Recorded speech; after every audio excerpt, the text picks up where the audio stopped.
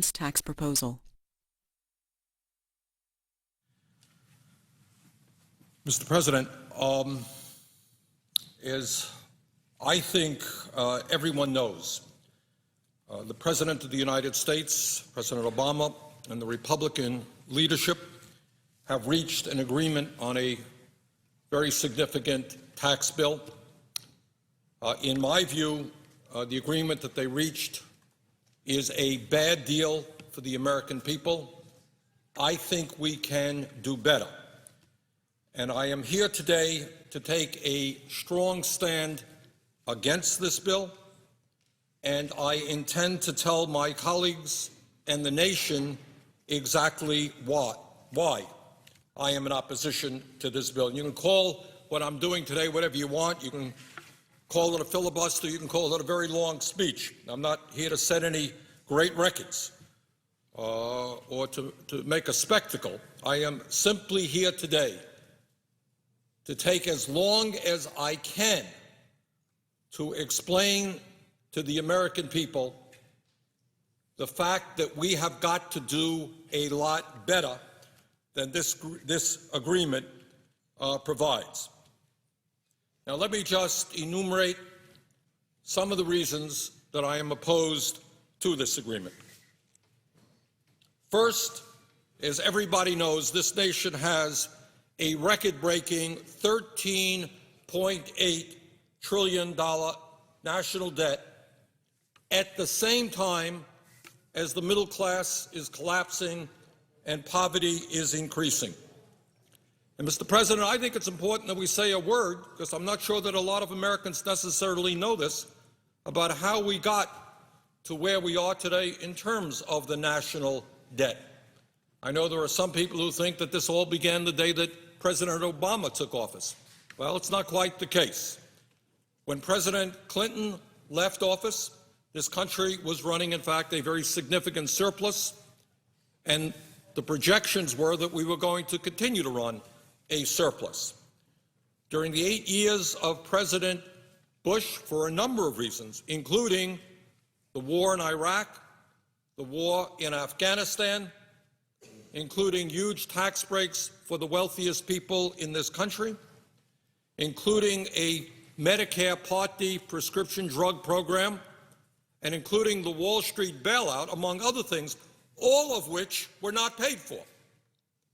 Those are the primary reasons that we saw an almost doubling of the national debt during the Bush administration. And since President Obama has been in office, we have passed a stimulus package, also adding to the deficit in national debt. But here we are today with a $13.8 trillion national debt, $1.4 trillion deficit, and almost all Americans are in agreement that this is a very serious issue. So the first point that I would make is that it seems to me to be unconscionable for my conservative friends and for everybody else in this country to be driving up this already too high national debt by giving tax breaks to millionaires and billionaires who don't need it, and in a number of cases, Mr. President, don't even want it. Here's one of the interesting ironies. There are lists of many, many very wealthy people who've come forward and say, sure, I want a tax break. Everybody wants a tax break. But you know what? There are other priorities in this country. I don't need it. And two of the wealthiest people in the world, Bill Gates of Microsoft, Warren Buffett, Berkshire, these are billionaires, and they said it's absurd. We don't need a tax break. And all over the country, you're hearing a lot of folks who have a lot of money saying, don't drive up the deficit and force our kids to pay higher taxes to pay off the national debt in order to give tax breaks to the richest people in this country. Now, Mr. President, we have been told really not to worry too much because the extension of these tax breaks for the wealthy will only last 2 years. Not to worry. Well, maybe that's the case. But given the political reality that I have seen in Washington, my guess is that 2 years from now, these tax breaks for the wealthiest people in this country will be extended again. What happens around here is that the argument will be made that if you end these tax breaks, you're raising taxes. It's what we're hearing right now. I see no reason why in the middle of a presidential election those arguments will not be made again, and I see no reason not to believe that those tax breaks will be extended again. And clearly we have a number of Republicans who want to make that extension permanent. Now, whether it will ever be made permanent or not, I don't know. But the point is, when you hear folks say that it's only a 2-year extension, I would suggest take that with a grain of salt.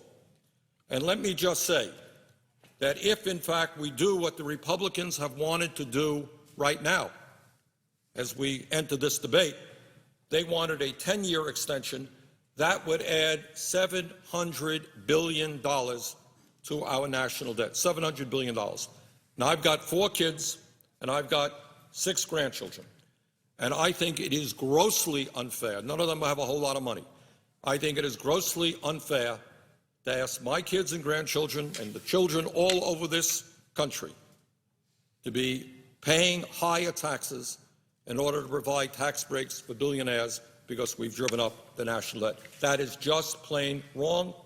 And, Mr. President, I think the vast majority of the American people, whether they're progressives like myself or whether they're conservatives, I think they perceive that that concept of giving tax breaks to billionaires when we have such a high national debt makes no sense at all. Furthermore, Mr. President, it is important to point out that extending income tax breaks to the top 2% is not the only unfair tax proposal in this agreement. This agreement between the President and the Republican leadership also calls for a continuation of the Bush-era 15% tax rate on capital gains and dividends, meaning that those people who make their living off their investments will continue to pay a substantially lower tax rate than firemen, teachers, nurses, carpenters, and virtually all the other working people of this country. And I just don't think that that's fair. That's wrong. And we are continuing, if this agreement were to be passed, that unfair arrangement.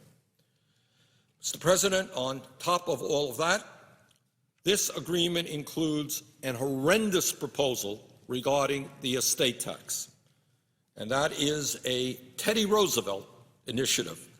Teddy Roosevelt was talking about this in the early years of the 20th century. It was enacted in 1916, and it was enacted for a couple of reasons.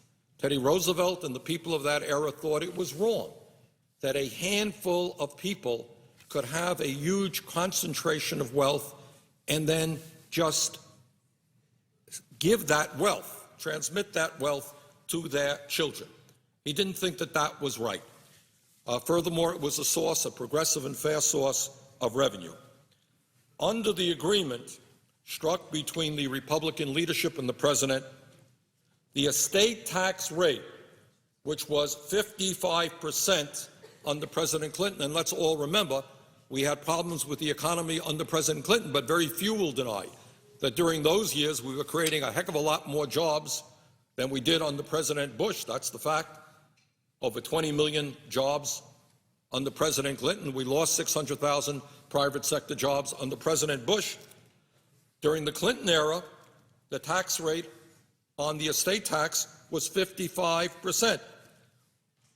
What this arrangement would do is lower that tax rate to 35% with an exemption on the first $5 million of an individual's estate, $10 million for couples. Now, here's the important point, Mr. President, that I think many people don't know, because I have to confess, my Republican friends and their pollsters and their language people have done a very good job. This is the so-called death tax. And I think all over America, people are saying, oh, this is terrible. I have $50,000 in the bank, and I want to leave that to my kids. And the government is going to take 55% of that, 35% of that. What an outrage. So let us be very, very clear. This tax applies only to the top 0.3% of American families. 99.7% of American families will not pay one nickel in an estate tax. This is not a tax on the rich.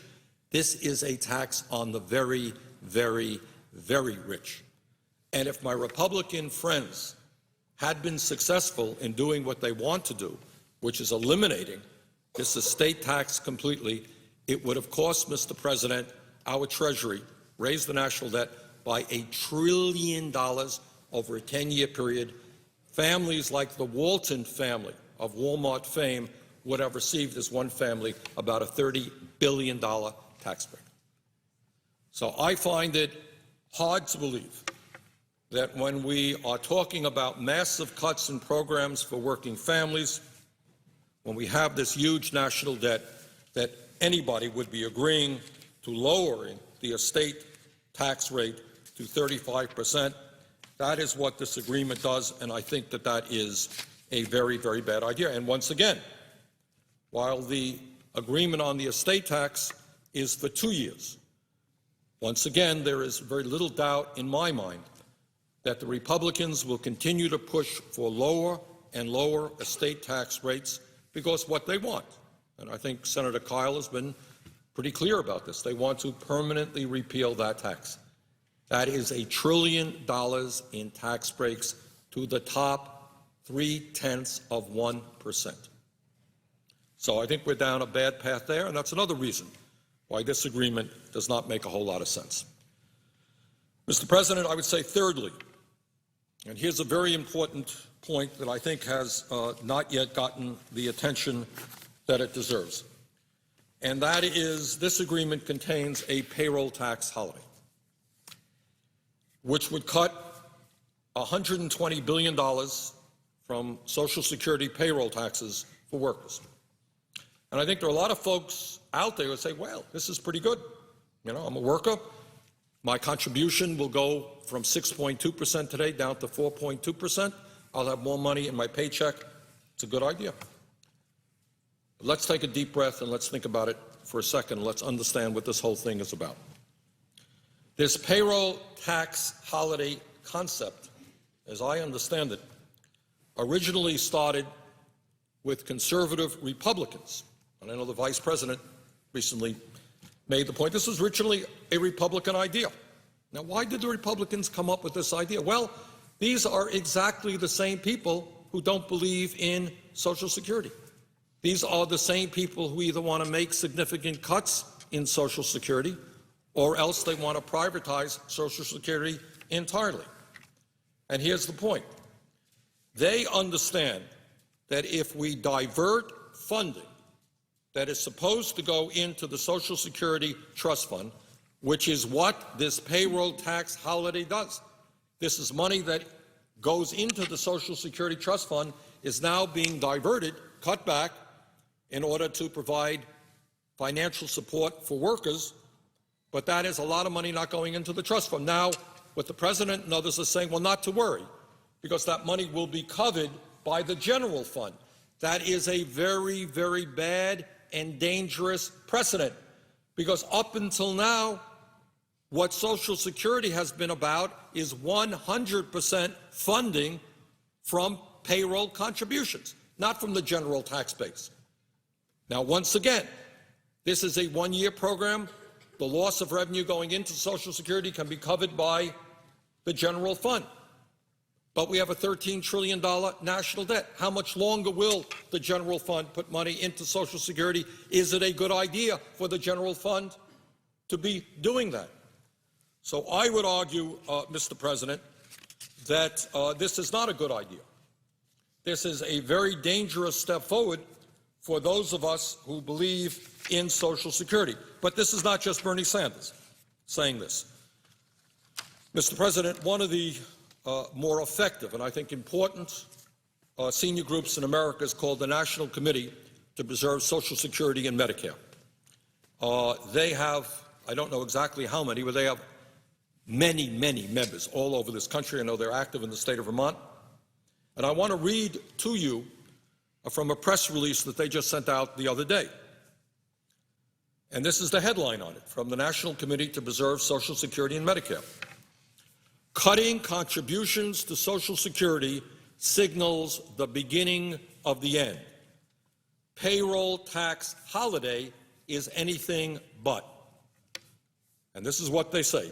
This comes from now Barbara Kennelly. Barbara used to serve in the House of Representatives. I've known Barbara for years. She's now the president and CEO of the National Committee to Preserve Social Security, one of the strong senior groups in America. And this is what Barbara says, and I quote, "Even though Social Security contributed nothing to the current economic crisis, it has been bartered in a deal that provides deficit-busting tax cuts for the wealthy.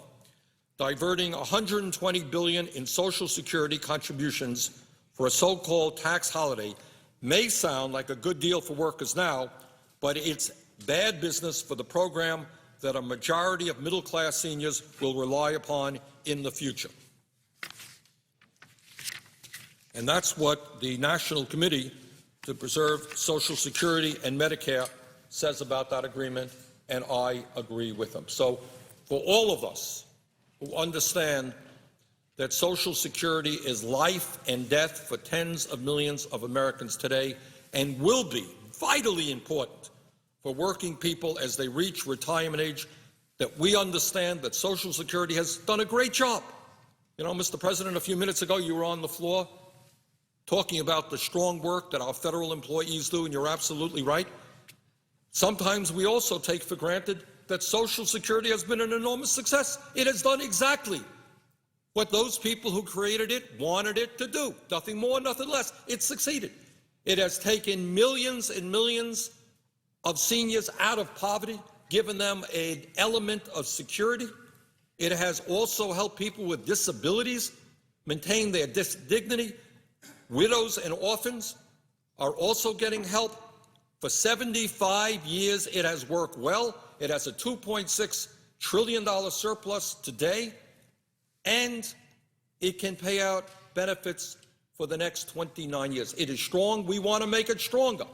This payroll tax holiday, I'm afraid, is a step very much in the wrong direction, and that is one of the important reasons why this agreement between the President and the Republicans should be defeated. Mr. President, included in the agreement are a number of business tax cuts. And I'm not going to be here to say that some of them may not work. Some of them may work. Some of them will work better than others. There are a whole list of them. But this is what I will say. Economists on both ends of the political spectrum believe that if we are serious about addressing the horrendous economic crisis that we're in now, 9.8% unemployment, that there are far more effective ways of creating the jobs that we have to create than those tax proposals. With corporate America already sitting on close to $2 trillion cash on hand. It's not that our friends in corporate America don't have any money. We've got to help them. They've got $2 trillion cash on hand. The problem is not, in my view, that corporate taxes are too high. It is that the middle class simply doesn't have the money to purchase the goods and products that make our economy go and create jobs. So I think that if our goal is to create the millions and millions of jobs that we need, and if our goal is to make our country stronger internationally in a very tough global economy, I would much prefer, and I think most economists would agree with me, that a better way to do that, to create the millions of jobs we've got to create, is to invest heavily in our infrastructure. Now, the truth is, and I don't think anyone disputes this, the infrastructure in the United States is crumbling, and I'll go into more detail about that later. Got some very good information on it. But, you know, you don't have to be a civil engineer to know that. All you have to do is get in your car today and drive someplace, And in my state and all over this country, what you are going to see are roads that are in disrepair. You're going to see bridges that in some cases have actually been shut down. You're going to see water systems. I remember, Mr. President, I was in Rutland, Vermont, the second or third largest city in the state of Vermont. And the mayor there showed me a piece of pipe. It was very funny. It's an old pipe. And he said, you know, the engineer who helped develop this water system and laid this pipe, he went off, after he did this work for Rutland, he went off to fight in the war. And I knew there was a catch line coming. I said, well, what war was that? And he said it was the Civil War. So you're talking about water pipe being laid in Rutland, Vermont, and this is true all over the United States, laid in the Civil War. And the result is we lose an enormous amount of clean water every day through leaks, water pipes bursting every day, all over the United States of America. Well, we can put people to work improving our water system, our wastewater plants, very expensive proposition to develop good wastewater plants. I was a mayor, you were a governor. It is an expensive proposition. Roads, bridges. Furthermore, Mr. President, I don't have to tell anybody here, our rail system, which used to be the greatest rail system in the world, is now falling way behind every other major country on earth. In Vermont, as a result of the stimulus package, which did a whole lot of very good things in the state of Vermont, one of the things we're able to do is use $50 million of federal fund, private money, to make major repairs on one of our important railways in the state. But we remain far behind most other countries around the industrialized world. China is exploding in terms of the number of high-speed rail lines that they have. We have got to do better. Our airports need work. Our air controllers need to be updated in terms of the technology they use to make our flights safe.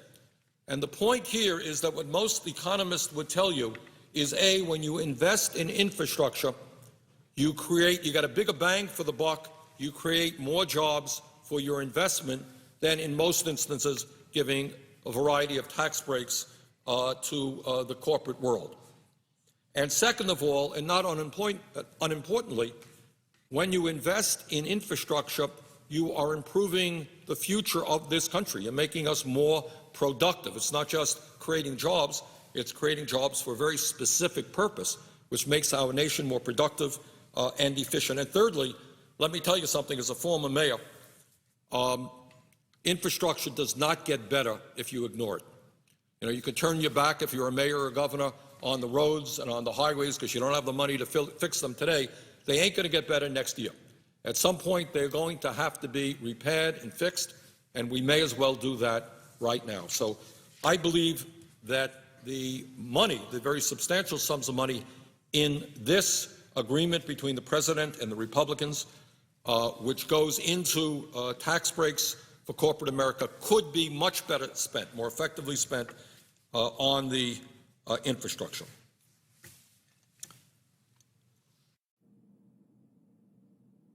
Point I want to make in opposition to this agreement is that what we have heard from the President and others is that, look, this is a compromise. You can't get everything you want. Well, you can't get everything what you want around here. That's true. But one of the examples of the compromise is an extension of unemployment benefits for 13 months. Well, let me be very, very clear.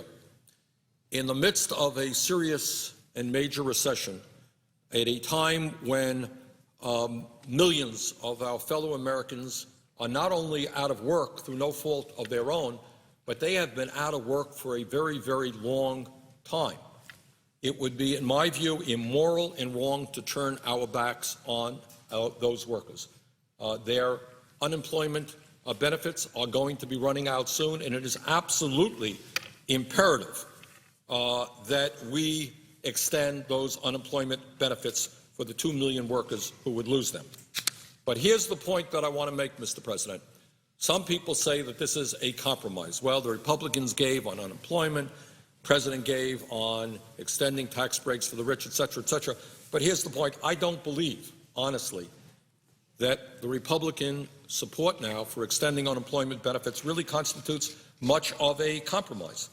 Because the truth of the matter is that for the past 40 years,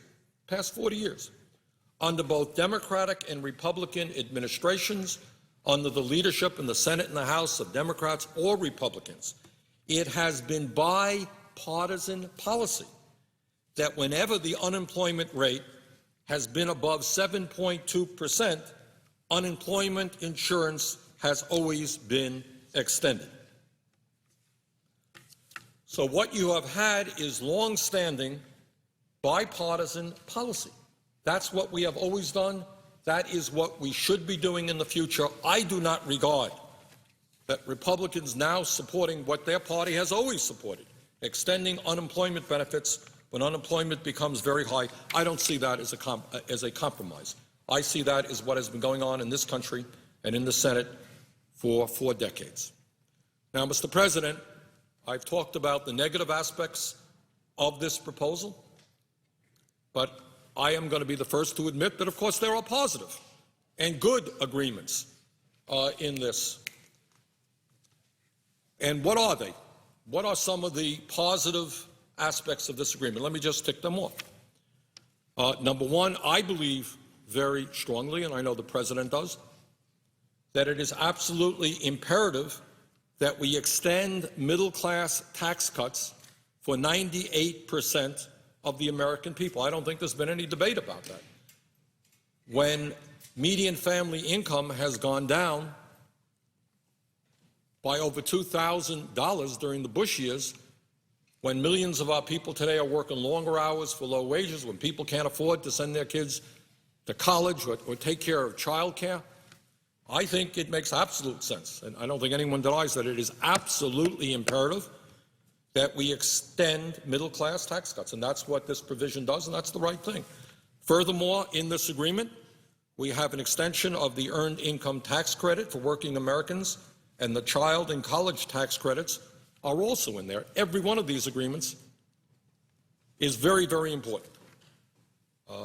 These programs will keep millions of Americans from slipping out of the middle class and into poverty, and they will allow millions of Americans to send their kids to college. So I'm not here to say that there is not anything of value in this agreement between the President and the Republicans. They are. And we have got to fight to make sure that all of those programs remain in the final package when it is passed, when the final package is passed. But when we look at the overall agreement, we must put it in a broader context, and that is, what will the passage of this legislation mean for the future of our country? And in that area, if you look at it in that context, I think the evidence is pretty strong that it is just not a good agreement and not something that should be passed. Mr. President, passage of this agreement would mean that we would continue the Bush policy of trickle-down economics for at least 2 more years. And that is not a good thing to do, because I think, as most Americans know, that philosophy, that economic approach, simply did not work. The evidence is quite overwhelming. I don't think there's much debate. When median family income during Bush's 8 years goes down by $2,200, when we end up losing over 600,000 private sector jobs, and all of the job growth was in the federal level, I don't see how anybody would want to continue that philosophy. But that, in essence, is what will happen if this agreement is passed. Now, I want to say make another point here about what happens if, and I will do my best to prevent this from happening, but what would happen if this agreement would pass? Does anybody seriously believe that our Republican colleagues would then say, oh, okay, well, we've got an extension of tax breaks for the very richest people. We've lowered the tax rate on the estate tax. Those are good victories for millionaires and billionaires, and we're going to go home now. We're not going to continue the fight. I don't think so. I don't think so at all. And we're already hearing soundings about where our Republican friends want to go. The President put together what I thought was a very poor Deficit Reduction Commission. I thought that the folks on it were not reflective of the American people. I thought there was a very much big business, corporate partiality there.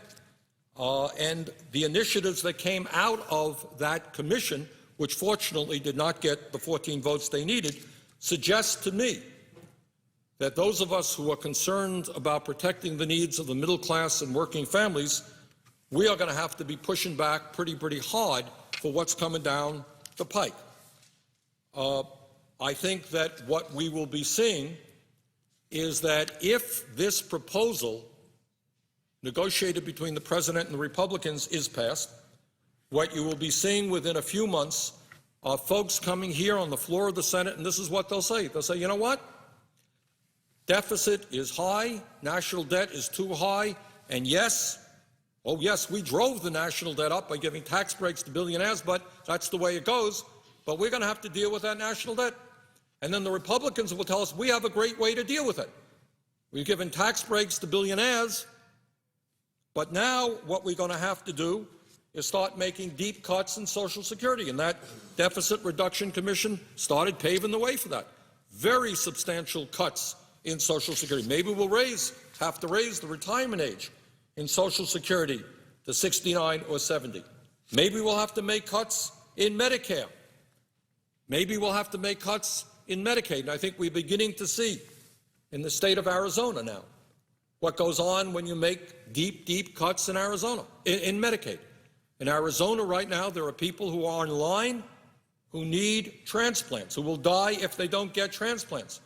And in Arizona, as a result of legislation that they passed there, they're saying to people, young people, sorry, we can't afford to give you the transplant, and you're going to have to die. Well, is that what we're looking forward to seeing all over America? I certainly will do everything I can to prevent that. We're certainly going to see attacks on environmental protection, on education. Some of us believe that if this country is going to prosper, succeed in the global economy, we've got to have the best educational system in the world, from child care through college. Right now, it is extremely difficult for middle-class families to send their kids to college. Does anyone have any doubt whatsoever that our Republican friends are not going to come back here and say, oh, we can't afford to raise Pell Grants as we have in recent years. We can't afford to support working families who are having their kids in childcare. Cut. That is in fairness to them. They've been pretty honest about it. So I would suggest, Mr. President, that if their argument is that we have a high deficit and a high national debt, that if we pass this agreement and the national debt goes higher, it only gives them more impetus to go forward to cut programs that benefit working families and the middle class. And let me also say that there is no doubt in my mind what many of, not all, but many of my Republican colleagues want to do. And that is they want to move this country back into the 1920s, when essentially we had an economic and political system which was controlled by big money interests, where working people in the middle class had no programs to sustain them when things got bad, when they got old, when they got sick, when labor unions were very hard to come by because of anti-worker legislation. And that's what they want. They don't believe in things like the Environmental Protection Agency. They don't believe in things like Social Security, Medicare, Medicaid, federal aid to education. And that is the fight that we will be waging. And I think to surrender on this issue is simply to say that we're going to be waging fight after fight starting within a couple of months. Now, Mr. President, President Obama has said that he fought as hard as he could against the Republican tax breaks for the wealthy and for an extension in unemployment. Well, maybe, but the reality is that that fight cannot simply be waged inside the Beltway. What our job is to appeal to the vast majority of the American people to stand up and to say, wait a minute, I don't want to see our national debt explode. I don't want to see my kids and grandchildren paying higher taxes in order to give tax breaks to millionaires and billionaires. The vast majority of the American people do not support that agreement in terms of giving tax breaks to the very rich. And our job is to rally those people. And I would like very much to see the American people saying to our Republican colleagues, some Democratic colleagues, excuse me, don't force my kids to have a lower standard of living in order to give tax breaks to the richest people in this country. And what the President and all of us should be doing is going out and saying to those people, call up the members of the Senate, call up the members of the House and say, excuse me, how about representing the middle class and working families for a change rather than the wealthiest people in this country? That's what democracy is about. This fight is not going to be won inside the Beltway here in a Senate debate. It is going to be won when the American people stand up and say, wait a second, we cannot continue to give tax breaks to people who are doing phenomenally well right now. We can't give tax breaks to the rich when we already have the most unequal distribution of income of any major country on earth. Top 1% earns 23% of all income in America, more than the bottom 50%. They don't need more tax breaks to be paid for by our kids and our grandchildren. In my view, Mr. President, vast majority of people are behind us on this issue, but they have got to make their voices heard to their senators, to their congressmen. And when they do, I believe we can come forward with an agreement which protects the middle class and working families and not is a boondoggle for the wealthiest people in this country.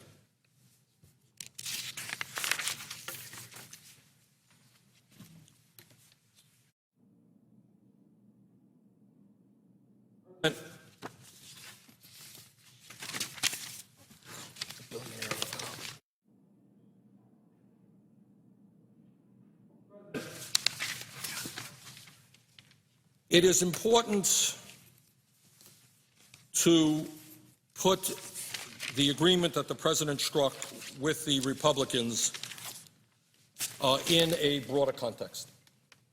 You can't just look at an agreement unto itself. You have to look at it within the context of what's going on in this country today, both economically and politically. And in my view, and I think I speak for millions and millions of Americans on this,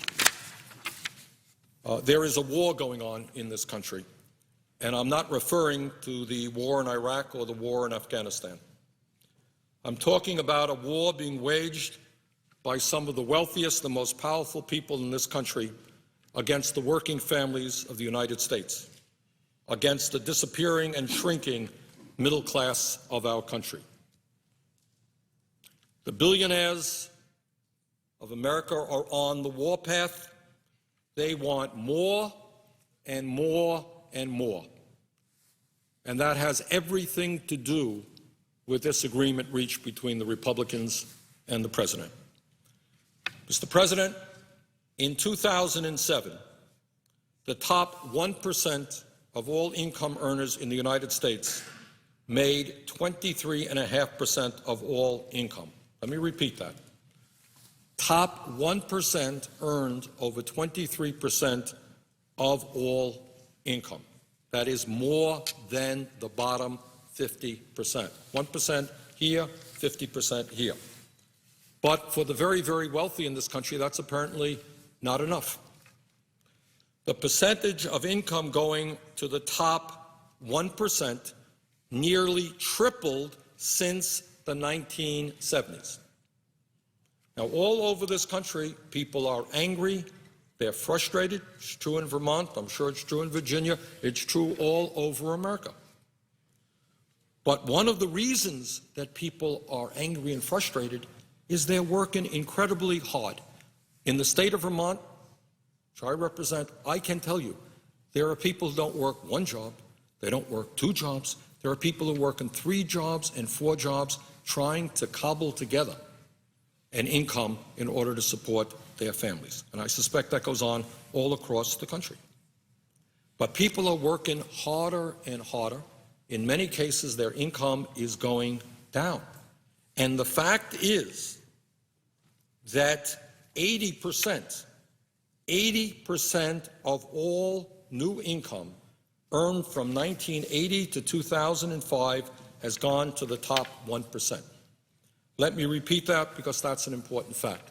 And I think that explains why the American people are feeling as angry as they are right now. They're working hard. They're not going anyplace. In some cases, their standard of living, many cases, actually going down. 80% of all income in recent years has gone to the top 1%. Richest people become much richer, middle class shrinks, millions of Americans fall out of the middle class into poverty. But that is not apparently enough. Our friends at the top who have a religious ferocity in terms of greed, they need more and they need more. It's like an addiction. 50 million is not enough. They need 100 million. 100 million is not enough. They need a billion. Billion is not enough. I'm not quite sure how much they need. When will it stop? Today, in terms of wealth as opposed to income, the top 1% now owns more wealth than the bottom 90%. You know, Mr. President, we went to school and we used to read in the textbooks about Latin America, for example, and they used to refer to some of the countries there as what they called banana republics, countries in which a handful of families control the economic and political life of the nation. Well, I don't want to get the American people too upset, but we are not all that far away from that reality today. Top 1% has seen a tripling of the percentage of income they earn since 1970s. Top 1% owning 23% of all income, more than the bottom 50%. Top 1% now owns more wealth than the bottom 90%. That's not the foundation of a democratic society. That's the foundation for an oligarchic society. But, hey, rich get richer, middle class shrinks, poverty increases. Apparently that is not good enough yet for some of the richest people in this country. And I say some of the richest, because there are a lot of folks there who have a lot of money who do love this country, who do want to do the right thing. They're not into greed, but there are some who are. More. That's what they need. For example, and this I think galls me and I think galls many of the people in this country, the horrendous recession that we're in right now, where millions and millions of people have lost their jobs, they've lost their savings, they've lost their homes. This recession is caused by the greed and recklessness and illegal behavior. Let me underline it. I'll talk about more of this later. The illegal behavior on Wall Street. So these guys, through their greed, resulted in the most severe economic recession since the Great Depression. The American people bailed them out, and now 2 years after the bailout, guess what? They are giving themselves more compensation than they ever have. So they're saying to the American people, sorry we caused this recession because of our greed. Sorry you're unemployed. Sorry you lost your house. But you know what? That's not really all that important.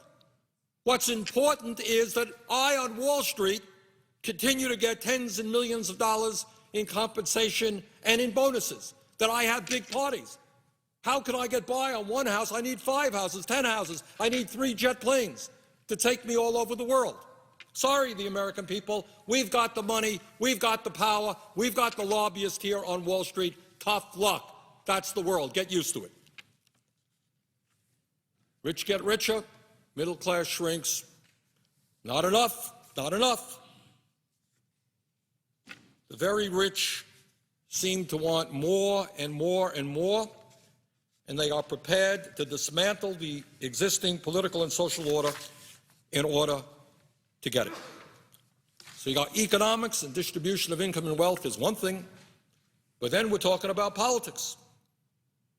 And what happened last year, as I think most Americans know, is the Supreme Court made a very strange decision. The Supreme Court decided that corporations are people. their people, and they have the right of free speech, and they have the right without disclosure. All of this is through the Citizens United Supreme Court decision that corporate heads can put as much money as they want into campaigns all over the country. In the last campaign, that's what we saw. Billionaires, in secret, just pouring money into campaigns all over this country. Now, does that sound like democracy to anybody in America? That you got a handful of billionaires probably dividing up the country. Oh, we'll put this amount of money into Virginia and Vermont, California, wherever. But that's what they were able to do. So the rich get richer, and they don't sit on this money. What they then do is use it to elect people who support them, to unelect people who oppose their agenda, and they use their political power to get legislation passed which makes the wealthy even wealthier.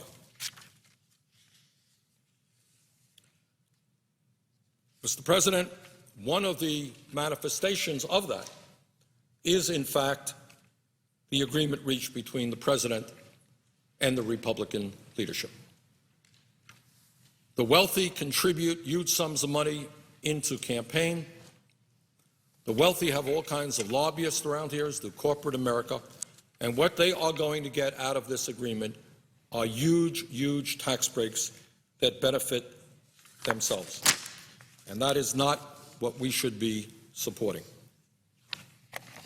As I mentioned earlier, we should understand that this legislation, this agreement, is really just the beginning of an assault on legislation and programs that have benefited the American people for 70 or 80 years. Mark my words, there will be an intensive effort to privatize Social Security and Medicare and Medicaid.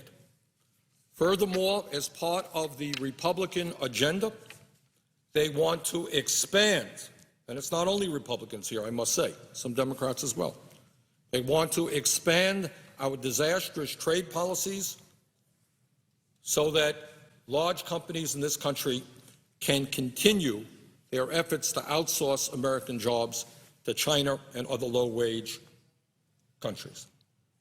I think any objective analysis of our trade policies have shown that it has been a grotesque failure for ordinary Americans. Hard to calculate exactly, but I think it is fair to say that we have lost millions of decent-paying jobs.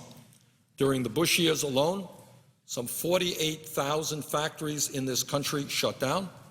We went from 19 million manufacturing jobs to 12 million manufacturing jobs.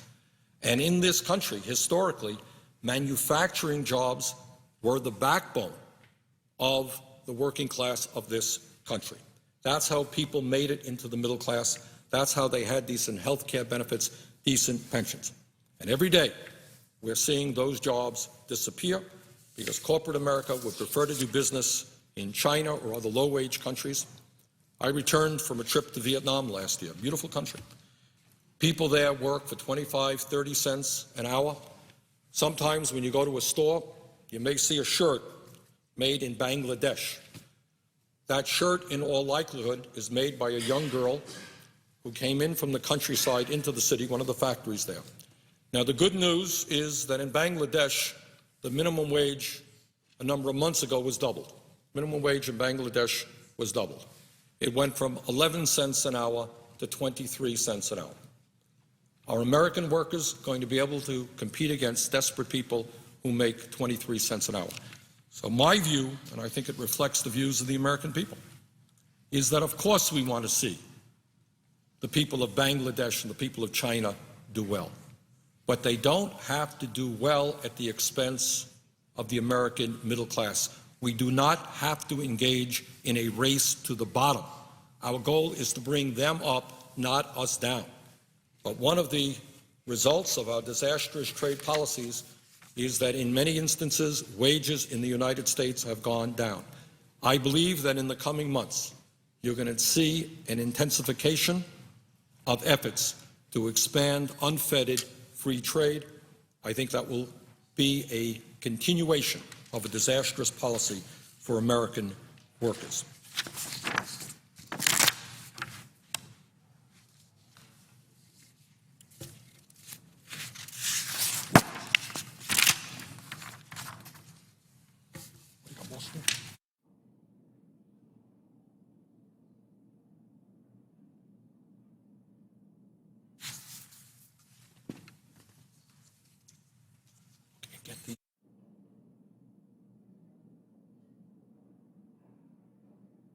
Let me just personalize this a little bit.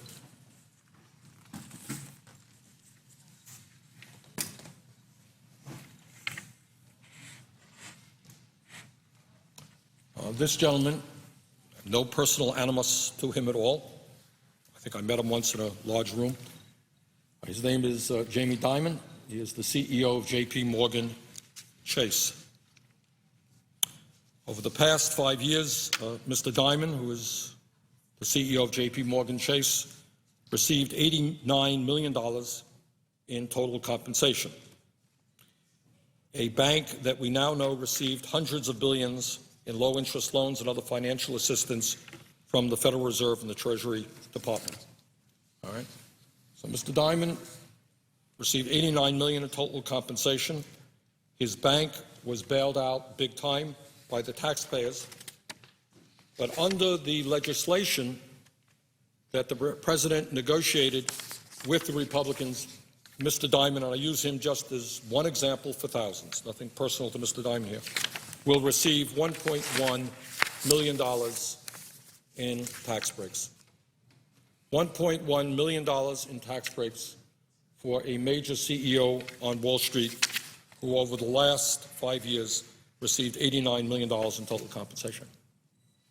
Meanwhile, there is, and just to contrast what's going on here, 2 days ago, Mr. President, I brought before the Senate legislation which would provide a $250 one-time check to over 50 million seniors and disabled veterans who for the last 2 years have not received a COLA on their Social Security. Many of those seniors and disabled vets are trying to get by on $14,000, $15,000, $18,000 a year. The total package for that bill was approximately $14 billion that would go out to over 50 million seniors and disabled vets. We won that vote on the floor of the Senate 53 to 45. But just because you get 53 votes in the Senate doesn't really mean you win, because the Republicans filibustered. I needed 60 votes. I could not get 60 votes.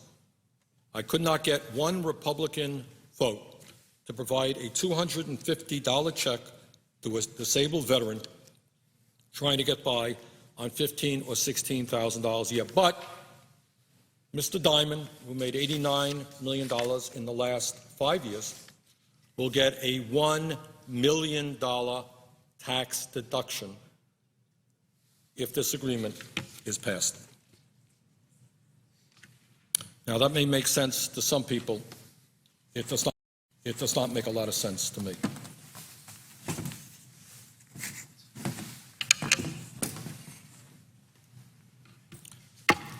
And again, there are no particular knowledge, animus. I don't know that I've ever met John Mack in my life. He is the CEO of Morgan Stanley. In 2006, he received a $40 million bonus, which at the time was the largest bonus ever given to a Wall Street executive. 2 years after receiving this bonus, Morgan Stanley received some $2 trillion in low-interest loans and billions from the Treasury Department. Instead of losing his job under this agreement, Mr. Mack will be receiving an estimated $926,000 tax break next year. Congratulations, Mr. Mack, you're doing just fine. Couldn't get $250 for a disabled vet. Mr. President, okay. Over the past 5 years, Ken Lewis, the former CEO of Bank of America, received over $165 million in total compensation. In 2008, Bank of America received hundreds of billions in taxpayer-backed loans from the Fed and a $45 billion bailout from the Treasury Department. What will Mr. Lewis receive if the agreement negotiated between the President and the Republicans goes forth? He will get a $713,000 tax cut. Do you have a list of those? On and on it goes. I didn't mean to specifically pick on these guys. There'll be some of the wealthiest people in the country will be receiving a $1 million plus tax break. And so we as a nation have got to decide whether or not that makes a lot of sense. I think it doesn't. Mr. President, let me mention that just a couple of weeks ago, the Federal Reserve, published on their website some 21,000 transactions that took place during the Wall Street meltdown period.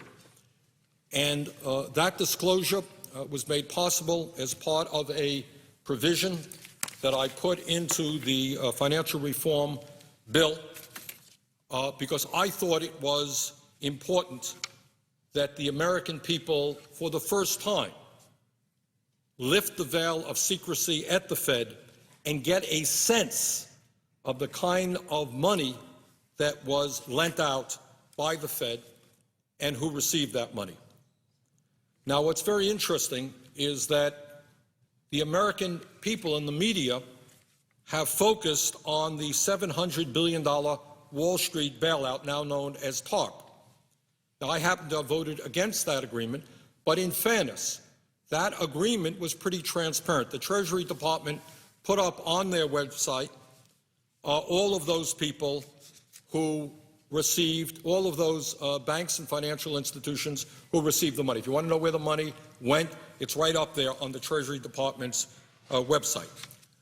But at the same time, a bigger transaction was taking place than TARP, which got relatively little attention, and that was the role that the Fed was playing in terms of the Wall Street bailout. While the TARP issue was being debated during that period, Ben Bernanke, the chairman of the Federal Reserve, Tim Geithner, who was then the president of the New York Fed, and a handful of other very powerful people were sitting behind closed doors getting ready to lend out trillions, underlying trillions, of taxpayer dollars to large financial institutions and corporations with no debate going on in Congress, no debate whatsoever. Now, on March 3rd, 2009, and I'm a member of the Budget Committee, the Senate Budget Committee, I asked the Fed Chairman, Mr. Bernanke, to tell the American people the names of the financial institutions that received this unprecedented backdoor bailout from the Fed, how much they received, and the exact terms of this assistance. And I will never forget that. I asked Mr. Bernanke for that information. He said, Senator, nope, not going to give it to you, not going to make it public. Well, on that day, I introduced legislation to make that information public, working with a number of members of the House and the Senate. Some strange bedfellows, very conservatives, progressives came together on this issue. We managed to get into the Wall Street reform bill a disclosure provision. And just on December 1st, last week, that information was made public. And let me talk a little bit about what was in that information made public by the Fed.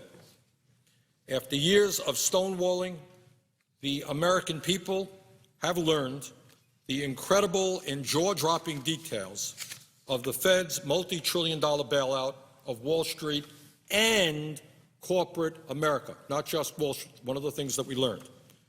As a result of this disclosure, in my view, and we're going to get into what was in what we learned, Congress has got to take a very extensive look at all aspects of how the Federal Reserve functions and how we can make our financial institutions more responsive to the needs of ordinary Americans and small businesses.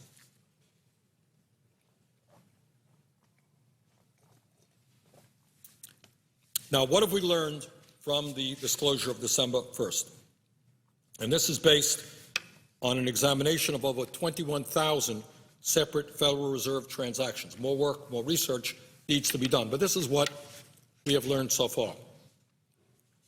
As it turns out, while small business owners in the state of Vermont and throughout this country were being turned down for loans, not only did large financial institutions, and I'm talking about every major financial institution, receive substantial help from the Fed, but also some of the largest corporations in this country, not financial institutions, also received help in terms of very, very low-interest loans.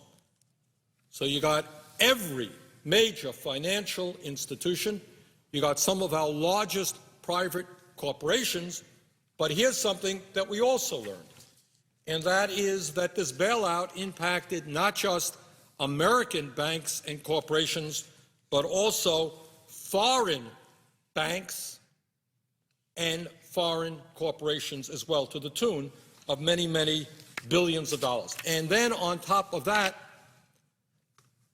a number of the wealthiest individuals in this country also received a major bailout from the Fed.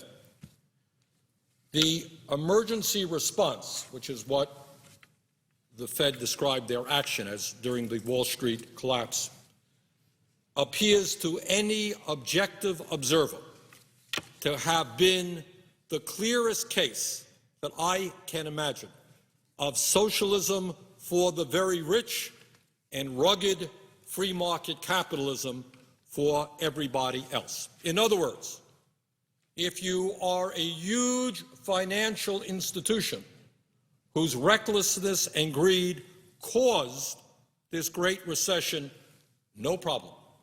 You are going to receive a substantial amount of help from the taxpayers of this country. If you are a major American corporation, like General Electric, or McDonald's, or Caterpillar, or Harley-Davidson, or Verizon, no problem. You are going to receive a major handout from the United States government. But if you are a small business in Vermont, or in California, or Virginia, well, guess what? You're on your own. Because right now, we know that one of the real impediments to the kind of job creation that we need in this country is that small businesses are not getting the loans they need. Furthermore, what we now know is the extent of the bailout for the large financial corporations. Goldman Sachs received nearly $600 billion. Morgan Stanley received nearly $2 trillion. Citigroup received $1.8 trillion. Bear Stearns received nearly $1 trillion, and Merrill Lynch received some $1.5 trillion in short-term loans from the Fed. But I think what is most surprising for the American people is not just the bailout of Wall Street and the financial institutions and the bailout of large American corporations like General Electric, but I think the American people would find it very strange that at a time when the American automobile sector was on the verge of collapse, and goodness only knows how many thousands and thousands of jobs we have lost in automobile manufacturing in this country, that the Federal Reserve was also bailing out Toyota and Mitsubishi, two Japanese car makers, by purchasing nearly $5 billion worth of their commercial paper from November 5th, 2008 through January 30th, 2009. While virtually no American-made cars or products of any kind are bought in Japan, I think the American people would be shocked to learn that the Fed extended over $380 billion to the Central Bank of Japan to bail out banks in that country. Furthermore, I think the American people are interested to know that the Fed bailed out the Korea Development Bank the wholly owned state-owned Bank of South Korea by purchasing over $2 billion of its commercial paper. The sole purpose of the Korea Development Bank is to finance and manage major industrial projects to enhance the national economy, not of the United States of America, but of South Korea. I'm not against South Korea. I wish the South Koreans all the luck in the world. But it should not be the taxpayers of the United States lending their banks money to create jobs in South Korea. I would suggest that maybe we want to create jobs in the United States of America. At the same time, the Fed also extended over $40 billion to the Central Bank of South Korea so that it had enough money to bail out its own banks. Now, Mr. President, at a time when small businesses all over this country, in Vermont, all over this country, cannot get the loans they need to expand their businesses, I think the American people would find it extremely, I don't know what the word is, maybe amusing, that the Fed bailed out the state-owned Bank of Bavaria.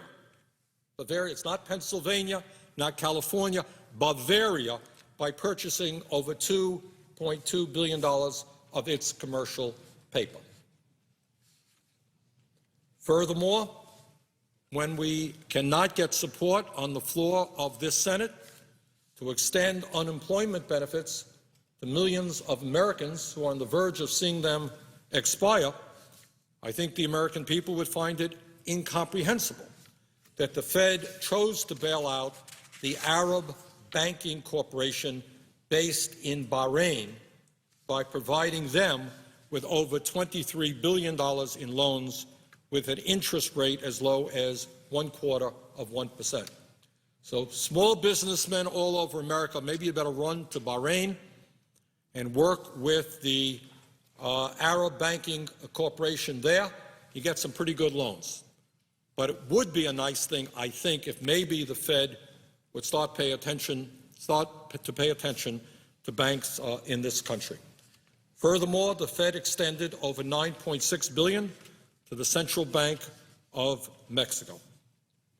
Now, what's interesting about all of this, Mr. President, is that we had a very, very vigorous debate here in the Senate and in the House over the $700 billion TARP program. Every person in America could turn on C-SPAN and hear that debate, hear what President Bush had to say, hear what then Senator Obama had to say, Senator McCain had to say. It was all pretty public. But what took place at the Fed, which in fact amounted to a larger bailout, was done behind closed doors. Over $3 trillion was lent out with zero transparency. In fact, as a result of this recent disclosure, this is the first time we have gotten a glimpse of the magnitude and the particulars, the specificities of where that money was lent out. And I think this is not a good thing for this country. Again, I voted against the bailout of Wall Street, but the debate was open, it was public, people wrote to their senators, called their senators. That's called democracy. After the TARP bailout took place, all of the loans were put up on the website. Transparency, the American people knew who got the money.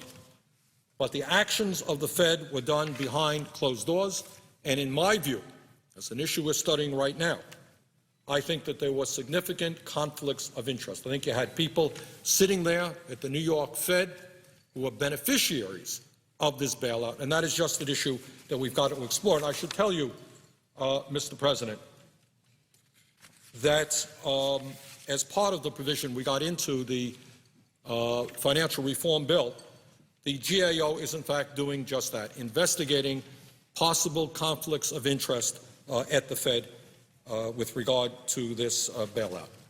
But I think the question that the American people are asking as they read about what the Fed did during the financial crisis is whether or not the Fed has now become the central bank of the world without any debate on the floor of the United States Senate or the Congress and without the knowledge of the American people. And I think that that is wrong. So I would hope that out of this effort in bringing disclosure and transparency to the Fed, that one of the things that will come will be more transparency at the Fed.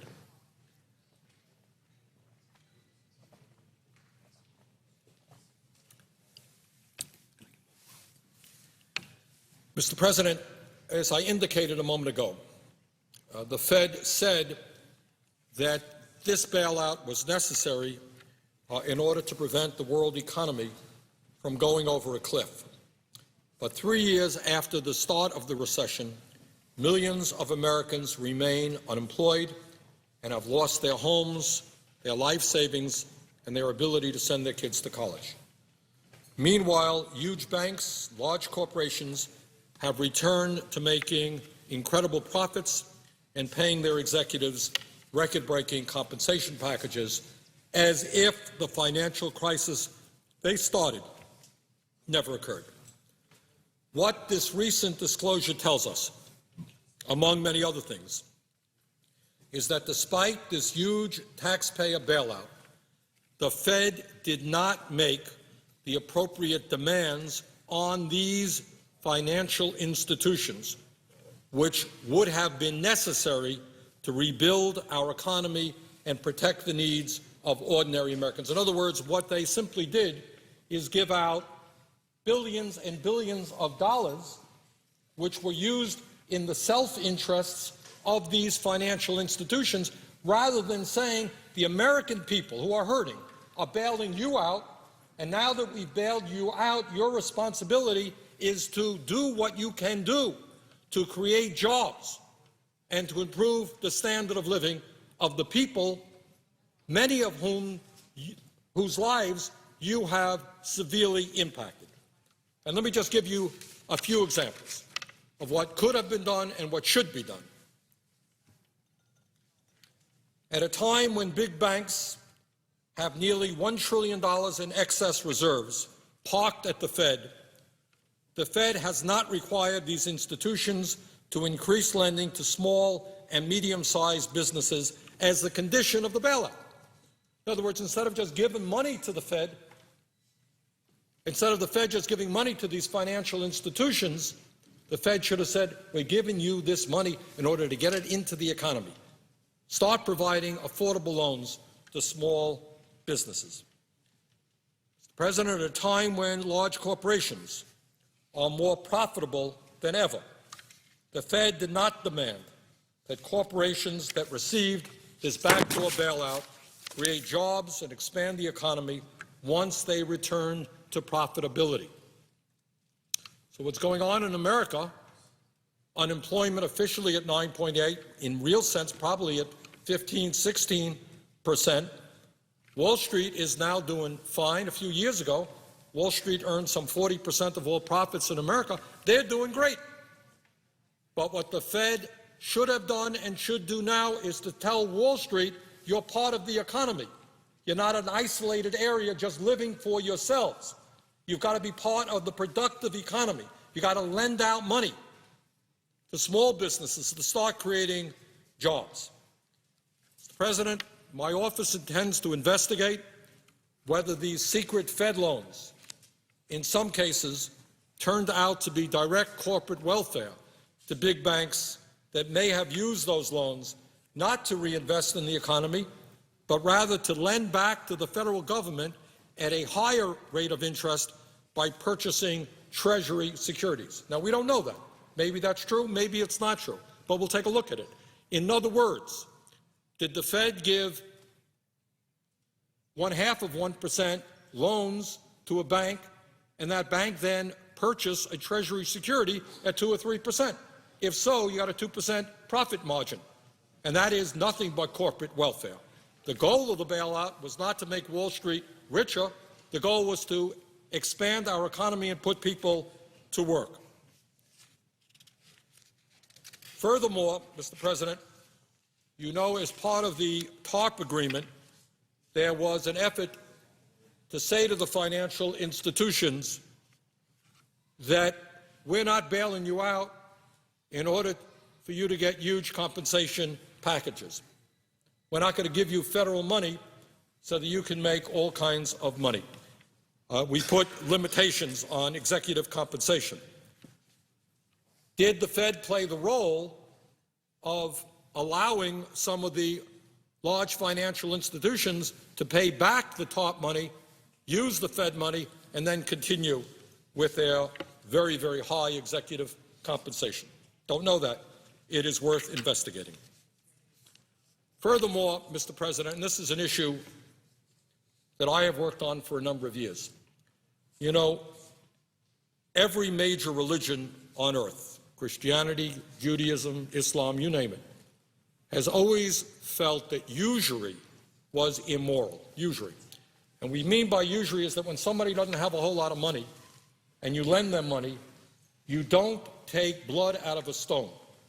You don't ask for outrageously high interest rates when somebody is hurting. That's immoral. Every major religion, all great philosophers have written about this. And yet today, Mr. President, we have millions of people in our country, and I hear from Vermonters every week on this issue, who are paying 25 or 30%, and in some cases even higher interest rates on their credit cards. 25, 30% interest rates. That is getting blood out of a stone. And yet, many of the credit card companies were bailed out by the taxpayers of this country. What the Fed must do is say to those companies, sorry, you can't continue to rip off the American people and charge them 25 or 30% interest rates. Now, as it happens, the four largest banks in this country, which are Bank of America, JP Morgan Chase, Wells Fargo, and Citigroup, issue half of all mortgages in this country. Four huge financial institutions issue half of all mortgages in this country. Now, that unto itself is a huge problem.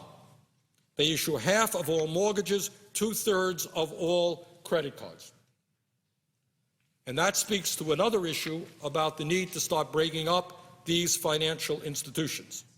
But when you have a handful of banks who have received huge bailouts from the federal government, who are issuing 2/3 of the credit cards in this country, it seems to me to be somewhat absurd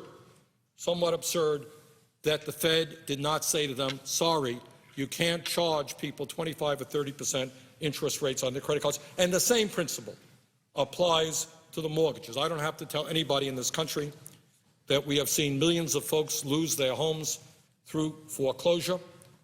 And once again, we see the four largest banks in this country, Bank of America, JP Morgan Chase, Wells Fargo, and Citigroup, issue half of all mortgages in this country. Four banks issue 2/3 of the credit cards, half of the mortgages. We bail these financial institutions out. Don't they have some responsibility to the American people? How many more Americans could have remained in their homes if the Fed required those bailed out banks to reduce mortgage payments as a condition of receiving these secret loans?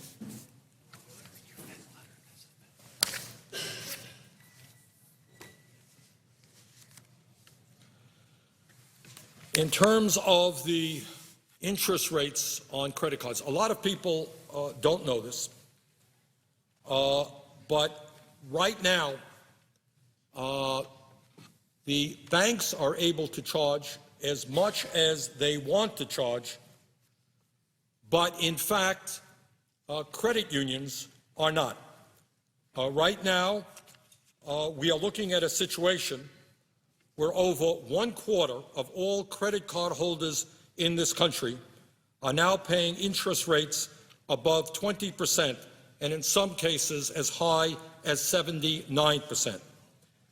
And in my view, Mr. President, when credit card companies charge over 20% interest, they are not engaged in the business of making credit available to their customers.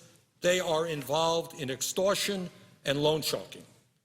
Nothing essentially different than gangsters who charge outrageously high prices for their loans and who break kneecaps when their victims can't afford to pay them. So that's where we are right now.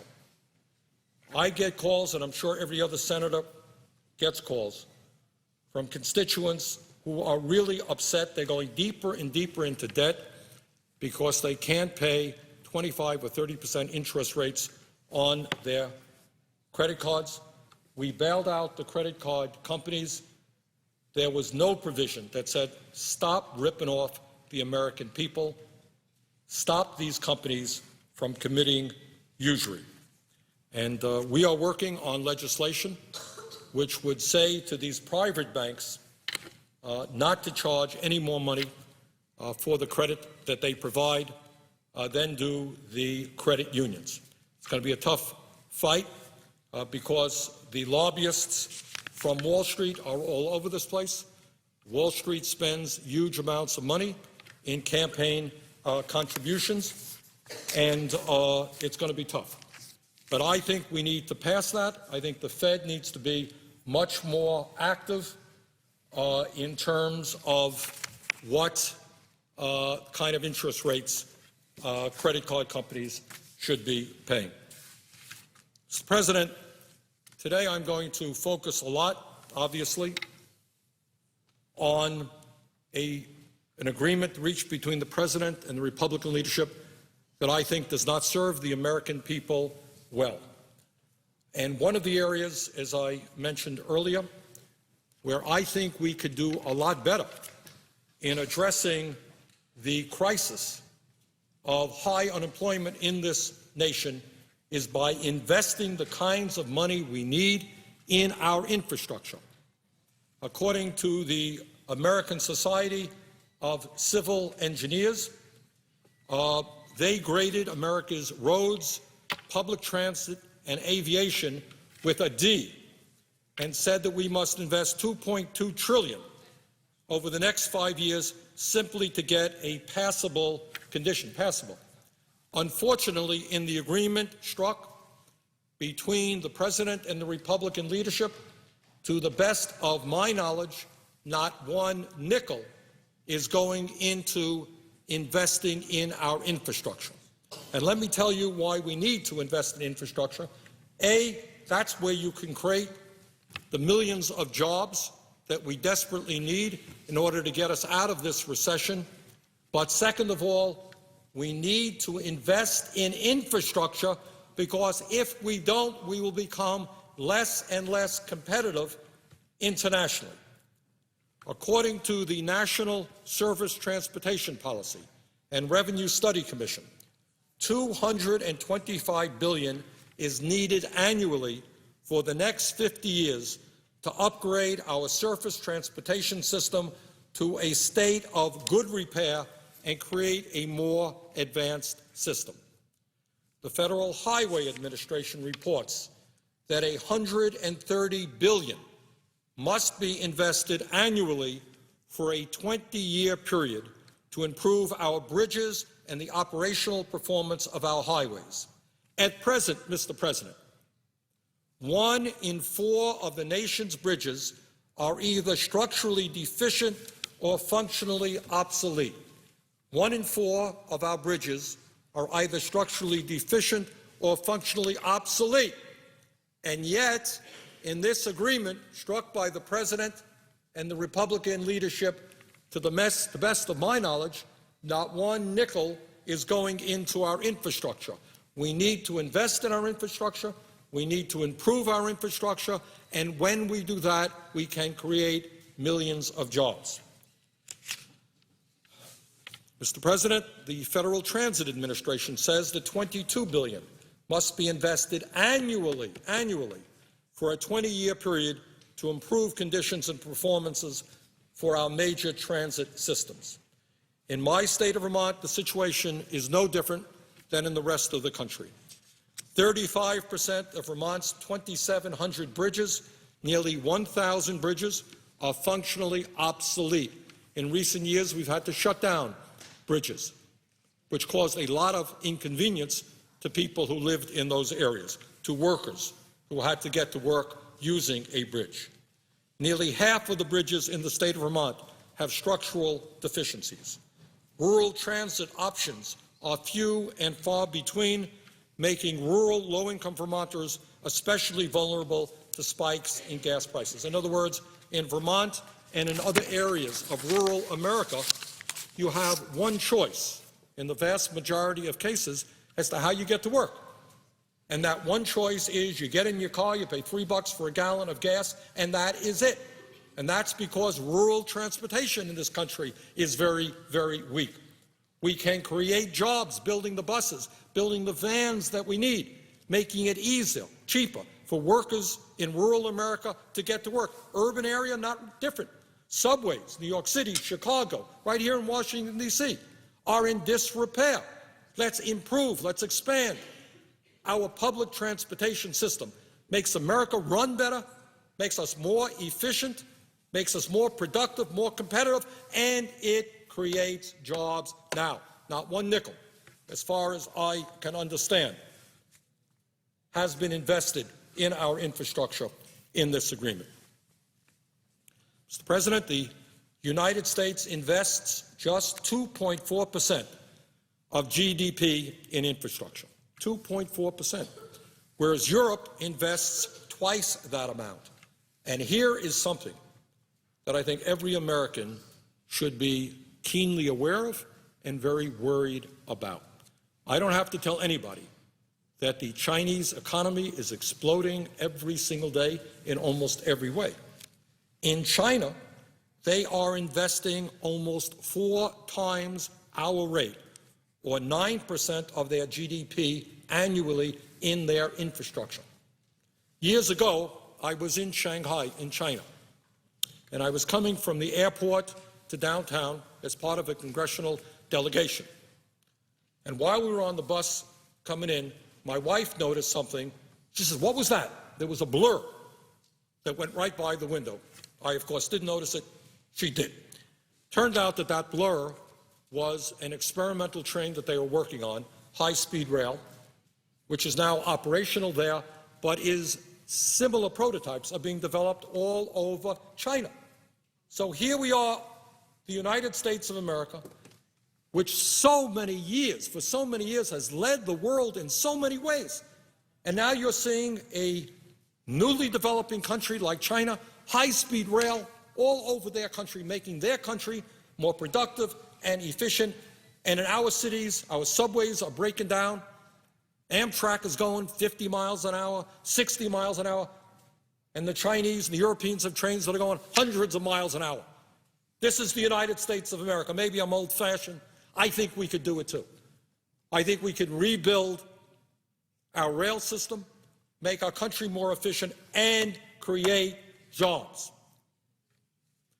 Mr. President, China invested $186 billion in rail from 2006 through 2009, and according to the New York Times, within 2 years, they will open 42 new high-speed rail lines with trains reaching speeds of 200 miles an hour.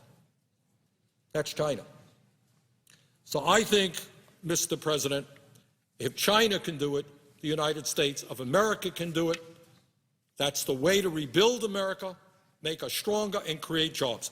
By 2020, China plans to add 26,000 additional miles of tracks for freight and travel, as well as 230,000 miles of new or improved roads and 97 new airports.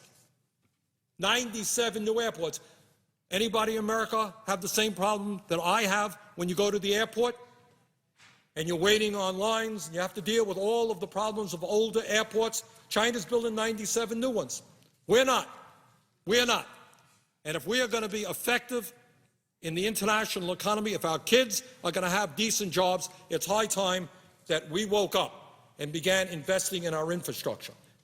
So that is not only to improve the long-term strength of America, our economic prowess, but it is also to create jobs right now when we desperately need to do that. But unfortunately, in this bill, this tax agreement between the President and the Republican leadership, there are many, many billions of dollars going into tax breaks for corporations, but there is not a whole lot of money. In fact, there's $0 going into rebuilding our infrastructure. And similarly, and I know there's been debate just yesterday on this issue, there may be a small breakthrough here, but I don't have to, again, tell Americans, least of all the people in the state of Vermont, about what happens when the weather gets cold and you're forced to pay very high prices for heating oil. The time is long overdue for us to make the investments that we need to transform our energy system away from coal, away from oil.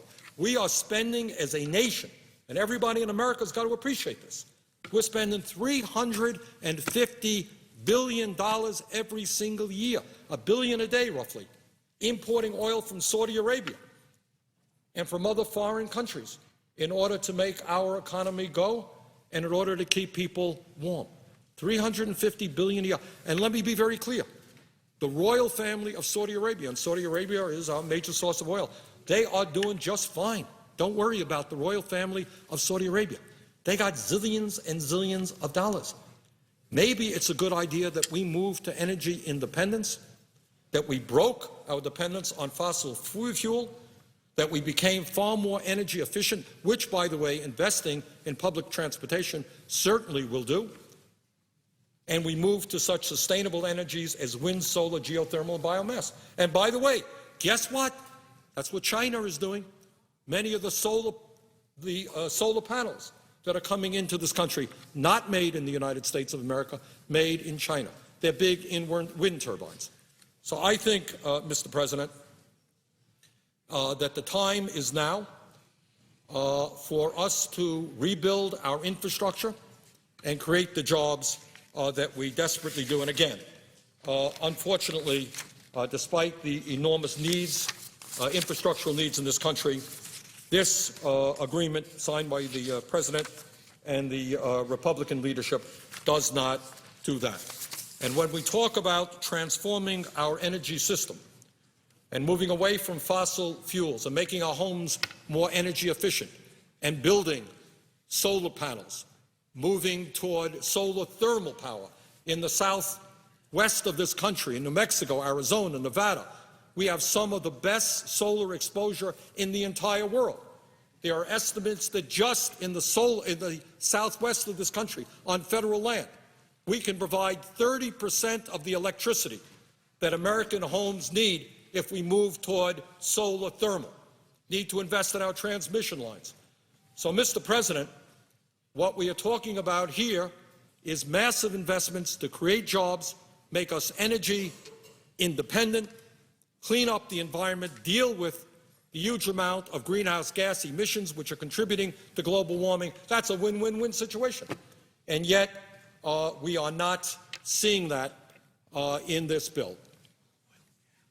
Let's get back to the original. You got the original statement? And I will want to tell you something, Mr. President. I'm going to get into this at greater length later. And that is when we talk about our good friends in the oil industry, and I'm not here to make a long speech about BP and what they've done in Louisiana, et cetera, but I want everybody to know this. I'm going to get into this at greater length later. Last year, our friends at ExxonMobil, and ExxonMobil has historically been the most profitable corporation in the history of the world. Last year, ExxonMobil had, for them, a very bad year. They only made $19 billion in profit.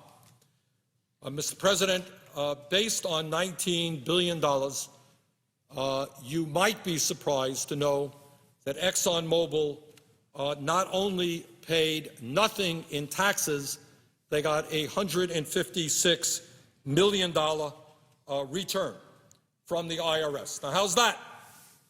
For those of you who are working in an office, you're working in a factory, You're earning your $30, $40, $50, $60,000 a year, you pay taxes. But if you are ExxonMobil and you made $19 billion in taxes, in profits last year, not only did you not pay any taxes this year, you got a $156 million return. That's pretty good, I think. Mr. President, it's not just the large oil companies who do not pay their fair share of taxes. I'm getting into this a little bit later. But when we understand, or try to understand, why we have such a huge national debt and a $1.3 or $4 trillion deficit, it's also important to understand that many large and profitable corporations avoid virtually all of their tax responsibility. In August 2008, the General Accountability Office here issued a report. And according to this report, 2 out of every 3 corporations in the United States paid no federal income taxes between 1998 and 2005. Well, we got a $13.7 trillion national debt, and according to a GAO report published in August of 2008, 2 out of every 3 corporations in the United States paid no federal income taxes between 1998 and 2005. Amazingly, these corporations had a combined $2.5 trillion in sales, but paid no income taxes to the IRS. Furthermore, according to a report from Citizens for Tax Justice, 82 Fortune 500 companies in America, I guess that's 82 out of 500, paid 0 or less in federal income taxes in at least 1 year from 2001 to 2003. That's a report from Citizens for Tax Justice. And the Citizens for Tax Justice report goes on to say, and I quote, "In the years they paid no income tax, these companies earned $102 billion in U.S. profits. But instead of paying $35.6 billion in income taxes, as the statutory 35% corporate tax rate seems to require, these companies generated so many excess tax breaks that they received outright tax rebate checks from the U.S. Treasury totaling $12.6 billion. That's from the Citizens for Tax Justice. So, Mr. President, when we take a comprehensive look at what is going on in this country, why we have a $13.7 trillion national debt, it is terribly important to understand that while the middle class pays its share of taxes, there are many, many, many large corporations that not only are paying nothing in taxes, they are getting rebates from the federal government. I'm going to go on to this at greater length later on. But there, as a member of the Budget Committee, I can tell you, we discuss quite often about how every single year, corporate interests and wealthy individuals stash away huge amounts of money in tax havens in the Cayman Islands, Bermuda, and other countries in order to avoid paying their taxes in the United States of America. These are American corporations turning their backs on the American people, saying, as Mrs. Helmsley said so many years ago, I guess many of you remember, only small people pay taxes. Only the working stiffs out there pay taxes. If you're a large corporation, you got a good lawyer, you know what you do, good accountant. Invest your money in the Cayman Islands and in Bermuda. You don't have to pay American taxes. But by the way, as the disclosure report of last week indicated, no problem, you get bailed out. When things go bad, you will be bailed out by American taxpayers. So, Mr. President, on and on and on it goes. The rich and large corporations get richer. The CEOs earn huge compensation packages. When things get bad, don't worry. Uncle Sam and the American taxpayers are here to bail you out. But when you are in trouble, well, we just can't afford to help you if you're in the working class or the middle class of this country. Mr. President, I want to return for a moment to the agreement that the President and the Republican leadership negotiated, because I think that is the issue that all of America is now talking about. President, Republican leadership says it's a good deal. Democrats in the House yesterday said, wait a second. Doesn't look to us like it's a good deal. In fact, we don't even want to bring it up to the floor of the House. And I can tell you that here in the Senate, there are a number of us, I don't know how many, who say, wait a second, this ain't a good deal for the middle class, not a good deal for our kids, not a good deal for workers. We can negotiate a better deal. And the reason we are trying to delay passage of this agreement, and I hope very much it doesn't have the votes here, is we want the American people to stand up and say, wait a second, it makes no sense to us to be giving huge tax breaks to the richest people in this country, literally millionaires and billionaires, driving up the national debt so that our kids could pay more in taxes in order to pay that debt off. This is a transfer of wealth. It's Robin Hood in reverse. We're taking from the middle class and working families, and we're giving it to the wealthiest people in this country. So, Mr. President, I believe that the agreement struck between the President and the Republican leadership is a bad deal, some good parts to it, but by and large, it is not a good deal. We can do better, and if the American people stand up and work with us, if they get on the phones, if they call up their senators, they call up their congressmen, if they make their voices heard and said enough is enough, the rich have got it all right now. Top 1% earns 23.5% of all income, more than the bottom 50%, that it is absurd that we continue to bail out people who do not need any help, who are doing just fine. So, Mr. President, I am here to take a stand against this bill, and I'm going to do everything I can to defeat this bill. And I'm going to tell my colleagues and the American people exactly why, in my view, this is not good legislation. And let me just tick off some of the reasons why I think that this bill does not serve the best interest of the disappearing middle class of this country. And I should tell you, Mr. President, I don't know what kind of telephone calls you're getting from Colorado, but I can tell you that in the last 3 days alone, according to my front desk staff, both here in Washington and Vermont, I think we're over 5,000 telephone calls and emails, and well over 98% of those messages are against this agreement. And I don't know to what degree that's indicative of what's going on all over this country, but I suspect it is not radically different in other states. I think the American people are saying $13.8 trillion national debt. Let's not give tax breaks to billionaires, drive up that national debt, force our kids to pay more in taxes, and at the same time have Republicans come forward and start slashing Medicare and Medicaid and Social Security because of this large debt that we are making larger. And I appeal to my conservative friends. I'm not a conservative, but many conservatives have spent their entire political careers saying we cannot afford to drive up the national debt. It's unsustainable. I agree with that. So vote against this agreement because it is driving up the national debt. And in a significant way, it is doing that by giving tax breaks to people who absolutely don't need it.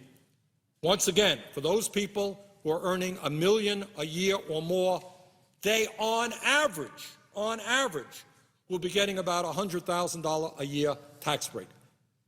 People earning $100 million a year, that number is going to be a lot higher. Who believes that that makes any sense at all?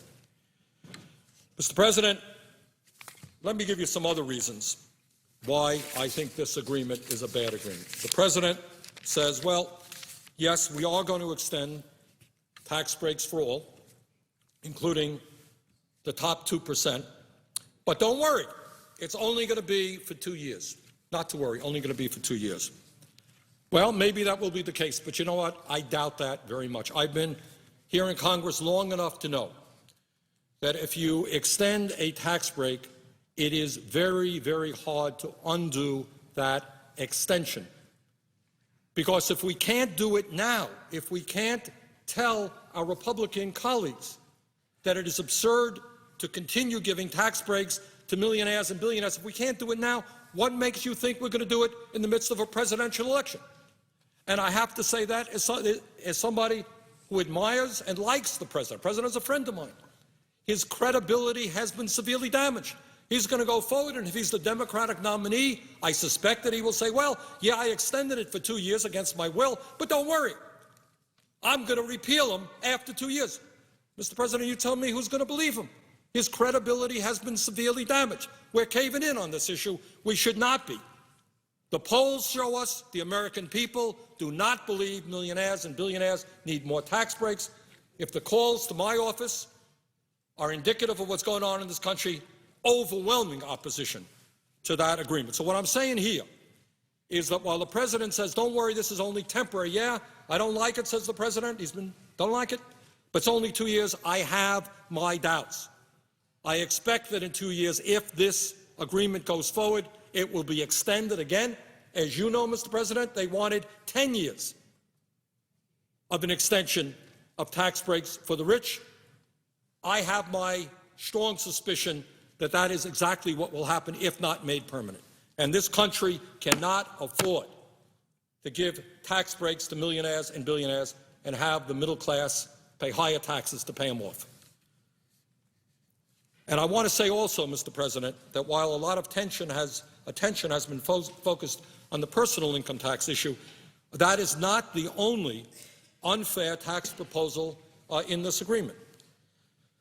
This agreement continues the Bush-era 15% tax rate on capital gains and dividends, meaning, let's be very clear about what this means, meaning that those people who make their living off of their investments, if you invest, if you earn dividends, will continue to pay a substantially lower tax rate than the average American worker, person in the working class, middle class, our firemen, our teachers, our nurses. Those people are not going to pay 15%. They pay a higher rate than folks who have capital gains and dividends. I think that that's wrong. This agreement extends those provisions. Furthermore, Mr. President, and this is a point that has got to be made over and over and over again, this agreement between the President and the Republicans lowers the estate tax rate to 35%. Under this agreement, the estate tax will decline to 35%. Under President Clinton, when the economy was much stronger, the estate tax was 55%. Now, I know, Mr. President, that the Republicans have done a very good job in trying to convince the American people that this is a so-called death tax, that in every family in America, when a loved one dies, the family is going to have to pay 35%, 45%, 55%. I have had people in Burlington, Vermont coming up to me and say, what are you doing? I got $30,000 in the bank. I want to leave it to my kids. Why are you forcing my kids to pay such a large tax? So let us be very, very clear. The Republicans have done a very good job in totally distorting this issue. The estate tax is paid only by the top 0.3% of families in America. If you are in the middle class, even if you're modestly wealthy, even if you're wealthy, if you're poor, if you're lower middle class, you don't pay a nickel in estate tax if somebody in your family were to die and leave you wealth. Not a nickel. This applies not just to the rich, but the very, very, very rich. So what the Republicans have been arguing for several years now is they want to repeal the estate tax entirely. If they were successful in doing that, Mr. President, that would mean increasing the national debt by $1 trillion over a 10-year period. How's that? And all of the benefits, not some, all of the benefits go to the top 0.3%. 99.7% of the people do not gain one nickel. Now, what's in this agreement is not what the Republicans ideally want, which is a repeal of the tax entirely, but what they do get is a reduction to 35% with an exemption on the first $5 million of an individual's estate. And here, Mr. President, is a chart which indicates just what I said a moment ago. Repealing the estate tax would add more than $1 trillion to the deficit over 10 years.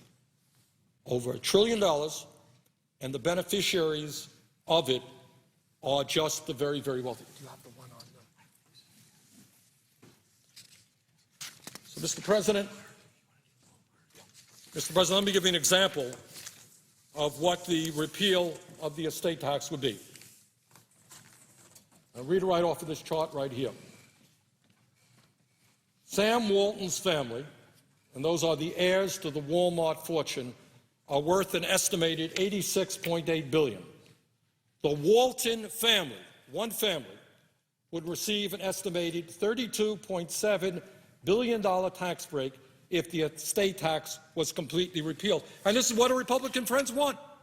Now, this agreement between the President and Republicans certainly does not repeal the estate tax, but it does significantly lower the rates that the richest people, very richest people in this country, would have to pay. Mr. President, 2 days ago, I brought to the floor of this Senate a very simple piece of legislation, and I think how that legislation was treated speaks volumes about the debate that we're having now. This legislation said that with over 50 million senior citizens on Social Security and disabled vets, for the second year in a row not getting a cost of living adjustment, a COLA, over 50 million seniors on Social Security, disabled vets, not getting any COLA at all, despite the fact that their prescription drug costs are going up, their health care costs are going up. They got no COLA. And I said, you know, I think in these tough times, it is appropriate those folks, if we can't get them a COLA, 2% COLA, $250 check to all of our seniors, disabled vets. That's what we did, by the way, in the stimulus package. That's all. Over 50 million people, $250 check, cost our government about $14 billion. $14 billion. And yet, I could not get one Republican vote in support of that. Republicans say, my goodness, imagine a senior or disabled vet living on $15,000, $20,000 a year getting a $250 check. What an outrage. We have different priorities, they say. We want to give $1 million tax break to somebody who earns $50 million a year. And that about says it all. If you're very, very rich, good news is you're going to get more tax breaks. But if you're a senior or a disabled vet, we can't get you a $250 check. Now, I will say, Mr. President, that the vote here on the floor of the Senate was 53 people in favor of providing that one-time check, 45 against, 53 to 45. We won. But here in the Senate, majority does not rule. Republicans filibuster almost everything. and it required 60 votes. We didn't get the 60 votes. Seniors didn't get that check. I'm going to do my best to see that they do get it. We're going to bring that issue back and back and back again. So I raise that issue, Mr. President, to tell you that one of the very weakest proposals in this agreement, totally outrageous, is the decrease in the taxes for the estate tax. Now, there's another issue I want to touch on, and I'm going to spend a long time on this issue because it hasn't gotten the coverage and the attention that I think it deserves. Let me have Barbara Kennelly's statement. And this agreement deals with the so-called statement behind. This agreement deals with the payroll tax holiday. And I know the President and the Vice President and others have been touting this, and they're saying, well, you know, this is really a good thing because we're going to put more money into the pockets of working people. What will happen is if you're a worker right now, you're paying 6.2% in a payroll tax for Social Security. It's going to be reduced for 1 year to 4.2%. You get the difference, and this is really a good thing. Well, all of us want to see working people have more money in their pockets. That's what we're doing. That's what we're fighting for. But let me be very clear that while on the surface, this so-called payroll tax holiday sounds like a good idea for working people, it is actually a very bad idea. And what the American people should understand is that this payroll tax holiday originated from right-wing Republicans whose ultimate goal, trust me, is not to put more money into the pockets of working families. It's the ultimate destruction of Social Security. And what they understand is that if we divert funding that is supposed to go into the Social Security Trust Fund, this will ultimately weaken the long-term financial viability of Social Security. So in other words, what we are doing is, for the very first time, diverting money which is supposed to go into the Social Security Trust Fund. We're giving it to workers today. It's like eating our seed. Rather than going into Social Security, President says, don't worry, this is going to be covered this year by the federal government. Well, we've never seen that before.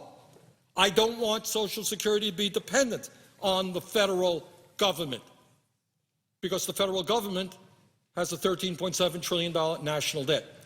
And what I worry about is this is not just a one-year provision. This also could be extended. Let me just quote Barbara Kennelly, and I'm glad to see that I am joined here on the floor by one of the strongest fighters in the United States Senate for working families, Senator Sherrod Brown of Ohio. And I just want to say this before I ask him a question, or before he asks me a question, or whatever the protocol is. And that is, I want to quote what Barbara Kennelly, the President and CEO of the National Committee to Preserve Social Security and Medicare, said. This is one of the largest senior groups of America, and this is what she says, and I quote, "Even though Social Security contributed nothing to the current economic crisis, it has been bartered in a deal that provides deficit-busting tax cuts for the wealthy." Here's the key point. Diverting $120 billion in Social Security contributions for a so-called tax holiday may sound like a good deal for workers now, but it's bad business for the program that a majority of middle-class seniors will rely upon in the future. End of quote. Barbara Kennelly, President, CEO of the National Committee to Preserve Social Security and Medicare. I'm joined now by my very good friend from Ohio, and I wanted to ask him his sense of this overall agreement. Well, my sense is similar to yours in that I was just on a TV show a minute ago, and I was asked, that the liberals or the conservatives, what they think about this. And this really isn't a liberal conservative issue. This is, first of all, the tax cuts overwhelmingly go to the wealthiest taxpayers.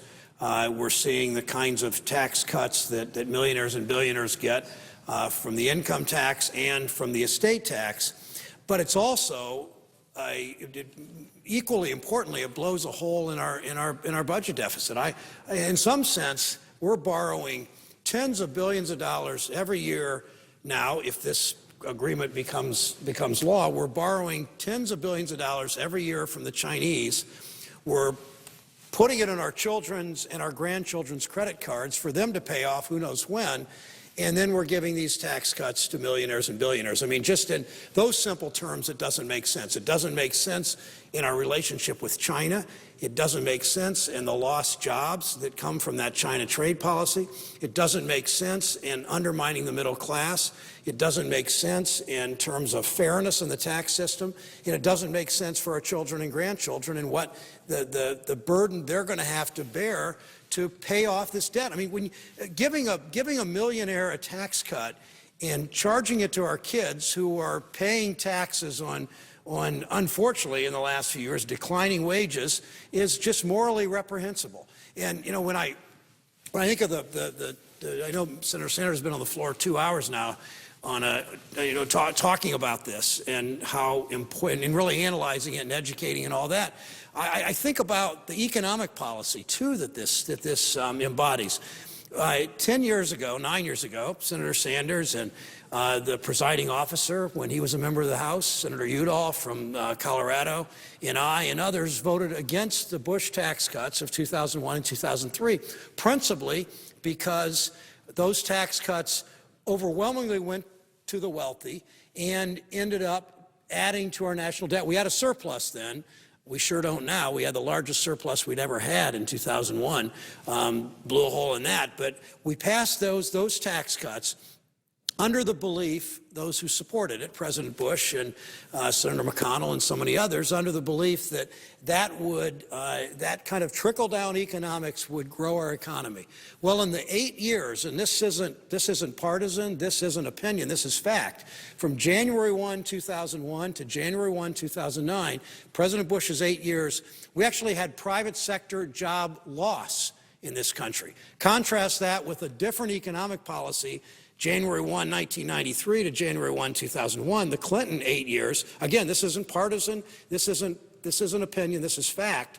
During the Clinton 8 years, we had 21 million private sector jobs created. 21 million private sector jobs created, zero, literally, job loss.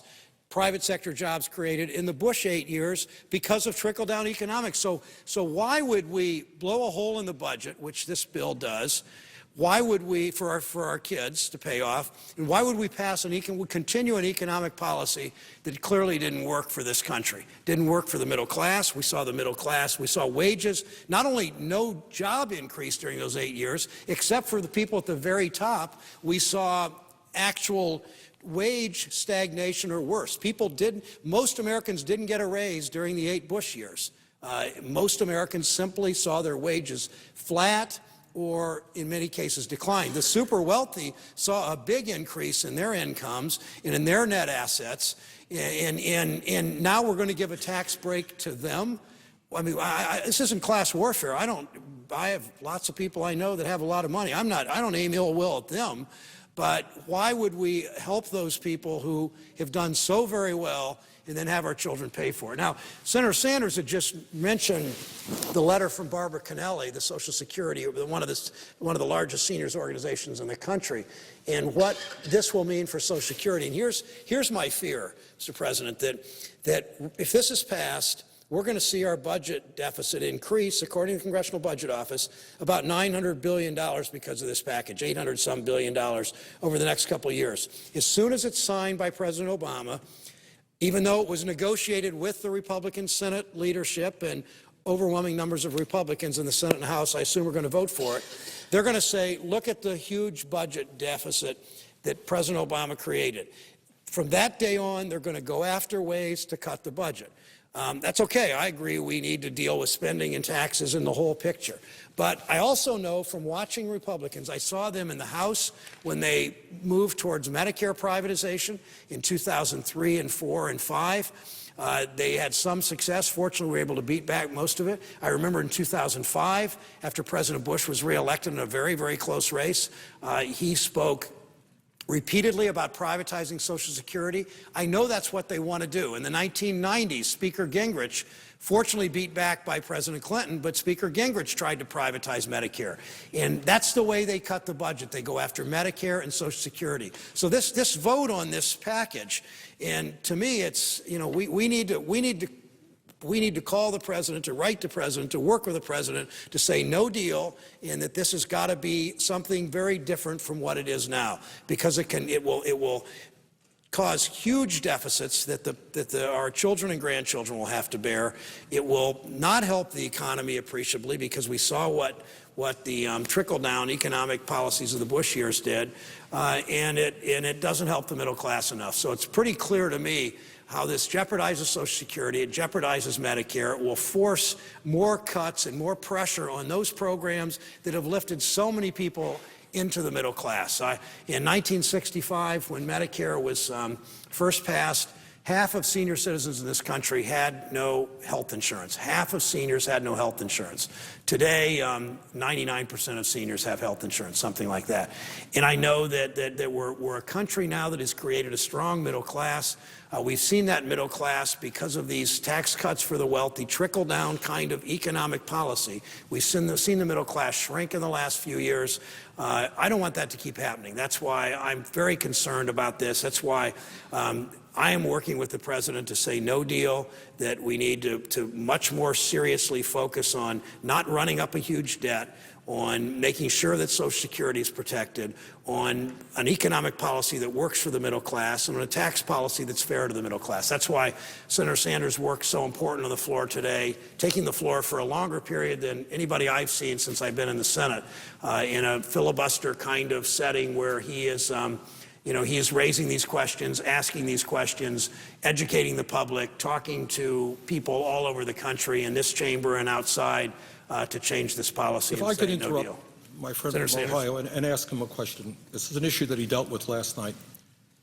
Talk about the kind of priorities that we have seen in the Senate recently, where just a couple of days ago, you and I worked very hard to try to make sure that seniors on Social Security and disabled vets were able to get a $250 check at a cost of $14 billion, and we couldn't get one Republican vote for that, while at the same time the Republicans are pushing tax breaks of over $1 million a year for the richest people in this country. Does that seem? Well, yeah, it tells a story, and I came to the floor right after that vote. I had supported it all along. I co-sponsored Senator Sanders' his effort to bring that to the floor for the $250 check for all seniors and all disabled veterans, I might add, not just Social Security beneficiaries.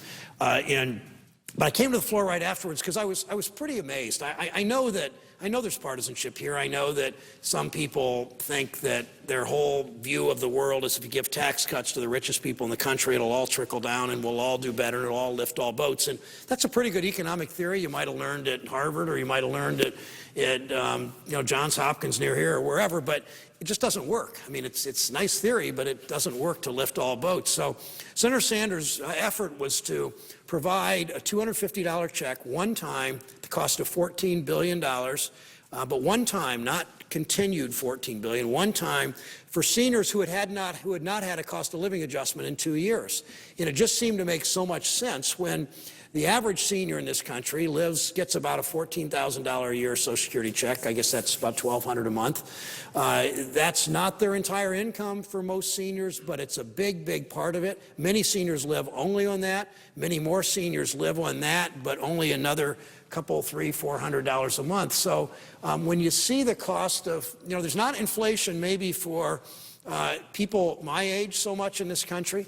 But if you're older and you've got a lot of health care costs, there is inflation, because that's where health care costs seem to go up higher than maybe anything but higher education, and maybe as much as that. So it was important that that $250 be provided, we think, to every senior in the country and every disabled vet. Now, what was so amazing about it was that 42 Republican senators have signed a letter saying they will do nothing in the Senate until the tax cuts for the rich are approved, till they're signed into law.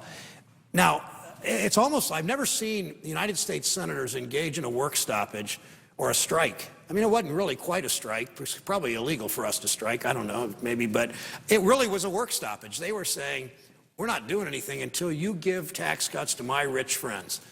And I might say also to many people in the House and Senate whose income is in that bracket too. I'm not accusing them of that, to be sure, but they were there for their rich friends and their biggest contributors and the wealthiest people in this country, but they weren't there for a senior citizen living on $1,200 a month that could use that extra $250. I've met too many seniors, and I know that the presiding officer, when he travels to Colorado Springs, or he goes to Cimarron, or he goes to Denver, I know that he hears seniors say, I cut my medicine, I cut my pills in half because I need my prescription to run for 2 months rather than one because I can't afford it, or I skip my medicine today because my house is too cold and I don't have enough to eat. I mean, we know seniors make those choices, and we make choices here. And the choice we made is 42 Republicans made it and blocked, because you need 60 votes. You know, we had a majority of voters of senators, an easy majority for Senator Sanders' effort on the 53 votes, efforts to do this, the $250, but you need 60 votes. So 42 Republican senators engaged in their work stoppage, saying we're not doing anything until we get these tax cuts for the rich, said no to seniors. And I just am amazed by that, the callousness.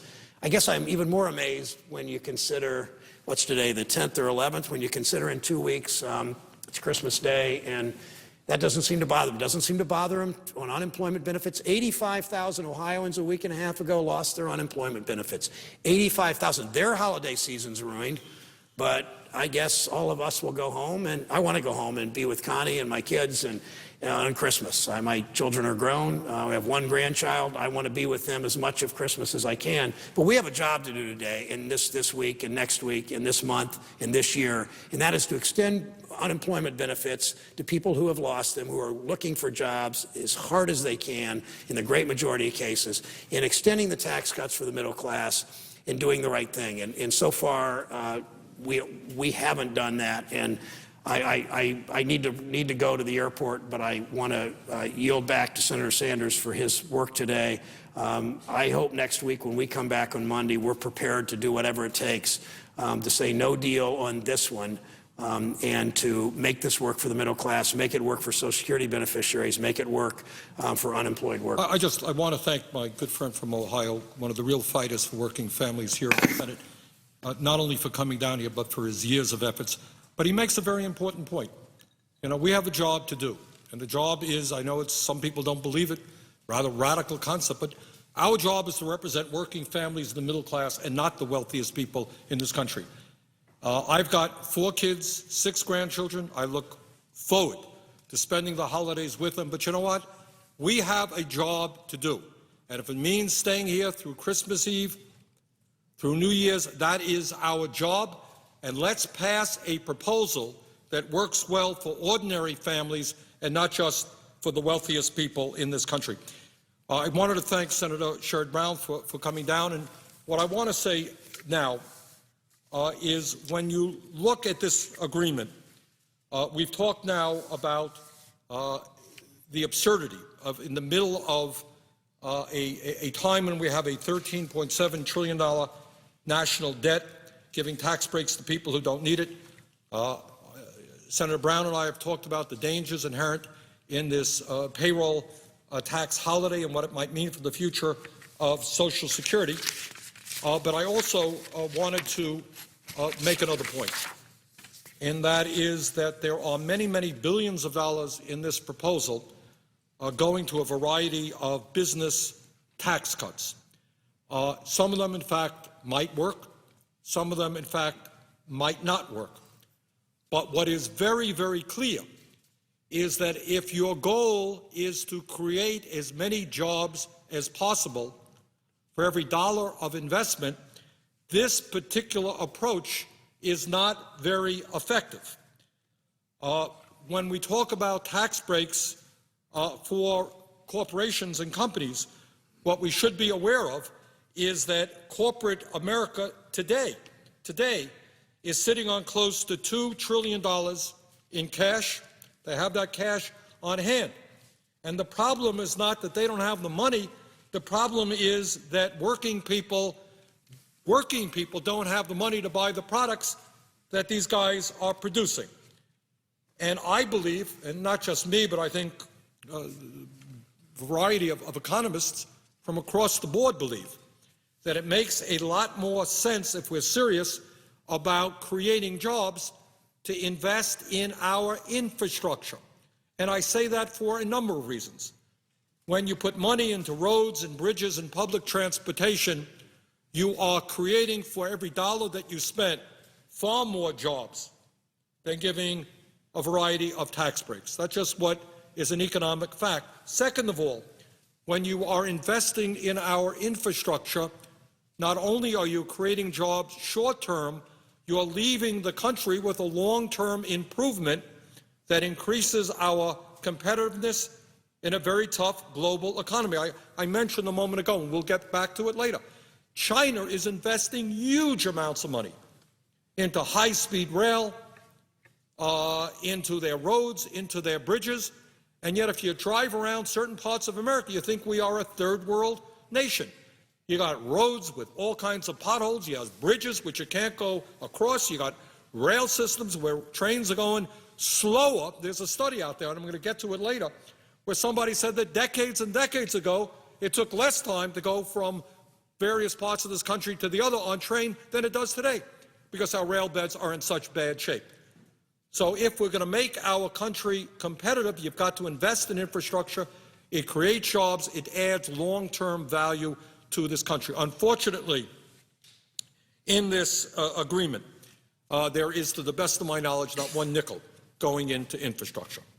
And it is important that we, in fact, add provisions which do invest in our infrastructure and create jobs.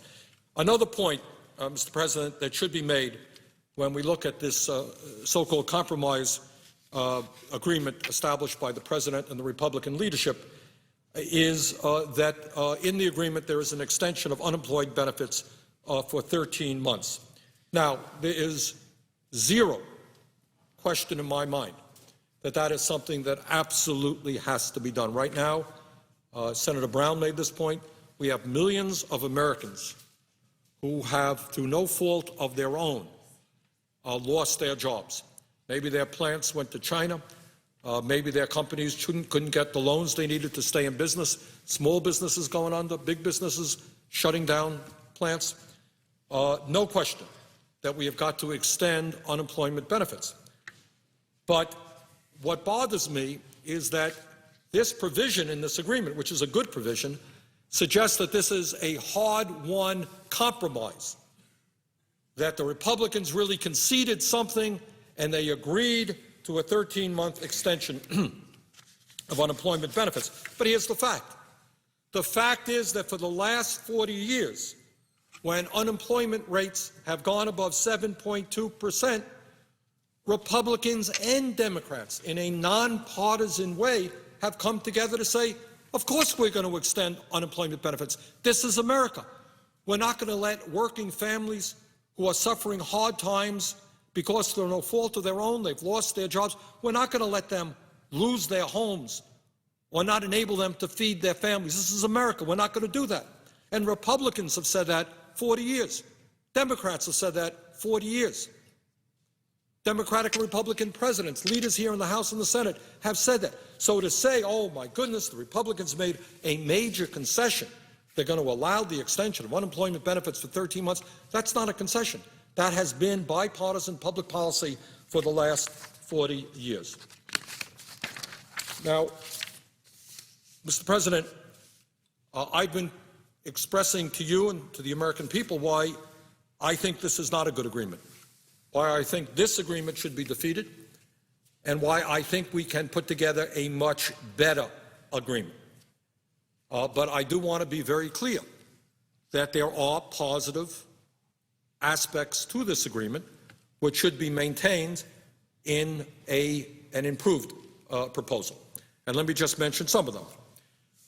This proposal, of course, in addition to extending unemployment benefits for 13 months, extends the middle-class tax cuts And that is obviously something that we have to do.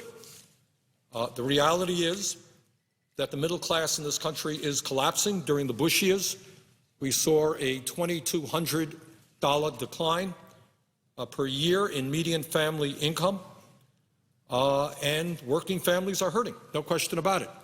And not to extend that tax cut for 98% of America would be a travesty.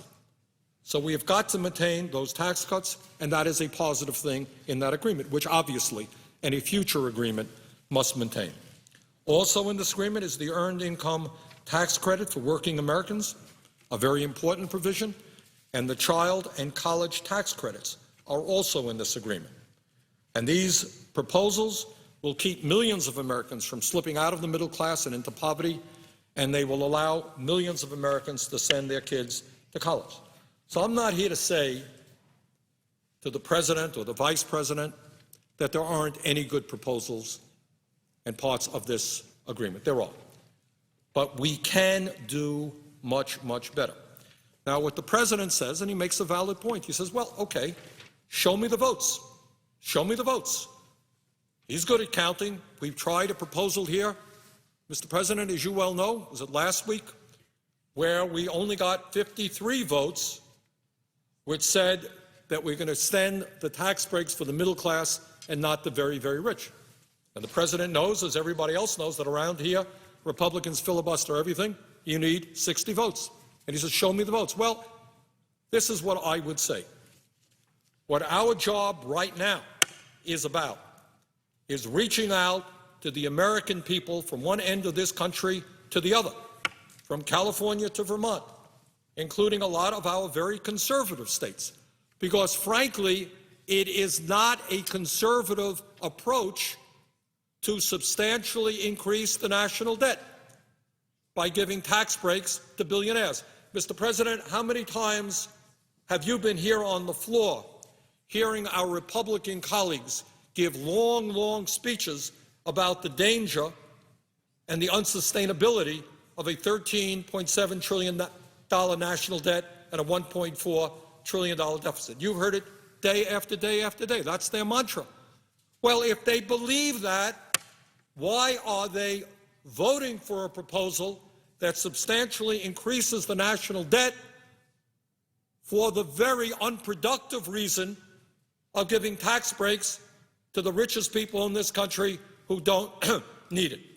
And I would hope, and the reason why we have to defeat this proposal and fight for a much better one, is I would hope that people throughout this country, in Vermont and Colorado, in many of our conservative states, that they come forward and they say, wait a second, I do not want to see my kids and grandchildren pay more in taxes because we borrowed money from China to increase the national debt in order to give tax breaks to millionaires and billionaires who have done extraordinarily well in recent years and, by the way, have seen a significant decline in their effective tax rate. Mr. President, I know you have heard people like Warren Buffett, one of the richest guys in America. He's made the point over and over again that his effective, what he really pays in taxes, his effective tax rate is lower than his secretary's. And all over this country you have examples where very, very rich people were able to stash their money in the Cayman Islands, take advantage of all type of loopholes, are paying rather low effective tax rates, in many cases lower than police officers or firemen or teachers and nurses. So I think that this is, in fact, opposition to this agreement should be tripartisan. You should have conservative Republicans, liberal Democrats. I'm an independent progressive. I can tell you, Mr. President, that in the last 3 days, my office has received probably close to 3,000 phone calls, 98% of them against this agreement, probably higher than 98%, and just a huge number of emails also overwhelmingly against this agreement. I suspect, I don't know this for a fact, that this is the kind of message that the American people are sending us all over America. But I think they've got to continue to do that. They have got to make it clear so that we can win over at least a handful of Republicans and some wavering Democrats and say, wait a second, we are not going to hold hostage extending middle-class tax breaks in order to give tax breaks to billionaires. We're not going to hold hostage extending unemployment for workers who have lost their jobs by giving tax breaks to people who don't need it. And I think, Mr. President, if the American people give voice to what they are feeling, which this is not a good agreement, that we can do a lot better. I think, Mr. President, we can defeat this proposal and we can come back with a much, much better proposal which protects the unemployed, extends unemployment benefits, protects the middle class, extends the Bush tax cuts for 98% of the population, and protects a lot of important programs, making college more affordable, making child care more affordable, and helping us transform our energy system. There's a lot that we can do if we defeat this proposal, and if the American people, we're not going to do it inside the Beltway. That I am absolutely sure of. Republicans are very united, but what we have to do is win at least a handful of them, and some wavering Democrats to say, Mr. President, Republican leadership, you guys have got to involve Congress in this discussion. I was very pleased yesterday that the Democratic caucus said, sorry, we're not bringing that proposal onto the floor. And I applaud Speaker Pelosi and the Democratic caucus for saying that. It took a lot of courage. Congressman from the state of Vermont, Peter Welch, played an important role, and I applaud Congressman Welch. Congressman Peter DeFazio played an important role. Congratulate him. But I congratulate mostly the caucus from saying we can do better. We can do better than we are doing. But let me be very frank. We're not going to do better unless the American people stand up and help us. We're going to need a lot of phone calls, a lot of emails, a lot of messages, so that all of our colleagues in the House and the Senate understand the American people do not want to see their kids having to pay off the debt incurred by giving tax breaks to billionaires. Mr. President, this agreement, doesn't come out of the blue. It comes within a context that I think frightens many people in this country. I think many Americans have a sinking feeling that there is something very, very wrong in our country today. I know that my father came to this country at the age of 17 without a penny in his pocket and became the proudest American that you can ever see. He didn't have much of an education, but he knew that this country gave him a great opportunity, and that's the American story. That's what it's all about. And millions of families, whether they came from other countries, whether they, just made it on their own. I know we have heard our majority leader, Senator Harry Reid, talking about his experience growing up in a desperately poor family. That's what America is about. But I think there are a lot of folks out there who believe, and the facts back them up, there's something wrong. And what's going on in this country is the middle class is collapsing, poverty is increasing, and I think what people worry about, and I've got 4 kids and I've got 6 grandchildren. I'm not worried about me. I'm worrying about what happens to my kids and my grandchildren. And we have some wonderful young pages here, and we're sitting on the floor, and we worry about their futures as well. And we don't want to see our kids and our grandchildren be the first generation in the modern history of America to have a lower standard of living than their parents. We don't want to see this country the economy of this country move in the wrong way. We don't want to race to the bottom. We want to see our kids live healthier and better lives than we do. Not have to work longer hours, not getting a lower quality of education or less education. That is not the history of this great country.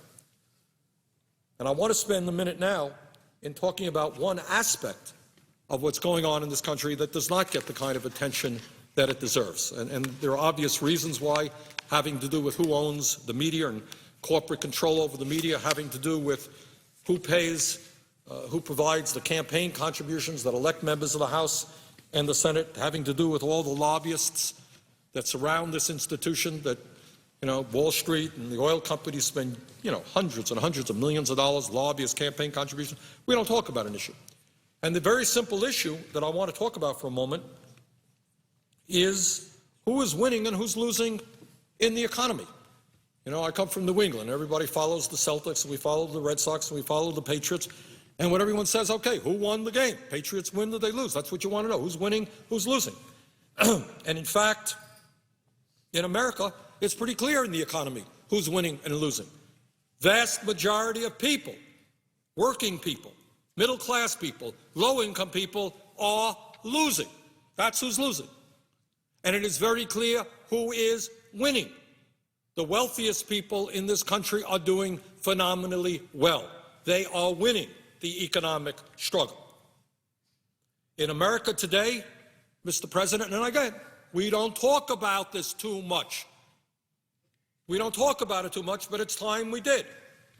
In America today, we have the most unequal distribution of wealth and income in the industrialized world. Now, I haven't heard too many people, Mr. President, talk about that issue. Why not?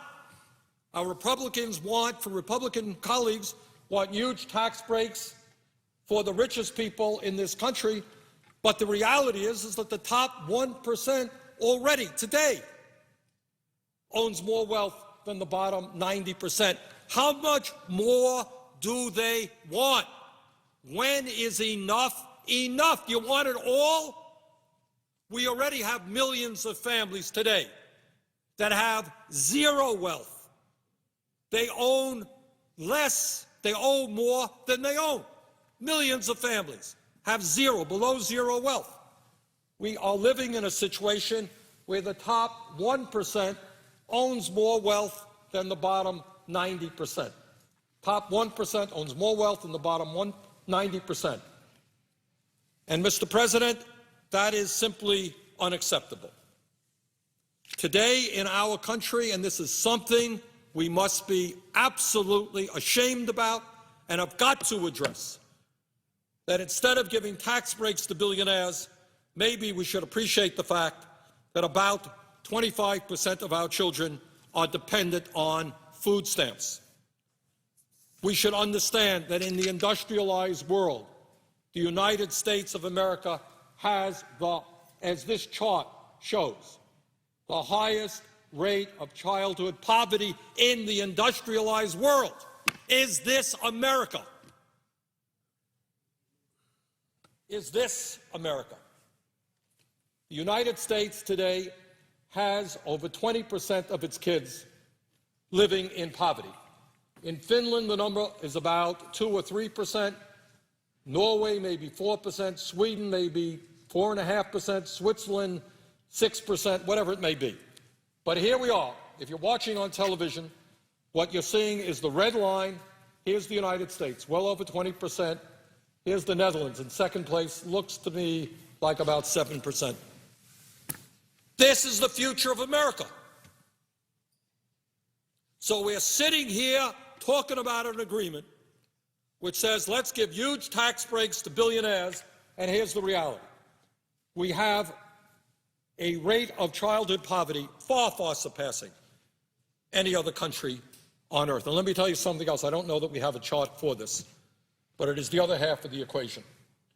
What do you think happens when you have millions and millions of kids living in poverty?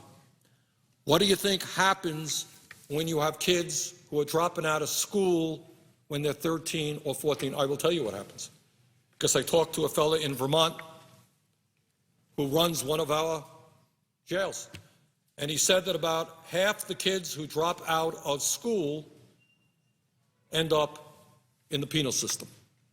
That's what happens. So the result is the highest rate of childhood poverty in the industrialized world, and then what we end up with is more people behind bars than any other country on earth. You got that? China is a communist totalitarian society, much, much larger than the United States of America, which is a democratic society. We have more people in jail than China and more people in jail than any other country. So what we end up doing, which seems to me not to be terribly bright, is we end up spending perhaps $50,000 a year keeping people in jail because they dropped out of school, they never found a job, they got hooked up on drugs or whatever, and we pay to put them in jail rather than investing in child care, in education, in sustaining their families. So, Mr. President, when we look at the context in which this agreement was reached, we have got to see that it takes place at a time when the rich are already doing phenomenally well, while we have the highest rate of childhood poverty in the industrialized world. Mr. President, during the 8 years of President Bush, the wealthiest 400 Americans, that's not a lot of people, 400 families, saw their income more than double, while their income tax rates dropped almost in half. So you got 400 families, all of whom are already multi-millionaires. During the 8 years of President Bush, their income more than doubled, while their income tax rates dropped almost in half. I would say to my colleagues here in the Senate, we don't have to worry about these guys. They're doing just fine. They don't need an extension of tax breaks. Mr. President, the wealthiest 400 Americans now earn, on average, $345 million a year, and they pay an effective tax rate of 16.6%. How's that? All right? Top 400 wealthiest people in this country earn $345 million a year, and they pay an effective tax rate of 16.6%.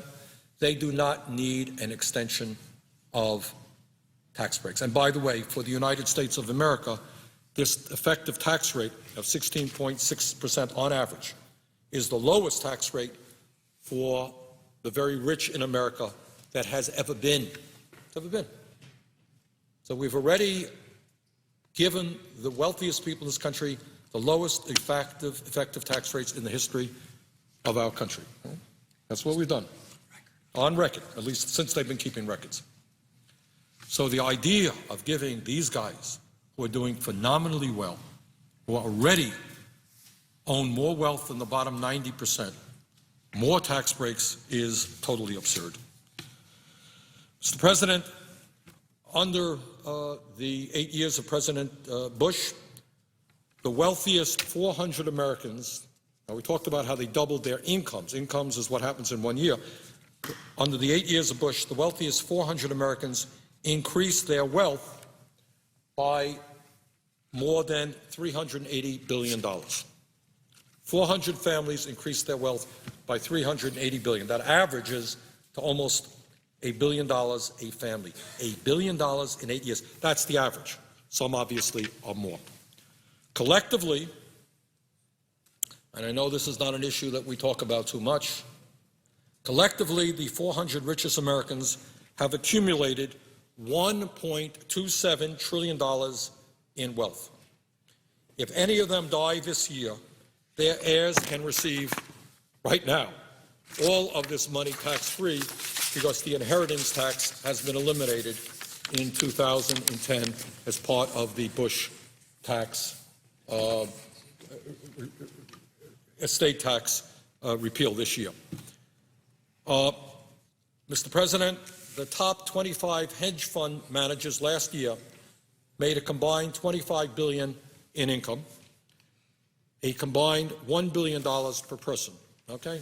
So if you are a hedge fund manager, you're doing pretty good. And I mentioned a moment ago, we tried just the other day to get checks of $250 out for disabled vets and senior citizens on Social Security who haven't had a COLA in 2 years, couldn't get them that check. But the top 25 hedge fund managers last year made a combined $25 billion in income, $1 billion per person, and our Republican friends say, oh, my word, we have got to lower their taxes. Last year, Mr. President, ExxonMobil, the Bank of America, and other large, profitable corporations paid no federal income taxes. So what you got is a tax system which is totally distorted in the sense that it allows large, profitable corporations to pay, in some cases, and in many cases, zero. And in fact, last year, it would be funny if it really wasn't pathetic. And here you have, as I understand it, last year, ExxonMobil, which made $19 billion, paid nothing in taxes.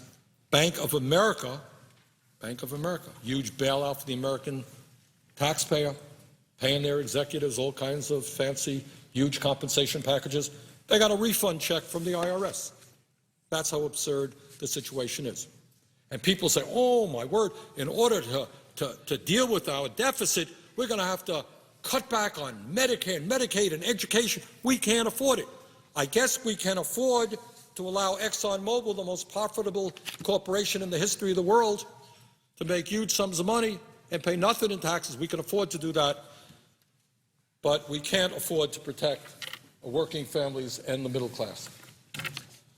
Mr. President, in the year 2005, 1 out of every 4 large corporations in the United States paid no federal income taxes on revenue of $1.1 trillion. Now, what do you think? Maybe before we start cutting Social Security and Medicare and Medicaid and veterans programs, maybe we want to ask some of these very large and profitable corporations to pay at least something in taxes. From 1998 to 2005, 2 out of every 3 corporations in the United States paid no federal income taxes, according to the GAO report. Sadly, the economic pain that millions of people are experiencing didn't even begin as a result of the Wall Street bailout. The middle class was collapsing long before that. It's wrong to blame Bush for all of the problems. He contributed a lot to it, but not all. That trend has been going on for many, many years. As the Washington Post reported last January, and let me quote from an article because, again, I want to put the economic reality facing the middle class in contrast to the economic reality facing the very rich in that broad context of this agreement signed by the President and the Republican leadership. As the Washington Post reported last January, and I quote, the past decade, the Bush 8 years plus 2 years, was the worst for the U.S. economy in modern times. It was, according to a wide range of data, a lost decade for American workers. A lost decade for American workers. Do you know why people are furious? Do you know why they're angry at Washington and everybody else? The last decade was, according to the Washington Post, a lost decade for American workers. There has been zero net job creation since December 1999. 12 years, zero job creation, which is why unemployment is so high, not only for the general population, but even worse for our young people, kids getting out of high school, young people graduating college. According to the Washington Post, this came from the Washington Post in January, middle-income households made less in 2008 when adjusted for inflation than they did in 1999. In other words, the American economy has turned into a nightmare for tens of millions of families. Imagine that. Middle-income households made less in 2008 when adjusted for inflation than they did in 1999. And the number is sure to have declined further during a difficult 2009. They didn't have those numbers, but because of the Wall Street collapse, that certainly is the case. So what are we talking about? You're talking about, as I've just demonstrated, the people on top seeing a doubling of their income while their effective tax rates are going down. You're seeing the middle class collapsing. And what this agreement says is we're going to provide huge tax breaks for millionaires and billionaires. That is insane. And only within the Beltway could an agreement like that be negotiated. As I mentioned earlier, we have in the last 3 days received thousands and thousands and thousands of phone calls and emails to my office. And over 98%, I dare say 99%, say this is not a good agreement. Don't support it. Mr. President, I've been joined on the floor by the very distinguished senator from the state of Louisiana, and I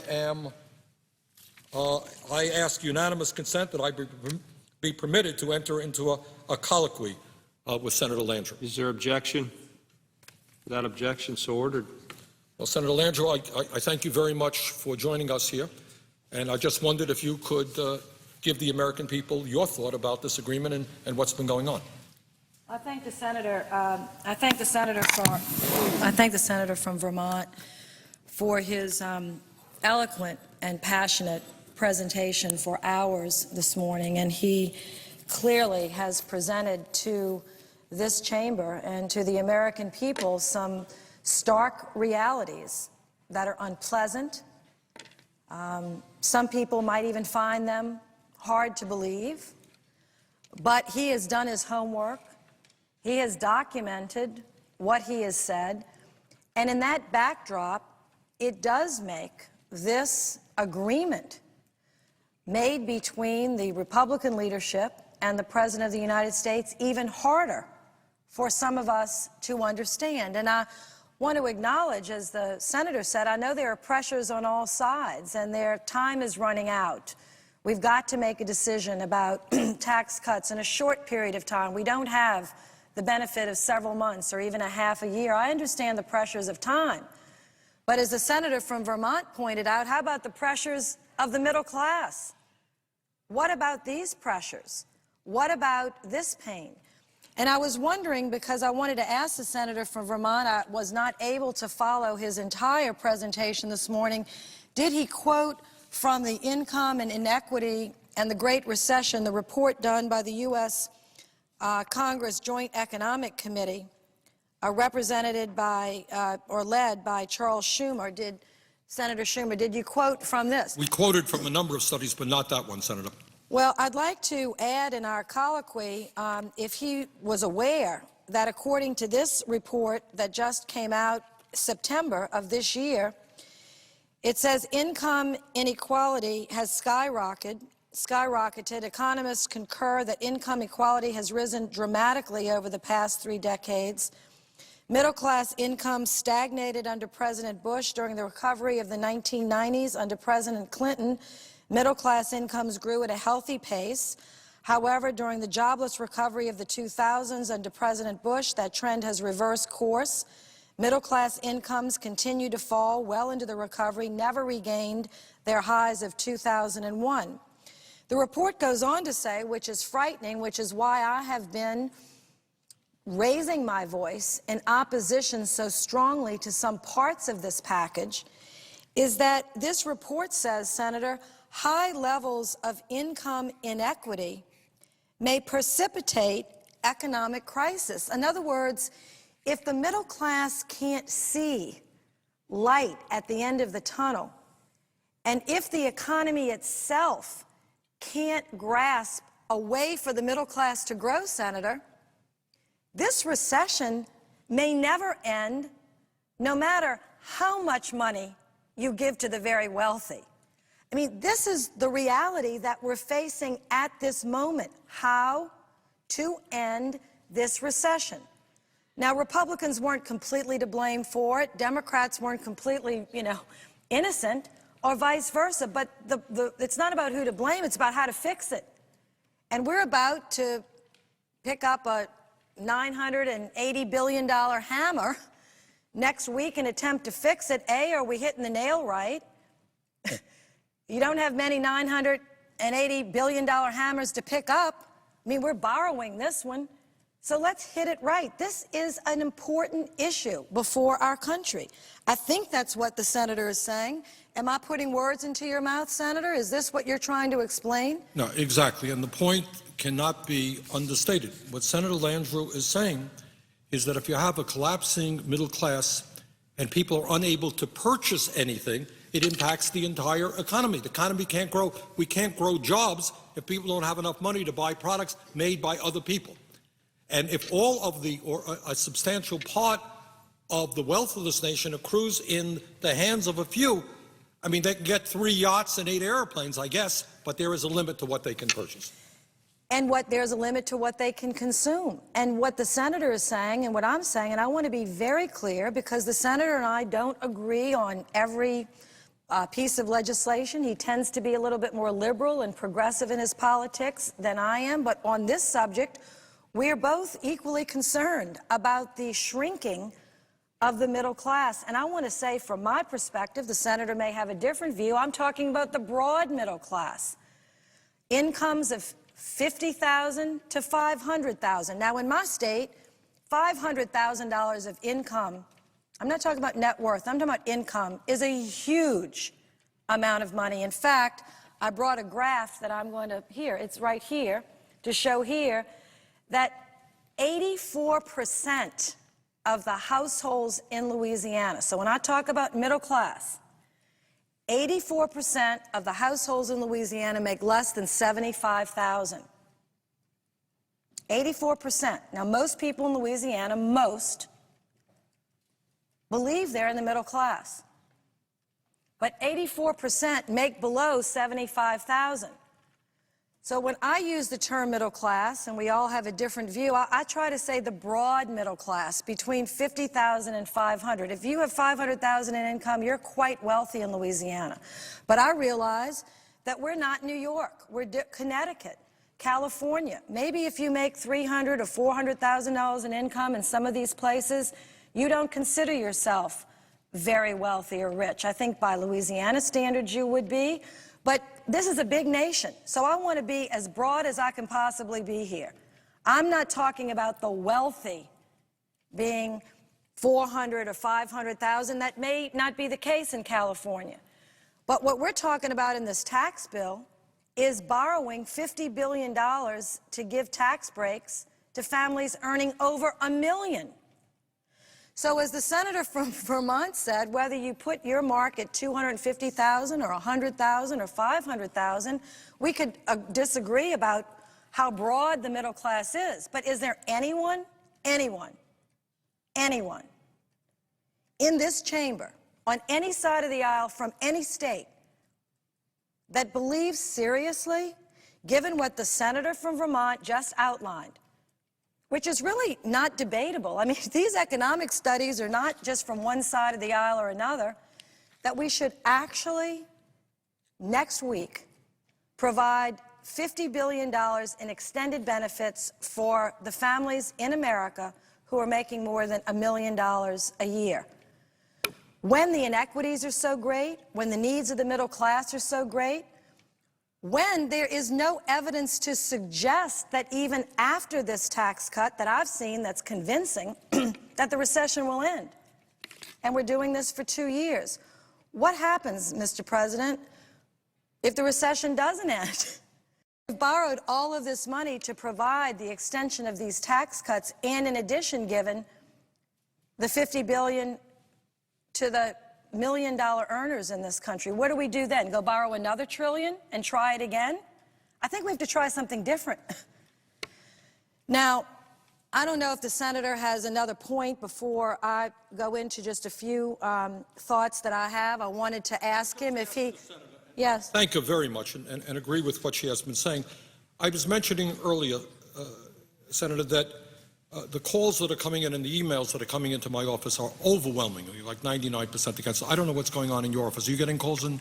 I'm getting calls, actually, and I checked this morning, about 50% for, 50% against. Now, the state of Louisiana is a little different than the state of Vermont. Many of the calls coming in from around the country are against giving, well, actually, let me say this. Most of the calls coming in are absolutely against giving tax cuts to people over $1 million. Okay, what I'm yeah, that's what I'm talking- saying, yeah, yes. yeah. I mean, overwhelmingly, people are calling in saying, is that really happening? And geez, and in fact, my office told me today that actually 10 people called that had incomes over $1 million, which I found very interesting, to say they supported my position. Tell Senator Landrieu I make $1 million a year, and I agree with her. So I know people are listening.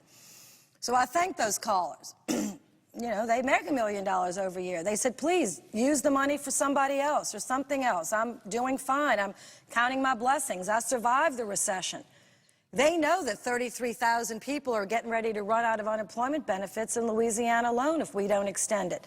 They know that middle-class families making under $75,000 in income or $200,000 in income or even $300,000.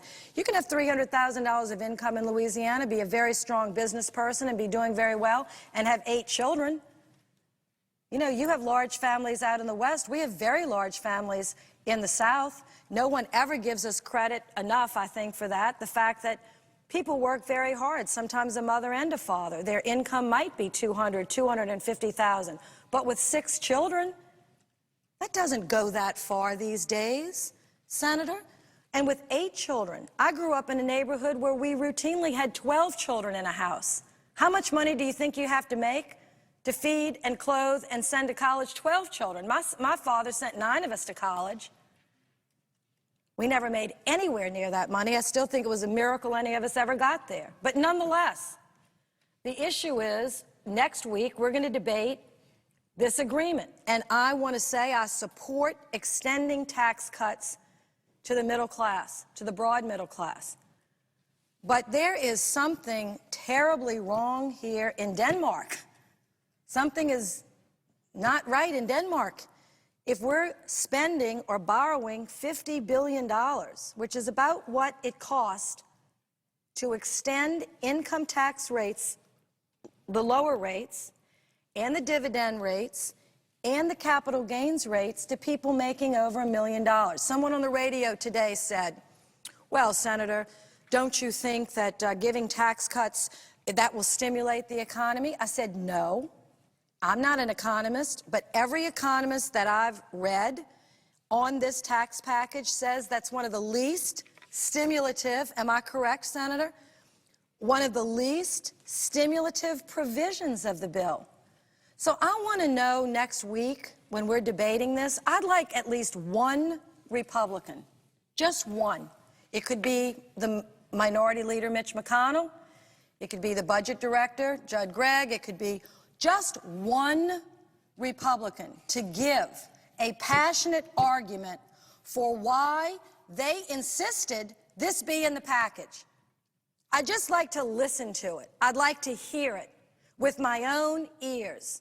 What was it about it that they thought was so important that they had to have it in the package? Because I know, as angry as I am with the president right now about some matters, I know the president did not insist this be in the package.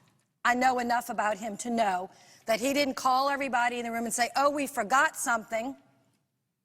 Let's make sure that this tax extension includes people over $1 million. So I know he didn't give that speech. I want to know who did.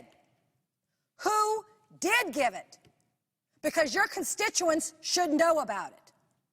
And the American people have a right to know. That's one thing about our democracy. It's open. It could be more open. We could be like Britain, where they all stand up and talk at one another in one of the rooms. It's very interesting. I find it very interesting to watch sometimes. We don't do that. But at least if the people of Britain want to know what their people are saying, they can hear them. Somebody said this. I'd like to know who and where and when. Was it in the Oval Office? Was it in the cloakroom? Because I am going to be forced to vote, because now I think the senator understands we aren't going to have any amendments. So I'm going to be forced to vote and have to choose, which is going to be a very tough choice, between extending tax cuts for 84% of the people in my state that make less than $75,000, which of course I want to do. Even though we have to borrow the money to do it, we can't not do it. I mean, the economic circumstances are such while we have to do it. But now, in order to get them help, I've got to say yes to something that I've talked about, and I want to be serious about this. I'm very serious about it. For me, borders on moral recklessness. I've been criticized on both sides of this debate. How can you use words like this? I don't know. I went to Catholic school. We went to Mass almost every week. Every week. Every week. The priest would say, don't take more than you need. Don't be greedy. Share with others. I mean, did I go to the wrong school? So I'd like to know. Maybe those lessons were missed on the other side. And I don't normally speak like this. I've been criticized for it. I'm very, very torn. Because I like to be part of a team. I understand, the senator from Vermont, that we can't have every package exactly the way we believe, and I understand that. I've had to vote for some things that were hard for me to stomach, and I've done it because there were other good things in the bill. That's the way the process works. But I actually cannot remember a time on either an appropriations bill of this magnitude or a tax bill of this magnitude that we've been asked to cast a vote for something that on its face is so reckless, so unnecessary, so sort of in your face to the poor, in your face to the middle class. We're going to take our money. Don't you say a word about it. Who said that? Did Warren Buffett come down here and ask for it? Did Boone Pickens come down here and ask for it? Did the Gates come down here and ask for it? Who asked for it? Why do you think you deserve it? And what senator put their name on it? Now, I have a few more things to say. I don't want to keep the senator from Vermont tied up. Is it appropriate? Senator from Louisiana is making some very, very important points, and I appreciate it, and I look forward to hearing what she has to say. Thank you. Mr. President, I wanted just to say a few other things about this whole situation, because the senator from Vermont and I agree on some things, of parts of this, obviously this one. But we had a big difference, and I wanted to show this just from my perspective. I voted for the original tax cuts. I'm not sure that the senator from Vermont did. And there were very good reasons on both sides. But I'd like to take a minute, because I've got, as I said, critics on both sides here, and I want to not explain, but share some thoughts about that and make something very clear. I was one of 12 Democrats. There are only 7 of us left in the chamber today that voted for the Bush tax cuts. There was for the middle class and the poor and the wealthy. Everybody got income tax relief, capital gains tax relief, dividend tax relief. Senator Lincoln and I and others worked very hard to make sure that in that package, even though I would have designed it differently if I could have done it myself, but there are no czars around here. This is democracy. I understand it. I've been doing it for 30 years. We worked hard to shape that package the best we could, to direct it and target it to the middle class. There are many critics of that say you didn't do it well enough. You didn't send it to the middle class. You sent it to the wealthy. I disagree. I think that we did as well as we could to send it to the middle class, although the higher brackets were lowered as well. But I'll tell you, the big difference was it was paid for when we voted for it. There was a $128 billion annual surplus. In other words, we were spending $128 billion less than we were taking in. What a happy time that was. We were paying for our Pell Grants, we were paying for education, we were paying for health care. We had surpluses in Social Security, Senator will remember, and we had a $128 billion surplus that year alone. And surpluses as far as the eye can see. This is before 9/11. So the 12 of us, let me speak just for myself, thought what a situation this is. Democrats had taken the tough vote. Not one Republican had voted for this budget reconciliation that, as you know, you were in. I think the senator was then in the House and took a tough vote along with many Democrats to put us on that path. Middle class was expanding. Jobs were being created at unprecedented levels. And yes, we were creating millionaires. I'd like to say this. I love creating more millionaires. It's why I got into politics. One of the reasons. I like when people are successful. I love to hear stories about my constituents who came from poor families, whose mothers were household servants, whose fathers never went to high school. I love to hear about these smart little girls from Gert Town who got straight A's in school, went down the street to Xavier University, got their pre-med degrees, went to become a doctor, became a doctor, and now they're millionaires. I don't decry that. I celebrate it. I'm the one that fought for them to get their scholarships. Not individually, but generally. It's what I do. It's what senators do. It's what House members do. I am so mad at people saying to me as a Democrat, we don't like people that are rich. We have something against them. Nothing could be further from the truth.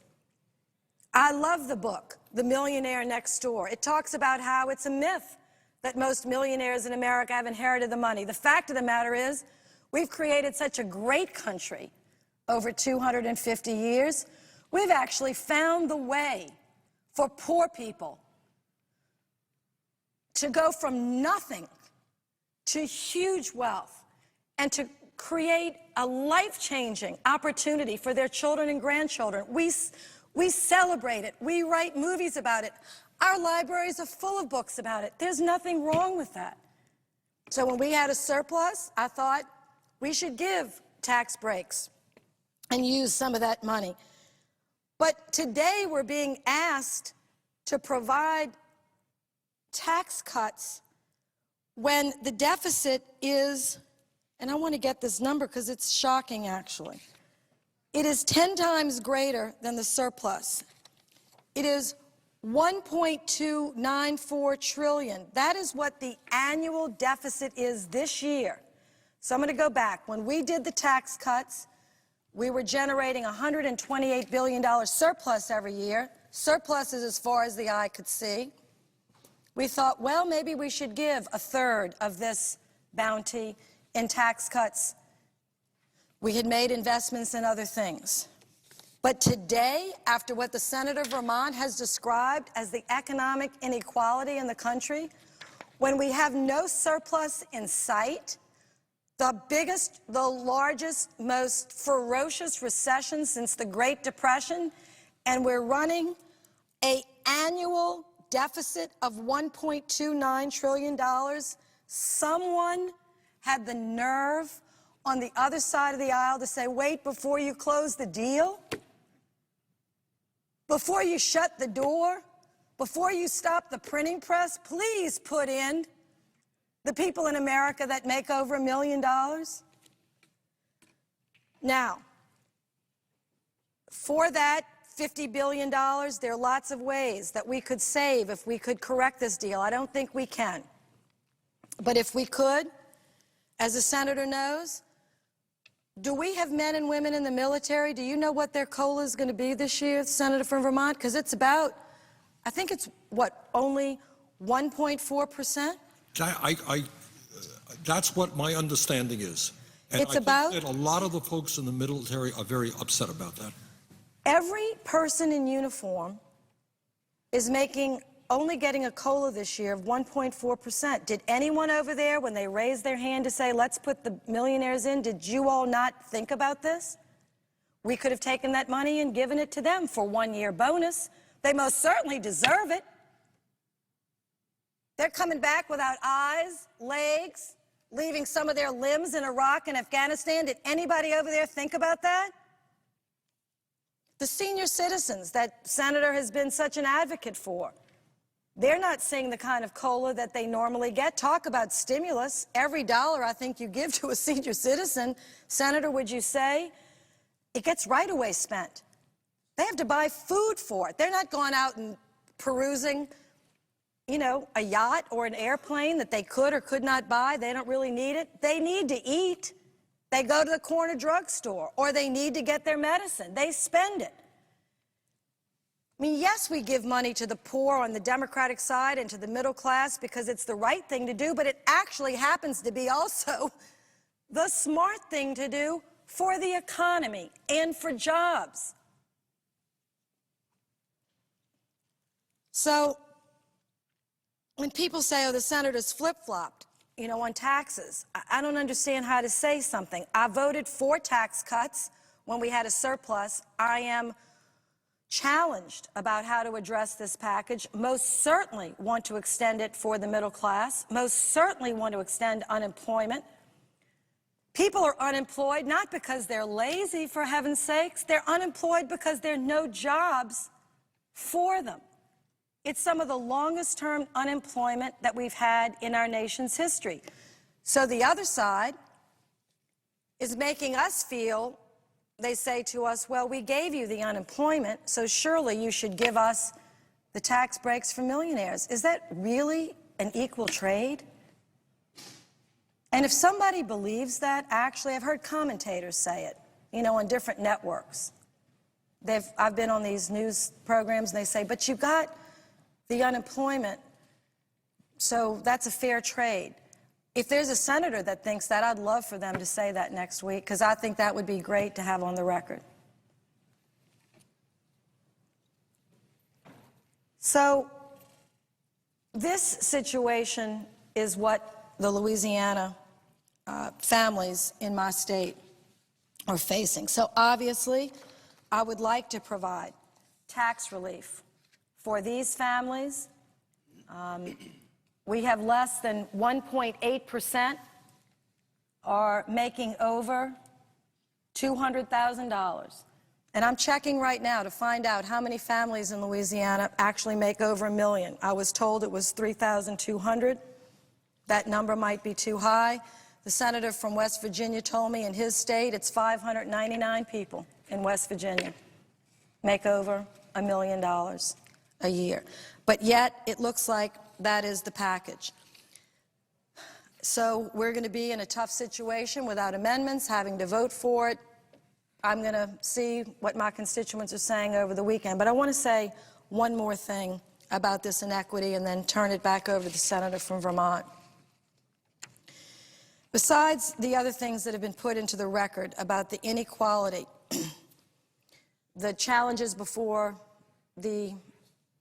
our country right now, I came across some data, and I'd like the senator to, if he had just one more minute, to be on the floor to listen to this, because it's very, it was very startling. Senator Landrieu, I'm not going anywhere. So you take as much time as you want. Thank the senator. I wasn't sure what his time was, here. but I'm here. I'm the chair of the Small Business Committee, and I had a hearing. I have many hearings, but one in the last 3 months, and some of the testimony was startling to me, and I wanted to share this with the senator.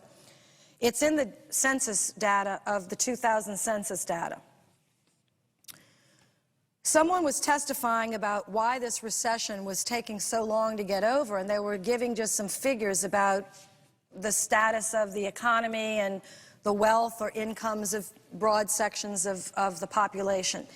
And they said, sort of off the cuff, just like, and ho-hum, and today is Monday, they said, and by the way, the average net worth, the median net worth of households in America, the average median net worth, not income, net worth of households is $67,000. So that's very interesting. I thought it would be higher than that. I mean, that's taking everything that you own minus everything you owe, and the difference is your net worth. I thought people might have more than that. I mean, in terms of equity in their homes, you know, a couple of $100,000, $67,000. It was concerning to me. So I said, well, do you have that broken down by race by any chance? Oh, yes, ma'am, we have that. So would you share it? They did, and I'm going to share it with you because I have not recovered from what I heard. The gentleman says to me, well, for white families in America, the average median, not average, median, which is 50% more, 50% less, the median For white households, Senator, is $87,000. $87,000. For Hispanic families, it is $8,000. And for African American families, it is $5,000. Now, I want to repeat that again. 50% of all families in America who are Caucasian, their net worth is $67,000 or less. For Hispanic families in America, 50% of all Hispanic households, their net worth is $8,000. And for African American families today, 2010, 40 years after the peak of the Civil Rights Movement and 150 years or so after the Civil War and all the things we think we've done to try to get people in a more equal position in our society, is $5,000. That's including home equity. That's including home ownership, I mean. Without home ownership, that net worth for African American families falls to $1,000. So when people say people are in pain and suffering and anxious and they can't buy anything, well, you wonder why. There's no cushion in a recession like this. How brutal is a recession to people that have so little cushion? For a middle-class family of any race, if you lose your job, you can get unemployment, you've got some equity in your home, maybe you have some savings, you can fall back, there's a cushion, you can land, you can bounce back up. How brutal is this recession to millions of families in America that have no cushion? They're just hitting hard rock. They're just hitting steel. There's no cushion there. And you wonder why people are angry? You wonder why this Tea Party movement is festering? You wonder why people want to, people are so angry that call? I understand that anger. I'm so angry myself, I don't know what to do. If I could interrupt my good friend, and I thank her very much, and she is right, no great secret to anybody here. Her politics and mine are not the same on many issues. But she's down here speaking from her heart, coming from a state of Louisiana, and not radically different in Vermont. We got a lot of struggling families. And I want to just reiterate a point, because she's been talking, I think, so effectively about the stress on the middle class and working families in her state and around the country. I want to reiterate this point, Senator, if I might. And I'm not here to pick on George W. Bush, but during the presidency, his 8 years, the wealthiest 400 Americans, those are pretty high up guys, it ain't in the middle class, though, no matter how broadly you define that, their income more than doubled. Got that? While their income tax rates dropped almost in half. The wealthiest 400 Americans now earn on average $345 million a year and pay an effective tax rate of 16.6% on average. That's the lowest tax rate for wealthy individuals on record. So the point is, Senator Landrieu is talking about, and I'm talking about, that people out in the real world are working longer hours for low wages. Median family income has declined. People are scared to death that for the first time in our modern history, their kids are going to have a lower standard of living than they do. You're hearing that in Louisiana? I am. All right. And the people on top are doing well. And Senator Landrieu is asking a very simple question. Millions of people are asking the same question. The wealthiest people are becoming much richer. Middle class is declining. Poverty is increasing. Who decided? Who are the people who said that billionaires really need an extended tax break and a reduction in the estate tax?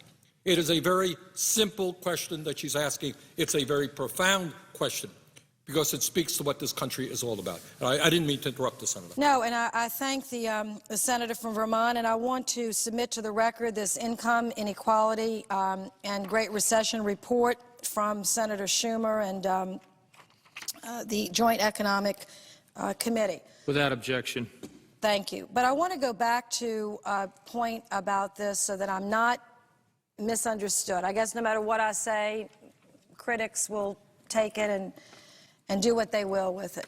But I am not against tax cuts. I voted for them in many times in my life when we had surpluses. I've even been pressured to vote for things and have done so even when we didn't have the surpluses we had, when they were targeted and focused, and there actually had been some rational thought attached to, well, we might need to borrow some money like we did in the stimulus package and spend it, because if we don't get some spending going, we could slip further into a recession. Even conservative economists counseled us on parts of the stimulus package, which, by the way, contrary to popular myth, was about the same size as this package. This package is actually larger. This package is going to be $900 billion. The stimulus was $800 something. It's going to be less. But in that stimulus package, there was about a third of it were tax cuts. Do you remember that, Senator, Mr. President? A third of it were tax cuts. It wasn't all just spending, but every economist, Republican, conservative, liberal, said the government's got to step up and spend in this economy because this place is shutting down, meaning the country. And so we did. People will still argue on the other side that was the wrong thing to do and we shouldn't have done it. But I'm here to say that for the $2.8 billion that was spent in Louisiana through that stimulus package, tax cuts and spending, I'd like to ask my legislature, who's struggling to balance the budget as I speak, they've been in budget committee over the last couple of weeks, where would you be today without the $2.8 billion? I don't know how much went to Vermont or went to California or went to Colorado. But, you know, people say it was a failure. Let me say that $2.8 billion went to our state, and it warded off some draconian cuts that our cities and counties and parishes would have had to take. And it warded off tax increases so that governors didn't have to raise taxes and mayors didn't have to raise taxes all over this country. Some of them have done that, but they've tried to limit it because they know how fragile this middle class is. I am not unmindful of the importance of providing tax cuts when we can. But when we're asked to vote on a package that has a provision like this, that borders on moral recklessness, I have to catch my breath and say, whose idea was this? I'd like to know. So it's going to be a long weekend. It's going to be a long 30 hours of debate. I am glad that the senator from Vermont is going to make sure that we take every one of those 30 hours post-cloture, if we even get to cloture on this bill, because I think the American people are going to be waiting around to find out whose idea was this. Well, if I can interrupt the senator from Louisiana, she makes a very important point, and that is ultimately we are a democracy, and it's the American people who make the decisions. And I know she shares with me the belief that the American people have got to become engaged in this debate, this very, very important debate, which has a lot to do with the future of this country. And Senator Landrieu asked a very, very simple question, which I would like, and I think the American people would like an answer to. Whose brilliant idea was it that in a time when we have seen an explosion in income and wealth to the people on top, while their tax rates have already gone down, whose brilliant idea was it that we drive up the national debt, ask our kids to pay higher taxes to pay off that debt in order to give tax breaks to people who don't need it? That's the question Senator Landrieu was asking. I think the American people need an answer to that. And my hope is that millions of Americans start calling their senators to ask that question. Idea. Whose idea was it? And I would like to know, I don't think, and the irony here, I think Senator Landrieu made this point as well, there are millionaires out there who say, thank you, I don't need it. I am more worried about the kids of this country or our crumbling infrastructure than giving me a tax break that I don't need. I can't spend it. Thanks very much. That's what Warren Buffett has said, right? That's what Bill Gates has said. I know Ben Cohen of Ben & Jerry's has said it. You got many millionaires are saying it. We are giving some of these guys something they don't even want. So I just want to, thank Senator Landrieu very much, not only for her being here today, and please continue, but for raising these important issues. Just one more point, and I'm going to turn this back over to the senator. I was on the Greta Van Susken show last night, and I said Greta's always a tough interviewer, but she's fair, so I'm happy to go on her program. It was a tough interview, but, you know, we debated these things, and I think that's important. To debate them here, debate them on television, debate them on town hall meetings. That's what a democracy is about. She asked me a question I'd like to answer. She said, Senator, we're so frustrated. Nobody ever hears anybody say they want to cut spending, they want to eliminate waste, fraud, and abuse. So let me concede this point that, for me, I don't think we do talk enough about eliminating the waste, eliminating the fraud, and eliminating the abuse. I think we should spend more time, and I am going to commit myself, because I know the American people say, every time we ask for a tax cut, you say we can't afford it. Why don't you cut some spending, et cetera? Now, let me correct. I've voted for tax cuts. I'm for tax cuts. I've even given tax cuts to people that do make higher than the $75,000 or $100,000 or $250,000. When we had a surplus, when I thought it was the fiscally responsible thing to do, other people could disagree. This is the first time I'm being asked to provide a tax cut for people that earn over $1 million with a deficit. But I'll say this.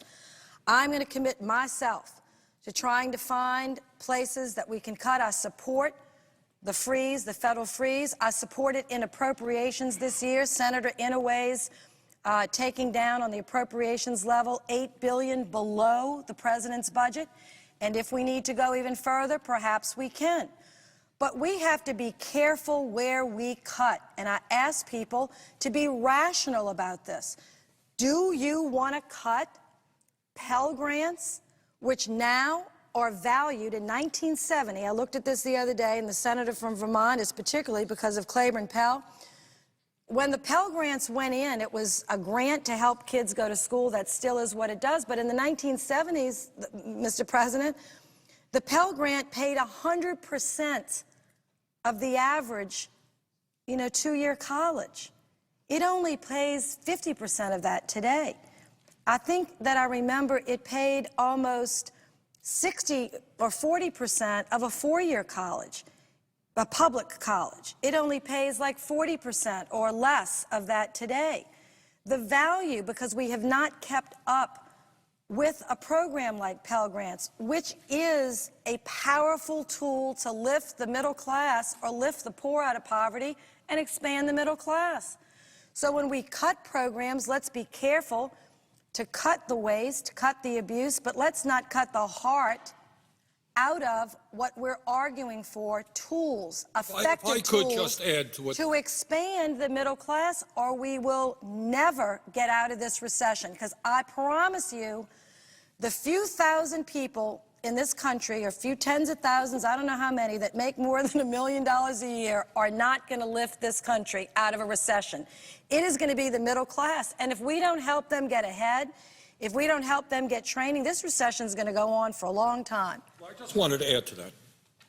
The idea that one would think about cutting back on education, whether it's childcare, primary school, or college, is simply cutting off our noses to spite our faces. The senator is aware that where at one time in this country we used to lead the world in the number of our people who graduated college, we are now falling very significantly.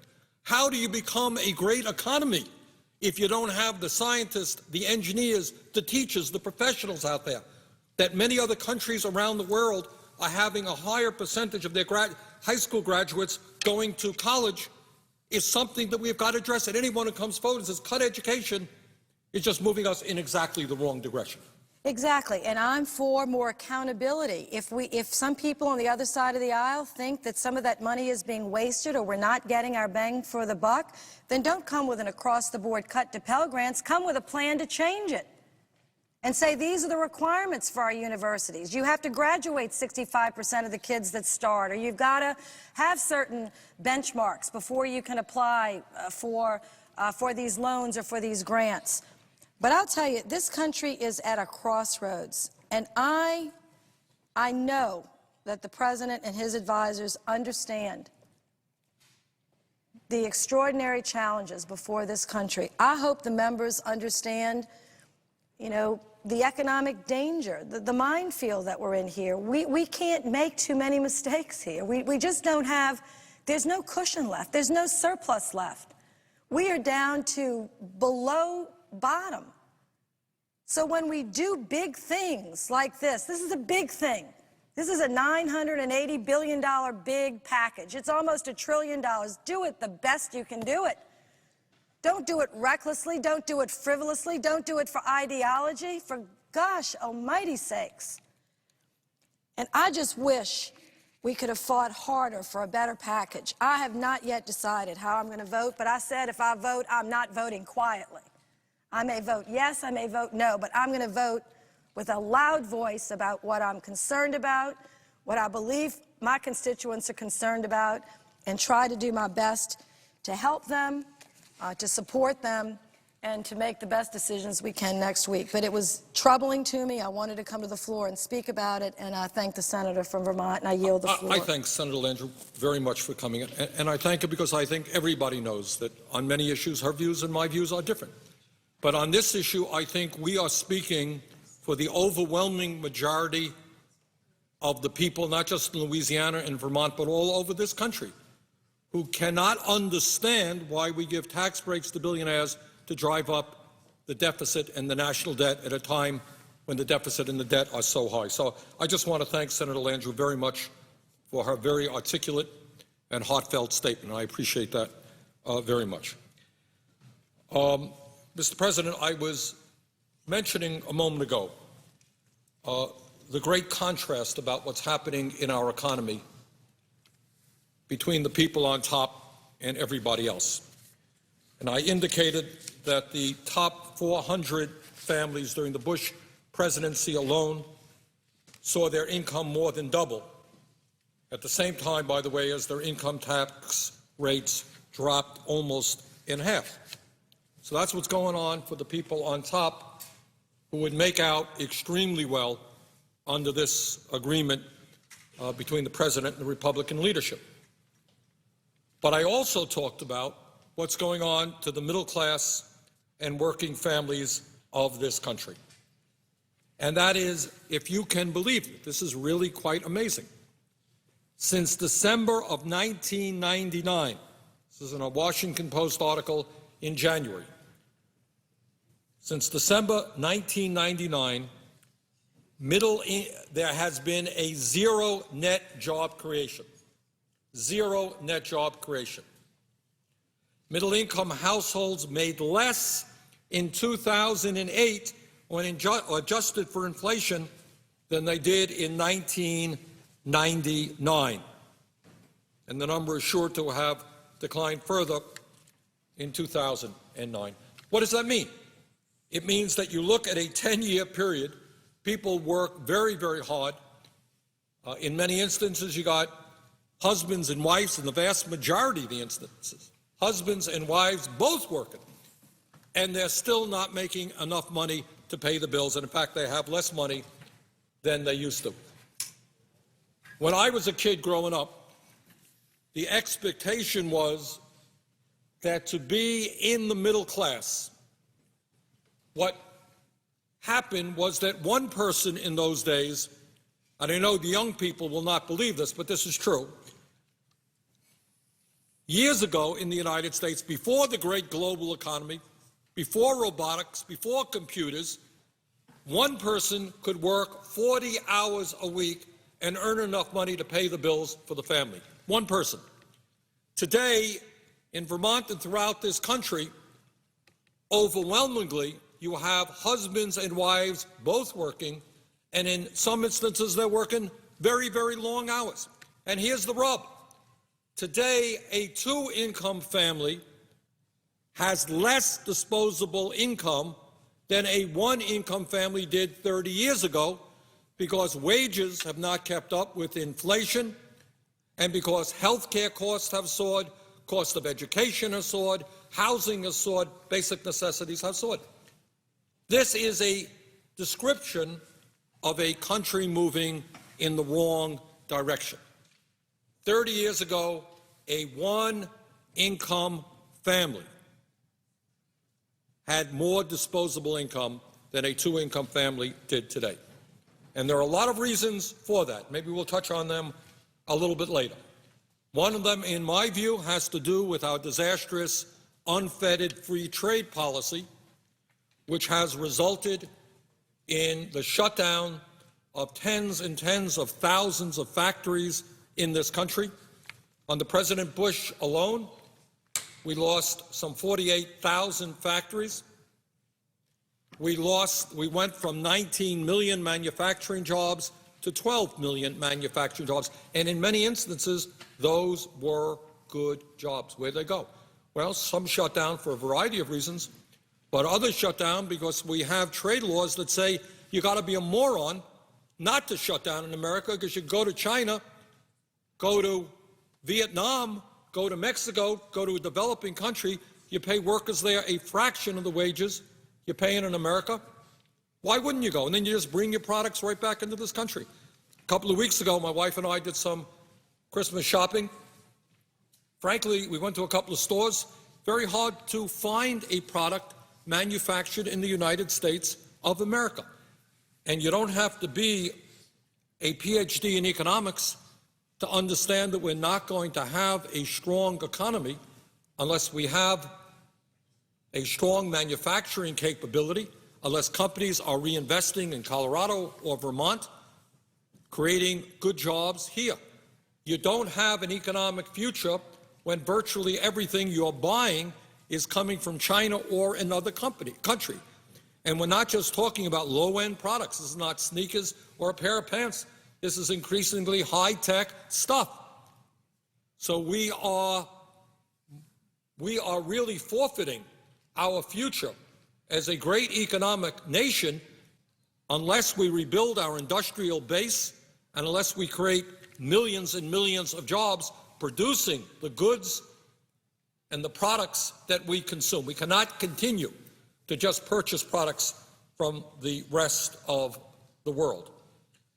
Mr. President, when we talk about the collapse of the middle class, it's important to also recognize the fact, as reported in USA Today last September, and let me quote, "The incomes of the young and middle-aged, especially men, have fallen off a cliff since 2000, leaving many age groups poorer than they were even in the 1970s, end of quote. USA Today. Point being, for young workers, for example, when we had a manufacturing base in America in the 40s, 50s, 60s, you could graduate high school, go out and get a job in a factory. Was it a glamorous job? No. Was it a hard job? Yes. Was it a dirty job? In some cases. But if you worked in manufacturing, and especially if you had a union behind you, the likelihood is that you earned wages to take your family into the middle class, you had decent health care coverage, and you might even have a strong pension. Where are all those jobs now?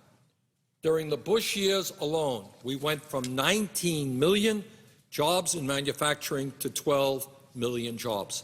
A horrendous loss of manufacturing jobs. So if you're a kid today in Colorado and or in Vermont, and you're not of a mind for whatever reason to go to college, 30 or 40 years ago, you can go out, you get a job in a factory, and you make some money.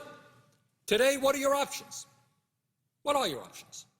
You can get a minimum wage job at McDonald's or maybe at Walmart's. Benefits are minimal or non-existent, and that is a significant transition of the American economy. I want to tell you something else when we talk about manufacturing. Didn't get a whole lot of publicity, but it is worth reporting here.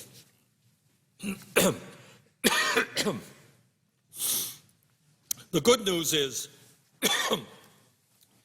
that we have recently seen, after the loss of many, many thousands of jobs in the automobile industry, we have seen the auto companies, Chrysler and others, starting to rehire.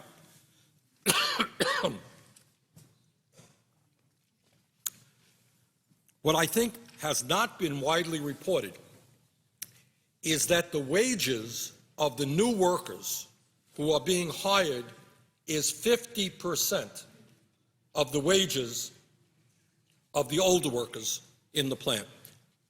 So you're going to have workers working side by side, where an older worker who has been there for years is making $25, $28 an hour, and then right next to him, a new hire is making $14 an hour.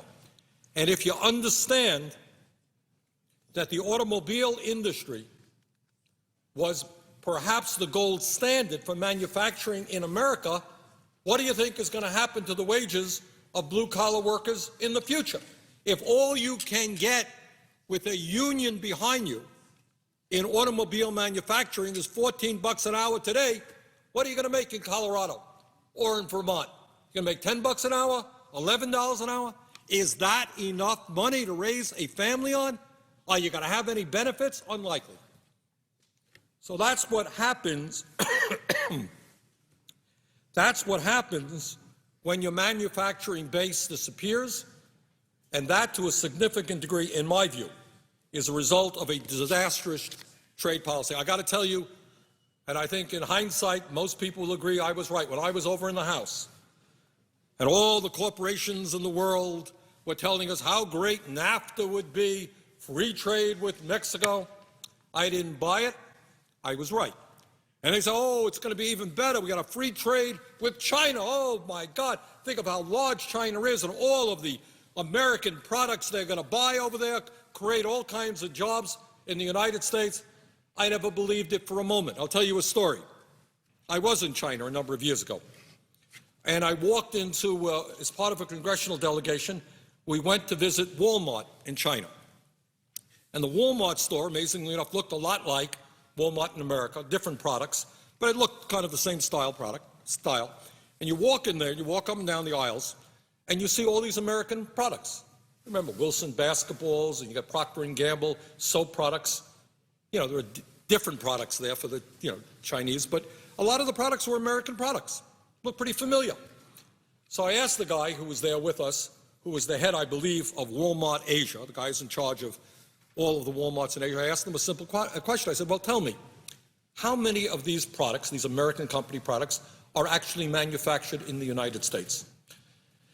And he was a little bit sheepish and a little bit hesitant, and he said, well, about 1%. So obviously, what everybody knew is that it is a lot cheaper for the American companies to set up plants in China, hire Chinese workers at 50 cents an hour, 75 cents an hour, whatever it is, and have them build the products for the Chinese markets than it is to pay American workers $15 an hour, $20 an hour, provide health insurance, deal with the union, deal with the environment. That's not a great revelation. I think anybody could have figured that one out. But the big money interests were around here. They pushed it, and Congress and President Clinton at that time signed it, and we were off and running.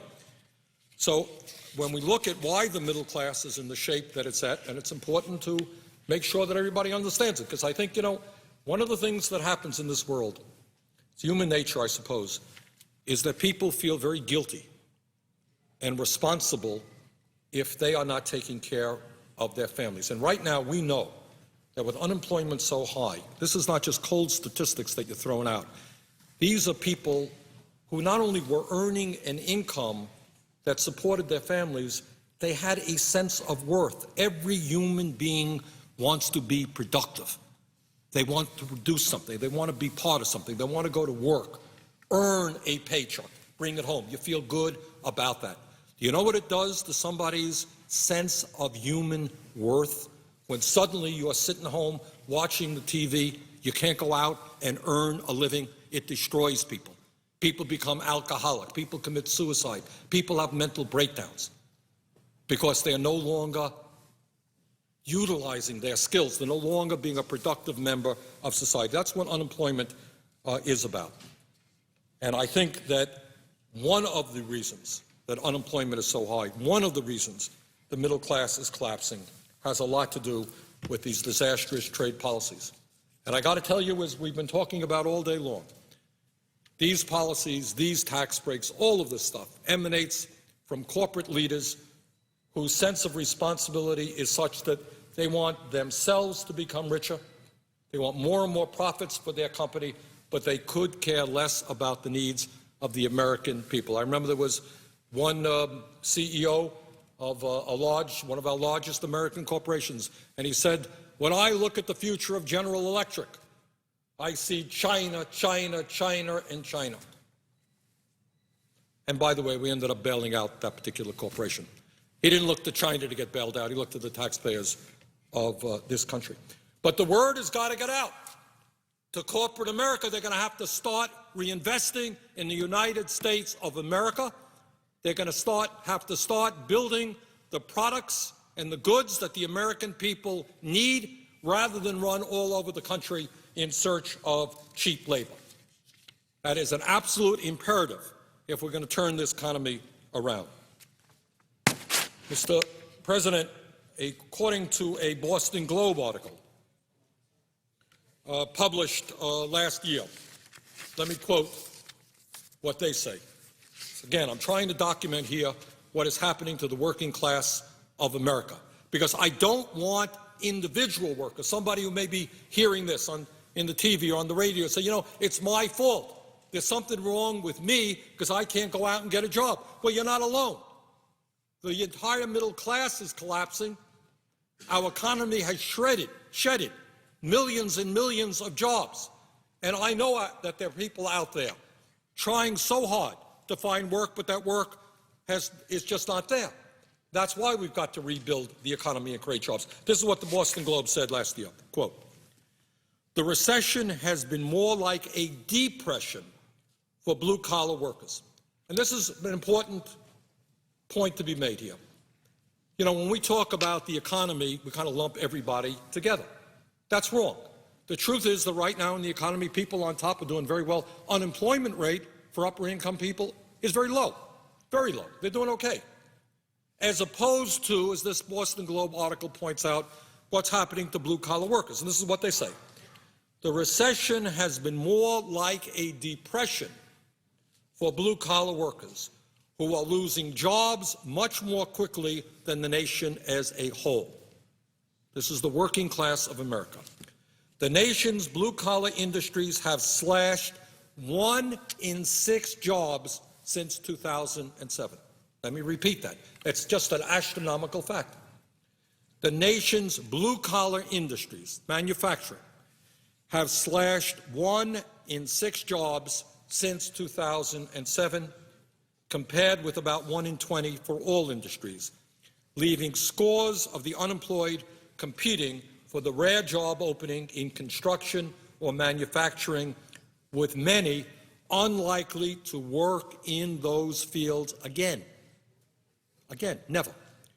Up to 70% of unemployed blue-collar workers have lost jobs permanently, meaning their old jobs won't be there when the economy recovers." End of quote. That's the Boston Globe last year. So when we talk about the economy, what we have got to do is understand that blue-collar workers, middle class, young workers are really hurting very, very much.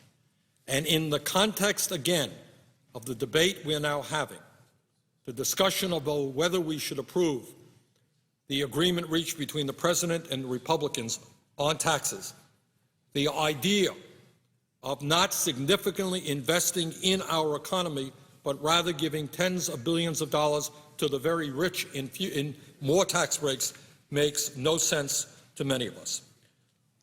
When we talk about why people are angry in America, why people, when asked the question by pollsters, "Do you think America is moving in the right direction?" and overwhelmingly they think not, let me tell you why they think not. This is just during the presidency of President Bush from 2001 through 2008. During that period alone, just in that period, and by the way, the pain is certainly continuing right now. I don't mean to suggest otherwise. During those 8 years of Bush, over 8 million Americans slipped out of the middle class and into poverty. Today, nearly 40 million Americans are living in poverty. 7.8 million Americans lost their health insurance, and that is continuing. I think a recent study came out that suggests that the uninsured now are about 50 million Americans. 50 million Americans have no health insurance now. We hope that health care reform is going to make a dent in that. I think it will. But as of today, without the major provisions of health care reform being implemented, 50 million Americans. 50 million Americans without any health insurance. Mr. President, during that period, and we haven't talked about this a whole lot, there's another thing going on in the economy for the working class. Years and years ago, if you worked in a manufacturing plant, if you had a union, you stood a reasonable chance of having a pension. During the Bush years, 3.2 million workers lost their pensions, and about half of American workers in the private sector have no pension coverage whatsoever. The idea today of having a defined pension plan, significantly paid for by your employer, is going the way of the dinosaur. That is just not there anymore. Workers are more and more dependent on Social Security, which has been there for 75 years, which we have got to protect and demand will be there another 75 years, because right now, millions of workers are losing their pensions. I mean, I'm throwing these statistics out, and the reason I'm doing that is I want people to appreciate that if you're hurting now, stop being ashamed. It's not, yeah, we could all do better. Every one of us can do better. But you're in an economy which is contracting, especially for the middle class and working families. According to an article in USA Today, from the year 2000 to 2008, middle-class men, women have done better, middle-class men experienced an 11.2% drop in their incomes, a reduction of $7,700 after adjusting for inflation. Middle-class women in this age group saw a 4.8% decline in their incomes as well. So they did pretty bad, but the men did even worse. So what we are seeing is an understanding of why people are angry and why people think that this country is moving in the wrong direction. Mr. President, I think most people understand that today our country is experiencing the worst economic crisis since the Great Depression of the 1930s. And it's important to say that because, again, it is hard enough when you don't have a job, when you don't have income, when your dignity and self-respect is declining. But I don't want people to be banging their own heads against the wall, blaming themselves for all of the problems. Something is going on in the nation as a whole. You're not in this alone.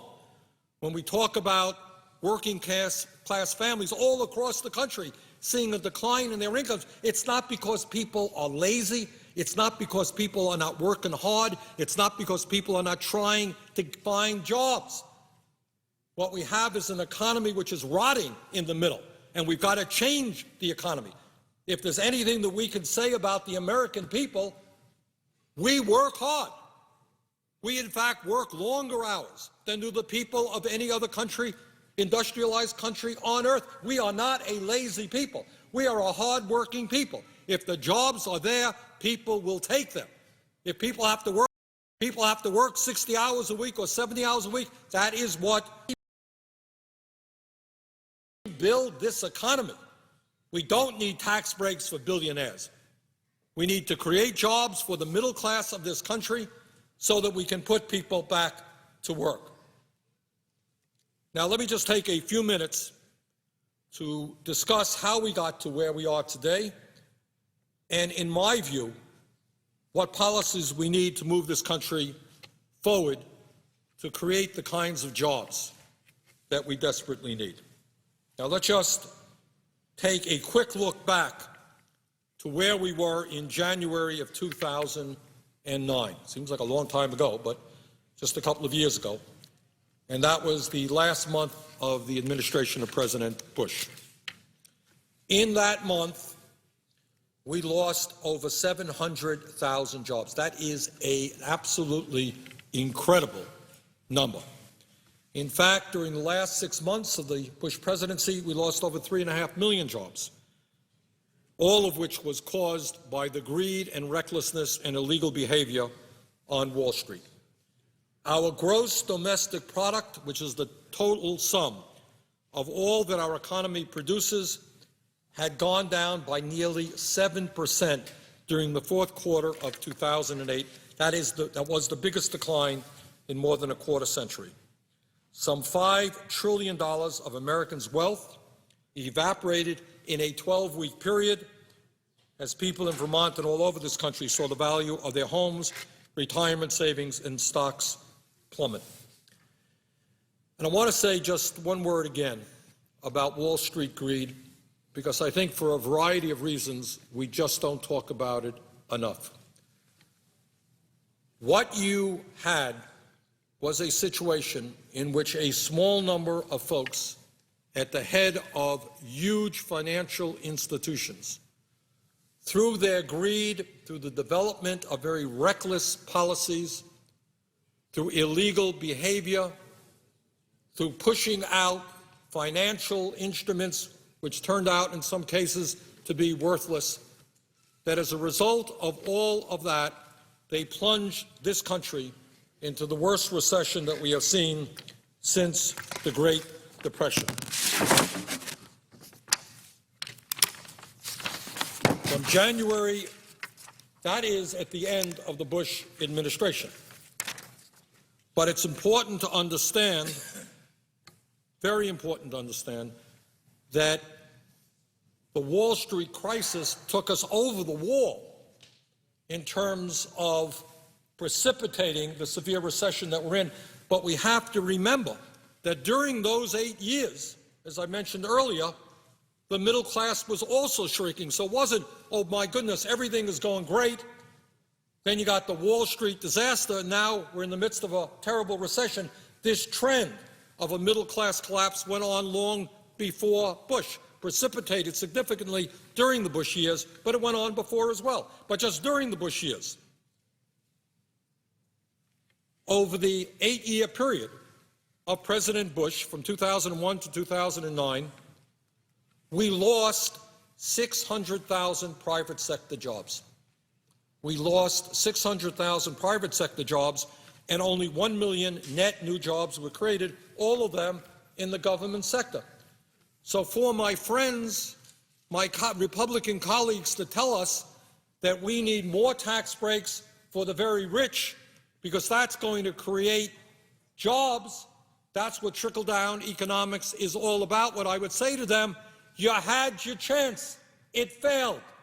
In case you don't know, losing 600,000 private sector jobs in 8 years is not good. That's very, very bad. That's an economic policy that has failed. We don't need to look at that movie again. We saw it. It stunk. It was a bad movie. Bad economic policy. More tax breaks for the rich are not what our economy needs. In fact, what every economist will tell you, that is the least effective way to create jobs. During the Bush era, median income dropped by nearly $2,200. That means that family in the middle, over an 8-year period, saw their income drop by $2,200 during the 8 years of Bush. And I say all of these things just to tell you that we are not where we are today just because of the Wall Street crisis. That took us over the cliff. That made a very bad situation much, much worse. But it has been going on for a long time. It's going on before Bush. It's going on after Bush. During the 8 years of Bush, over 8 million Americans slipped out of the middle class and into poverty. We don't talk about poverty in America anymore.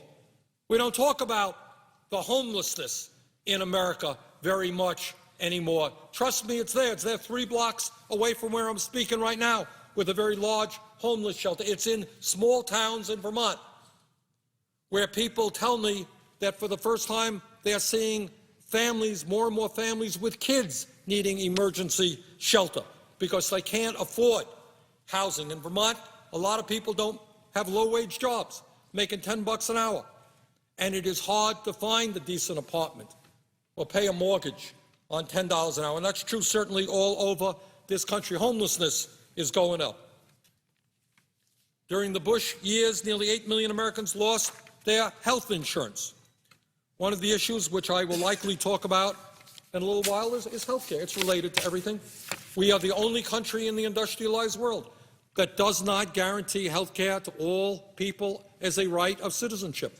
According to Harvard University, 45,000 Americans will die this year because they lack health insurance and are not getting to a doctor when they should. During the Bush administration, 5 million manufacturing jobs disappeared as companies shut down plants in the United States and moved to China, Mexico, Vietnam, and other low-wage countries. As I mentioned earlier, profoundly important to understand what's going on in America. In 2000, the year 2000, we had over 17,000 manufacturing jobs in this country. By 2008, we had less than 12,000, 17,000 to 12,000 in 8 years. That's the loss of 5 million manufacturing jobs, a 29% reduction, and the fewest number of manufacturing jobs since the beginning of World War II. Under President Bush, our trade deficit with China more than tripled, and our overall trade deficit nearly doubled. Again, the point that I am making now within the context of this agreement is we need agreements now that do not give tax breaks to millionaires or billionaires, that do not lower the tax rate for the estate tax, which is applicable only to the top 0.3%. We need agreements which rebuild our infrastructure, rebuild our manufacturing base, and create the millions of good-paying jobs the American people desperately want. And again, I think the point has got to be made, and I've got to make it over and over and over again, is that when you look at the economy, it's one thing to say that everybody is hurting, and sometimes that happens. A terrible hurricane comes and knocks down everybody's home. Well, the hurricane that has hit America for the last 10, 20 years has not impacted everybody. It has impacted the working class. It's impacted the middle class. The people on top are doing better than they ever were. Our friends on Wall Street, whose greed and illegal behavior caused this recession, they are now making more money than they ever did after being bailed out by the middle class of this country. During the Bush years, the wealthiest 400 Americans saw their incomes more than double. Do you really think that after seeing a doubling under the Bush years of their incomes, that these people are in desperate need of another $1 million a year tax break? In 2007, the 400 top income earners in this country made an average of $345 million in 1 year. That is a pretty piece of change. That's the average, $345 million. In terms of wealth as opposed to income, the wealthiest 400 Americans saw an increase in their wealth of some $400 billion during the Bush years. Imagine that. In an 8-year period, top 400 wealthiest people each saw an increase on average of $1 billion apiece. And together, these 400 families have a collective net worth of $1.27 trillion. Does anybody in America really believe that these guys need another tax break so that our kids and our grandchildren can pay more in taxes because the national debt has gone up? I don't think most Americans believe that, and that is why, in my view, most Americans are not supporting this agreement.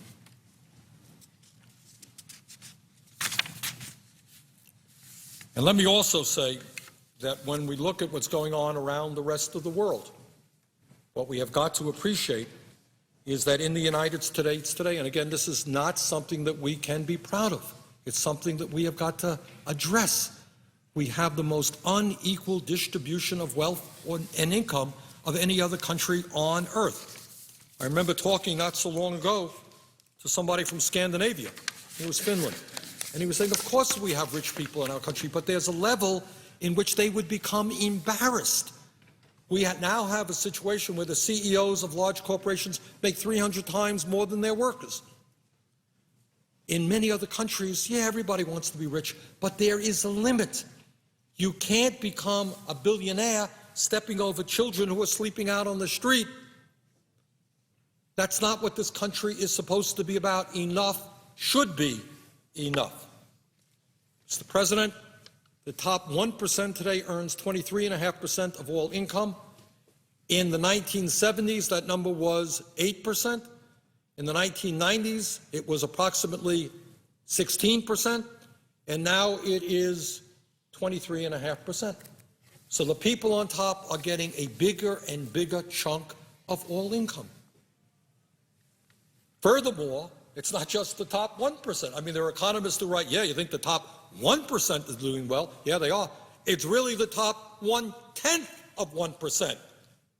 If you can believe this, I just want people to digest this. The top 1/10 of 1%, I don't know how many people those are. You can do the arithmetic, 300 million into 1/10 of 1%. That top 1/10 of 1% took in 11% of total income, according to the latest data available. 1/10 of 1% earned 11% of all income in America. In the 1970s, as I just said, the top 1% only made something like 8% of total income. In the 80s, it rose to 10 to 14%. In the late 90s, it was 15% to 19%. 2005, it passed 21%. And in 2007, the top 1% received 23.5% of all of the income earned in this country.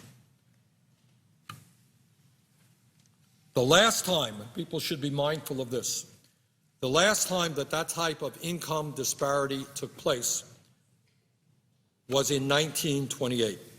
And I think we all know what happened in 1929.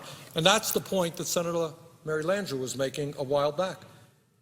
What she understands quite correctly is that if working people, and the vast majority of the people, don't have the income to spend money to buy products and goods and services, we can't create the jobs. If all of the money or a big chunk of the money ends up with a few people on top, there is a limit, to how many limousines you can have and how many homes you can have and how many yachts you can have.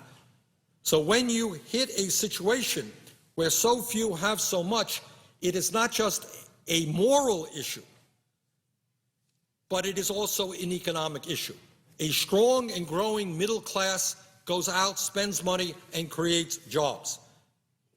Grossly unequal distribution of income and wealth creates more economic shrinkage and loss of jobs because people just don't have the disposable income to go out and buy and create jobs for their neighbors. Now also, to add insult to injury, in terms of this agreement negotiated by the President and the Republicans, while the very wealthiest people in this country became much wealthier and the deficit soared, and under President Bush, the national debt almost doubled, what else happened? Well, the tax rates for the very rich went down. Rich get richer, tax rates go down. This was a result not only of the tax breaks for the rich initiated during the Bush administration, but also, quite frankly, tax policy that took place before President Bush. The result is that from 1992 to 2007, the latest statistics that we have, the effective federal tax rate, what people really pay for the top 400 income earners, was cut almost in half. So these crybabies, these multimillionaires and billionaires, these people who are making out like bandits, they are crying and crying and crying, but their effective tax rates for the top 400 income earners in America was cut almost in half from 1992 to 2007. And I think the point that needs to be made is that when is enough enough? And that really is the essence of what we're talking about. When does greed end? Greed is, in my view, it's like a sickness. It's like an addiction. You know, we know people who are on heroin, they can't stop. They destroy their lives. They need more and more heroin. There are people who can't stop smoking. They have problems with nicotine. They get addicted to cigarettes, cost them their health. People have problems with food. You know, we all have our share of addictions. But I would hope that for these people who are worth hundreds of millions of dollars, they will look around them and say, there is something more important in life than the richest people becoming richer when we have the highest rate of childhood poverty in the industrialized world. Maybe they will understand that they are Americans, part of a great nation which is in trouble today. Maybe they've got to go back to the Bible or whatever they believe in, and understanding that there is virtue in sharing, in reaching out, that you can't get it all. But I think this is an issue that we have got to stay on and stay on and stay on. This greed, this reckless, uncontrollable greed is almost like a disease which is hurting this country terribly. How can anybody be proud to say that I'm a multimillionaire and I'm getting a huge tax break and 1/4 of the kids in this country is on food stamps? How do you be proud of that? I don't know. Mr. President, as I mentioned, it's not just income, it's wealth. Top 1% owns more wealth than the bottom 90%. During the Bush years, the wealthiest 400 Americans saw their wealth increase by some $400 billion. How much is enough? Now, all of these things are related to the agreement that the President and the Republicans worked out, because we are all concerned about the national debt and our deficit. Now, in terms of the federal budget, when President Bush first took office, he inherited a $236 billion surplus in 2001 and a projected 10-year surplus of $5.6 trillion. That's what Senator Landrieu was talking about a moment ago. But then some things happened, and we all know that 9/11 was not his fault. What happened is we went to war in Afghanistan. We went to war in Iraq. And the war in Iraq was the fault, I'm afraid, of President Bush, something I certainly did not support, nor do I think most Americans support. And the war in Iraq, by the time our last veteran is taken care of, will probably end up costing us something like $3 trillion, adding enormously to our national debt. So when we talk about Iraq, it's not only the terrible loss of life that our soldiers and the Iraqi people have experienced, let's not forget what it has done to the deficit and the national debt. We did not pay for the war in Iraq. We just put it on the credit card. President Bush gave out $700 billion in tax cuts for the wealthiest 1% of Americans. $700 billion. Where was the offset? There was none. Gave them tax breaks, that's it. Adds to the national debt. President and Republicans supported a $400 billion Medicare Part D prescription drug program. I have always believed, was one of the leaders in believing that we needed a strong prescription drug program for seniors. But the program that was passed was written by the pharmaceutical industry, written by the insurance companies, and nowhere near as cost-effective as it could be.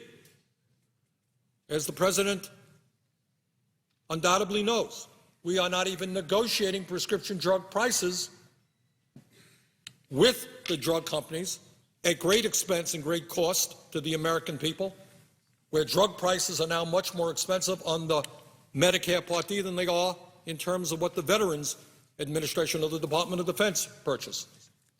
So we passed that, unpaid for. Great idea. Just another $400 billion prescription drug program, unpaid for. And then we bailed out Wall Street. The original cost was $700 billion. A lot of that, in fact, has been paid back. But there is expense there as well. So you add all of these things together in normal governmental growth, and it turns out that the Bush administration turned a $236 billion a year surplus into a $1.3 trillion a year deficit. And more or less, that's where we are right now. In fact, the national debt nearly doubled under President Bush, going from $5.7 trillion to $10.6 trillion in 2009, and now we are at $13.7 trillion, borrowing huge sums of money from China and other countries in order to maintain our existence. That's where we are. That's where we are. Now, have we been seeing in recent years some improvements in the economy? We sure have. There has been some job growth, nowhere near enough, but we're surely not losing 700,000 jobs a year. We're seeing some growth, but we need to do much better. And that takes me back to an issue that I feel very, very strongly about, Mr. President, and one that I want to say a few words on. In this agreement that the President negotiated with the Republicans, there is a substantial sum of money going into various types of business tax breaks. And the theory, which has certainly some validity, is that these business tax breaks will create jobs.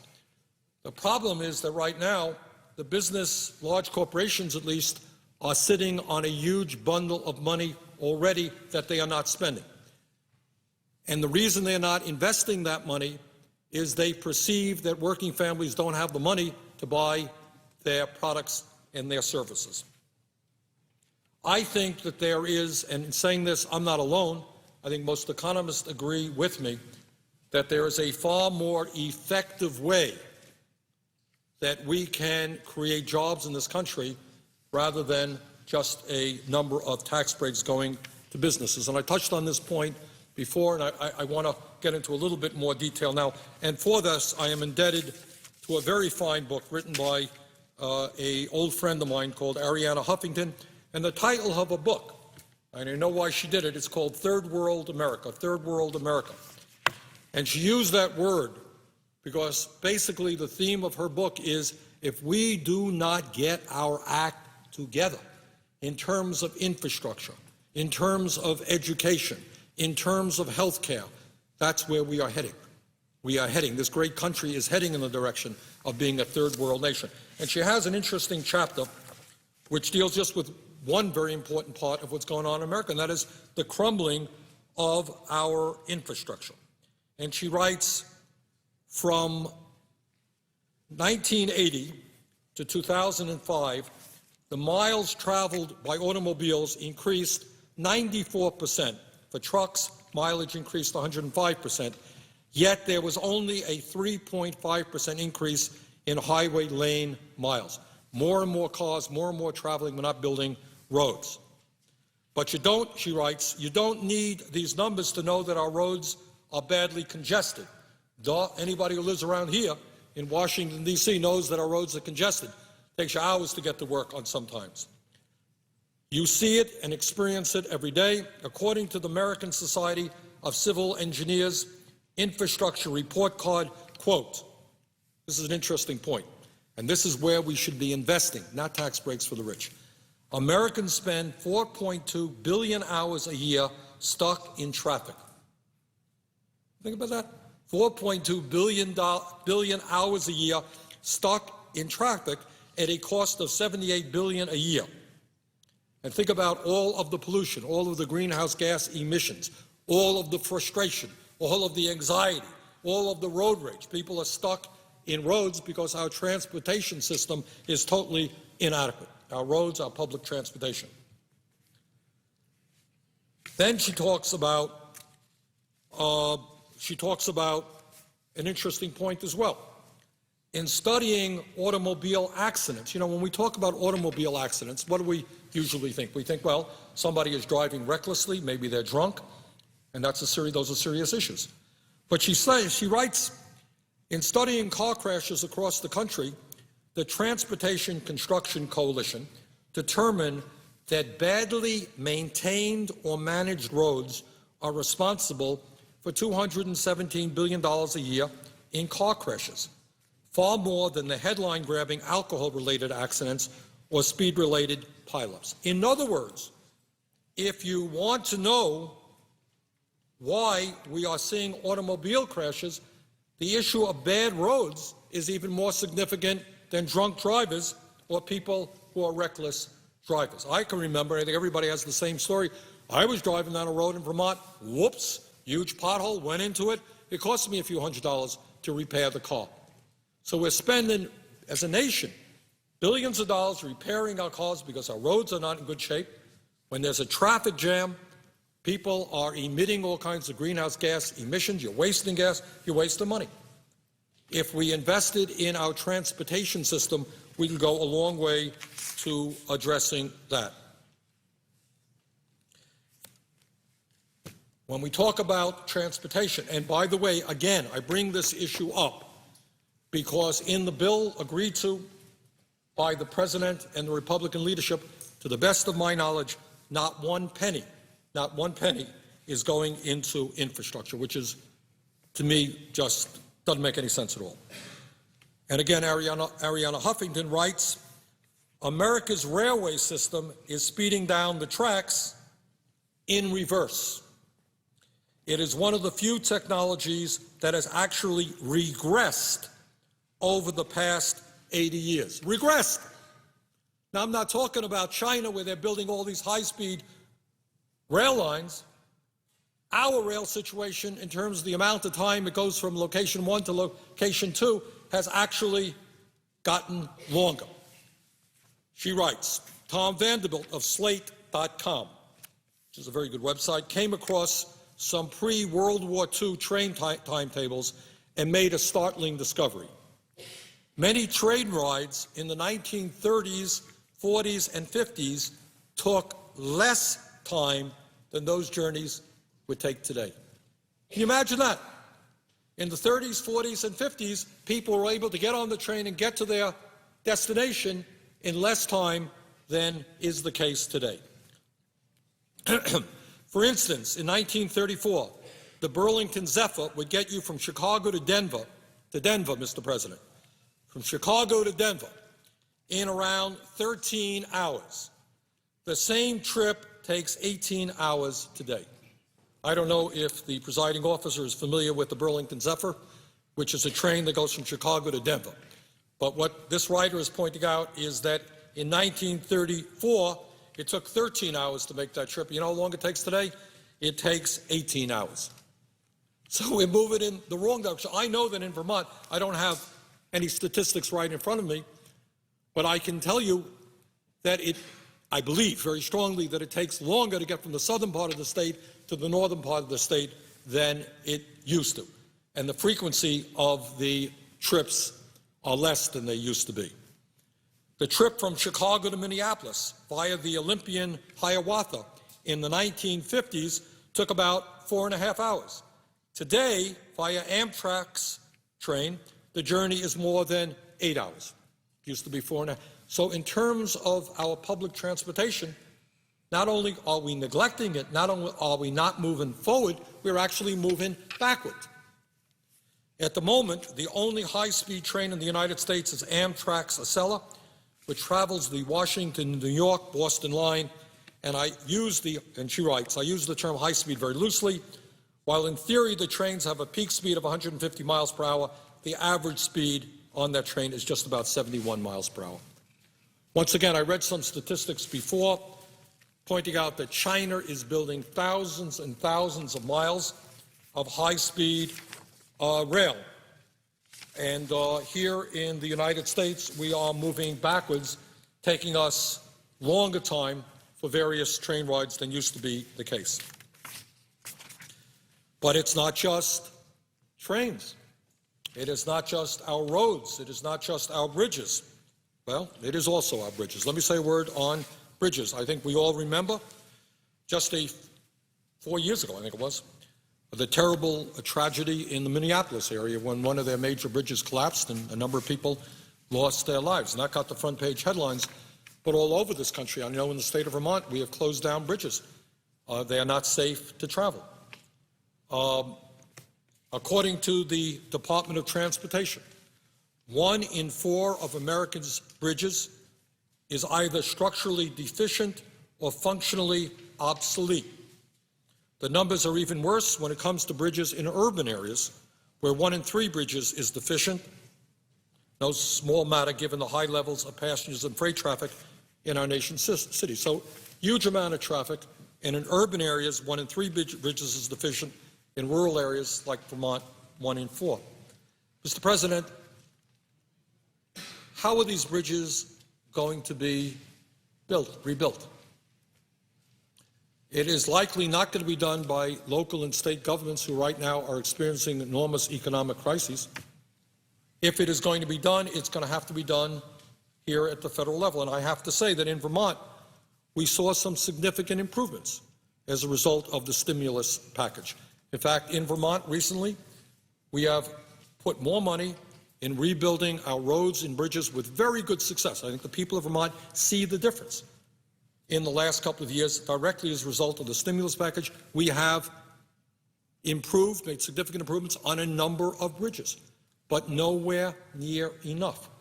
So the point that I want to make is that with our infrastructure collapsing, with the American Society of Civil Engineers suggesting that we need to spend $2.2 trillion in the next 5 years just to maintain where we are, we have an agreement before us which puts $0 in infrastructure.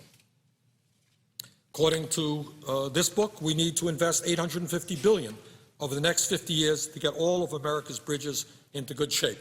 Trust me, we are not coming anywhere near that right now. But it's not just our roads, it's not just our public transportation, not just our bridges. When we talk about infrastructure, we also have to talk about dams. On March 16, 2006, the Kailoko Dam in Kauai, Hawaii collapsed, and 7 people died when the Kailoko Dam breached after weeks of heavy rain, sending 1.6 million tons of water downstream. Dams are a vital part of America's infrastructure. They help provide for drinking, irrigation, and agriculture, generate much-needed power, and offer protection from floods. Yet our dams are growing old. There are more than 85,000 dams in America, and the average age is 51 years.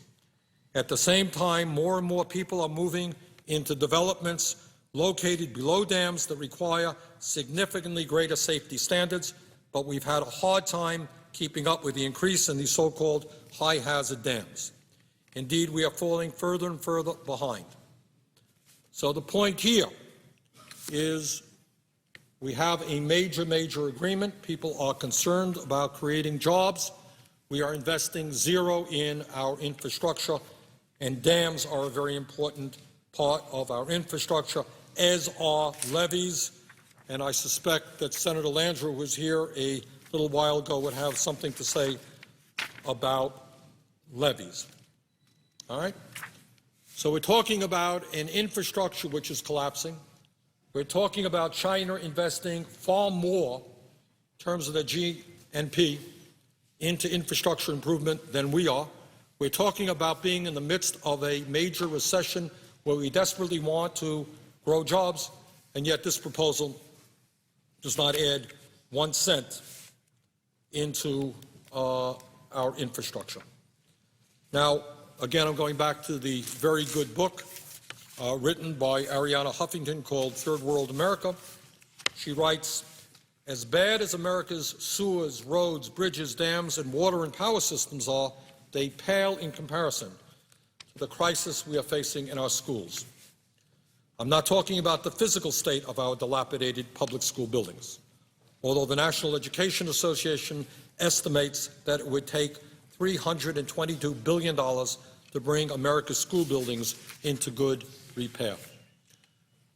I have been in schools in Vermont and elsewhere which were old and crumbling, and I have been in schools which are new and state-of-the-art.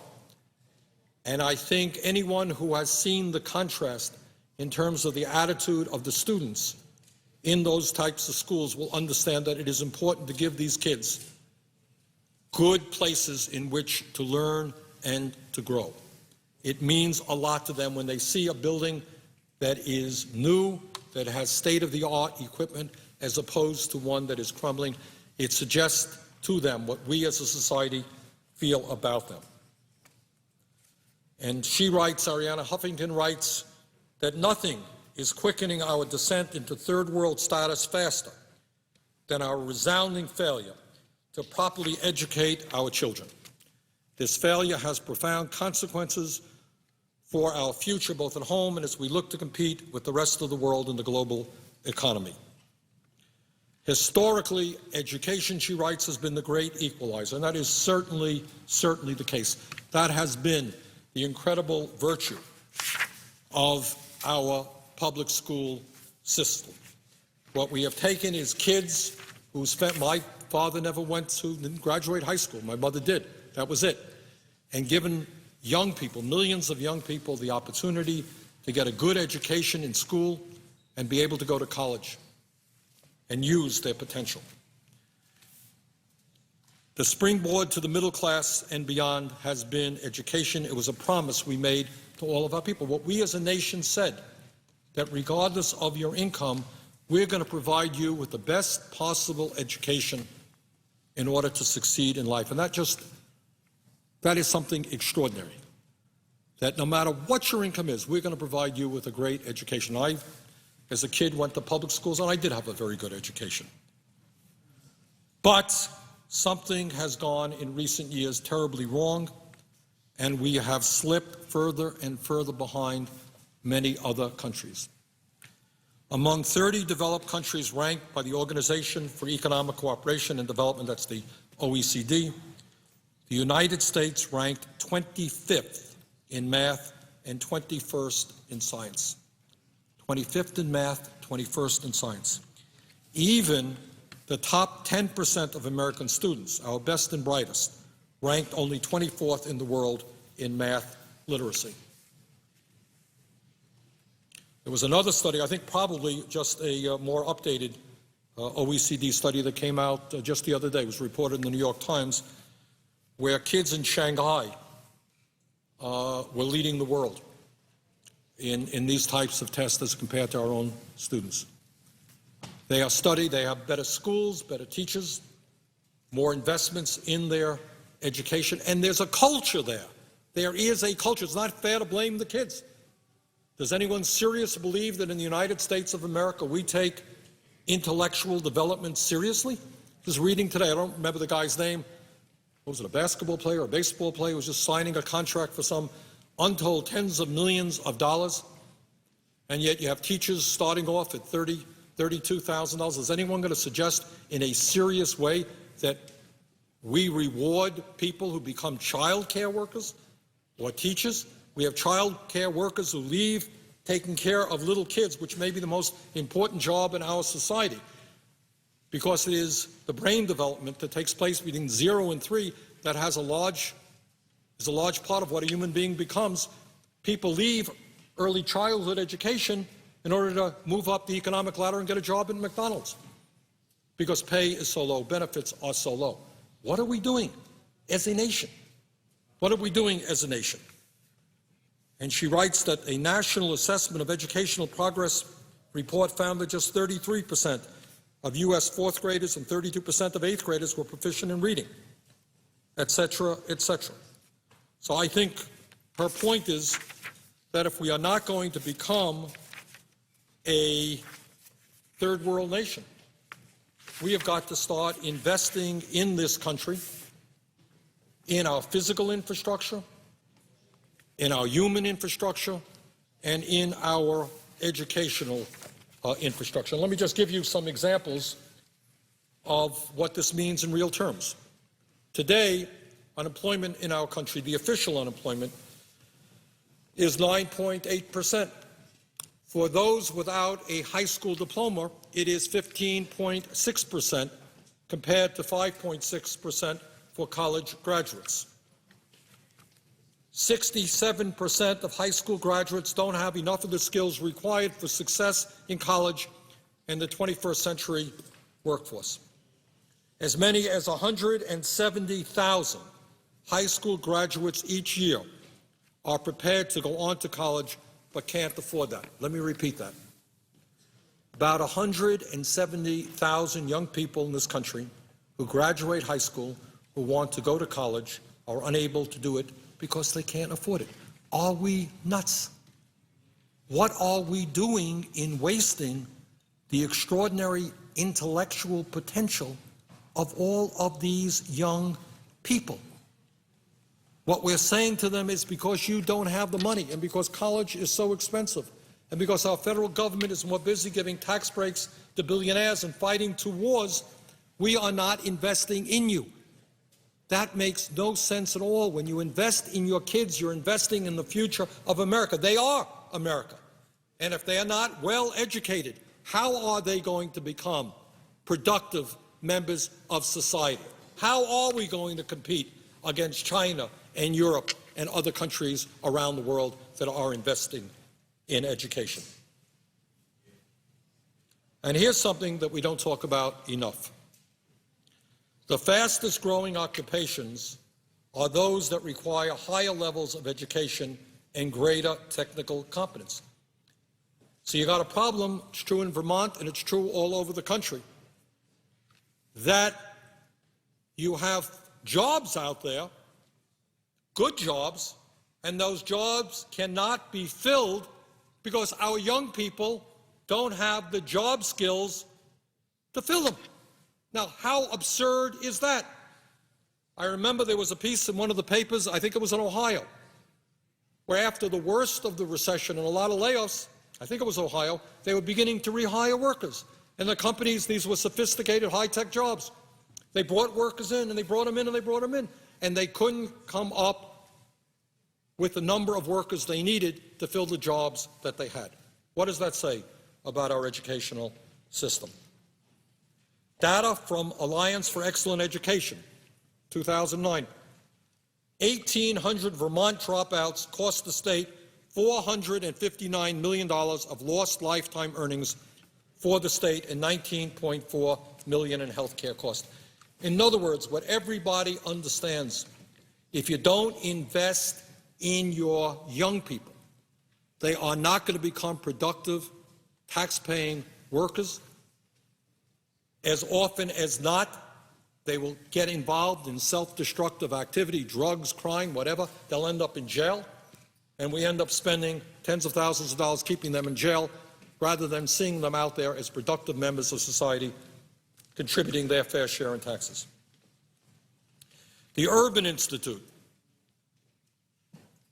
says that we can reduce child poverty, which I mentioned earlier, is the highest in the industrialized world, by 35% if we provide child care subsidies to families with income less than 50% of state median. This is an issue I feel very, very strongly about. It is, to me, beyond comprehension that in Vermont and throughout this country, it is extremely difficult for working-class families to find affordable, good-quality child care. We're not back in the 1950s where Daddy went to work and Mommy stayed home taking care of the kids. Mom is at work as well. And you have families all over this country, middle-class, working-class families, that are saying, you know, I cannot find quality child care where I'm comfortable leaving my 2-year-old or 3-year-old. Can't find that child care at a rate that I can afford. And in this area, again, we are far behind many other countries around the world, because kids who do not get intellectually challenging early childhood education, kids who do not get the emotional support they need from 0 to 3 to 4, they will enter school already quite behind other kids. And then 5 years later, 10 years later, they'll be dropping out of school, and they'll be doing drugs, and they'll be ending up in jail at great expense. How long does it take us to understand that investing in our children, our youngest children, is enormously important for our country, and it is a good investment. It is much better to invest in child care than in keeping people locked up in jails. Mr. President, 75% of American youth who apply to the military are ineligible to serve because of low cognitive capacities, criminal records, or obesity. I mean, this is really quite unbelievable. We're not only now talking about not being able to compete internationally because we are not bringing forth the kind of educated people that we need because of the inadequacies of our schools and child care and so forth. This almost becomes a national security issue, if you like. 75% of American youth who apply to the military are ineligible to serve because of low cognitive capacities, criminal records, or obesity. Mr. President, and it gives me no pride, no happiness to bring forth these statistics. But as a nation, we're going to have to grasp these things. Either we could ignore these things, either we can run away from reality, put our heads, underneath the carpet here, or we can say that we are not going to allow America to become a third world nation, that we're going to turn this country around. But we're not going to turn the country around unless we rethink our priorities. And one of our priorities cannot be more tax breaks to the richest people in this country. Mr. President, from the 1960s to 2006, the U.S., the United States, fell from 1st to 18th out of 24 industrialized nations in high school graduation rates. Now, what happens in today's economy if a kid does not graduate high school? And if my memory is correct, about 30% of our kids, and I know these figures are fuzzy because it's hard to determine who is dropping out and not, but my understanding is about 30% of our kids drop out of high school. What happens to those kids? Where do they go? What kind of jobs do they have? How many of them end up in jail? How many of them do drugs? As a nation, I think we can do a lot better than that. We should not have gone from 1st to 18th out of 24 industrialized nations in high school graduation rates. Mr. President, dropouts are 8 times more likely to be incarcerated. In other words, when kids fail in school, they are going to end up in jail, 8 times more likely. 82% of those in prison are high school dropouts. It was funny, I'll tell you a funny experience. I was in Burlington last week, and I met this fellow, and he came up and he was chatting with me, and he said, well, I just got out of jail. And what really struck me is he was a well-educated young man. He was very articulate. I suspect he had gone to college, and what really struck me is how rare that is. As the statistics amply demonstrate, the people who end up in jail overwhelmingly are high school dropouts, people who don't have the education to make it in the world. Mr. President, when we talk about the need to substantially increase funding for early childhood education, we should understand that state-funded pre-K programs currently serve 24% of 4-year-olds and 4% of 3-year-olds. In other words, there are millions of families that would like to see their kids be able to access good quality child care, but just can't find that in their states. Mr. President, again, in contrast to giving tax breaks to billionaires who don't need it and in some cases are not even asking for it, the younger the age of investment in human capital, the higher the rate of return on that investment. If society invests early enough, it can raise cognitive and socio-emotional levels and the health of disadvantaged kids.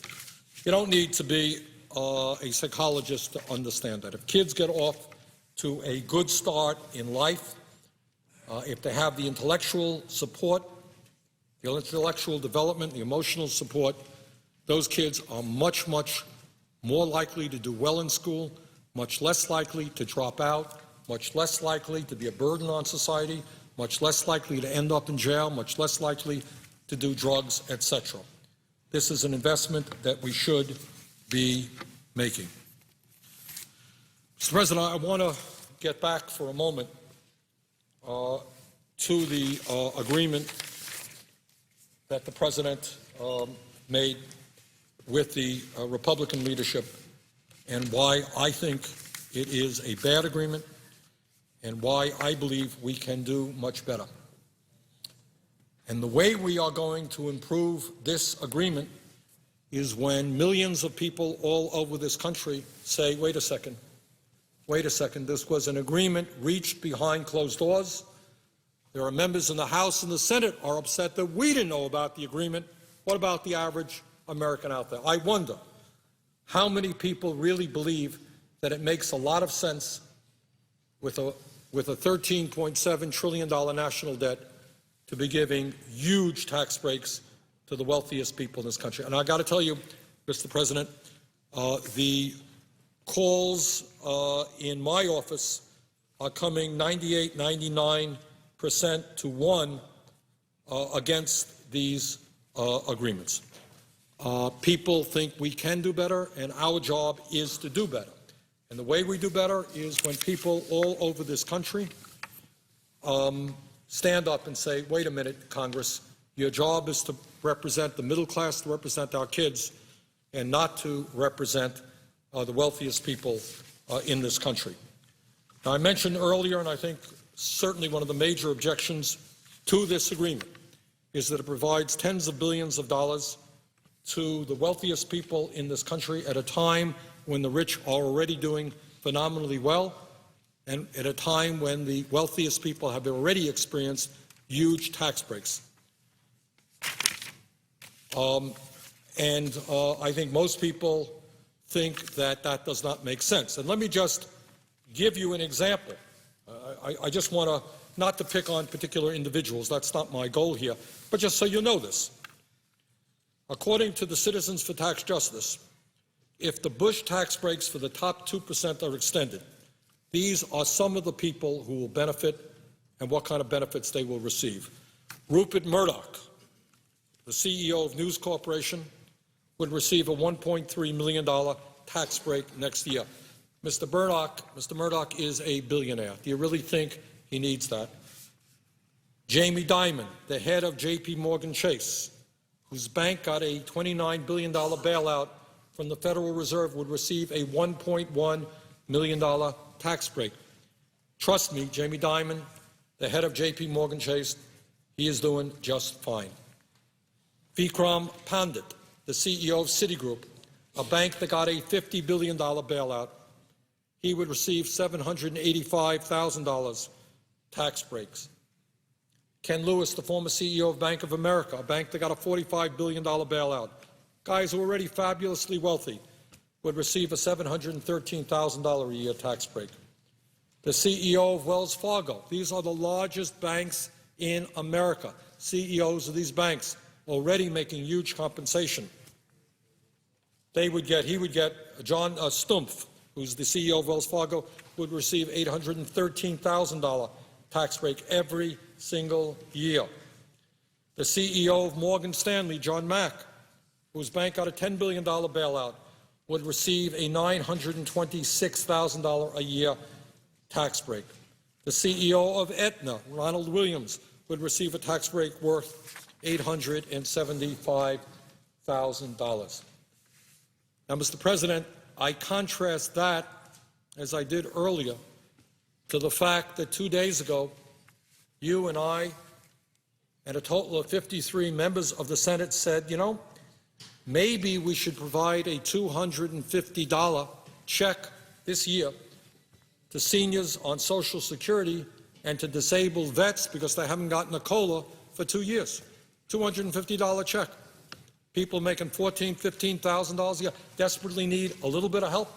We couldn't get one Republican vote.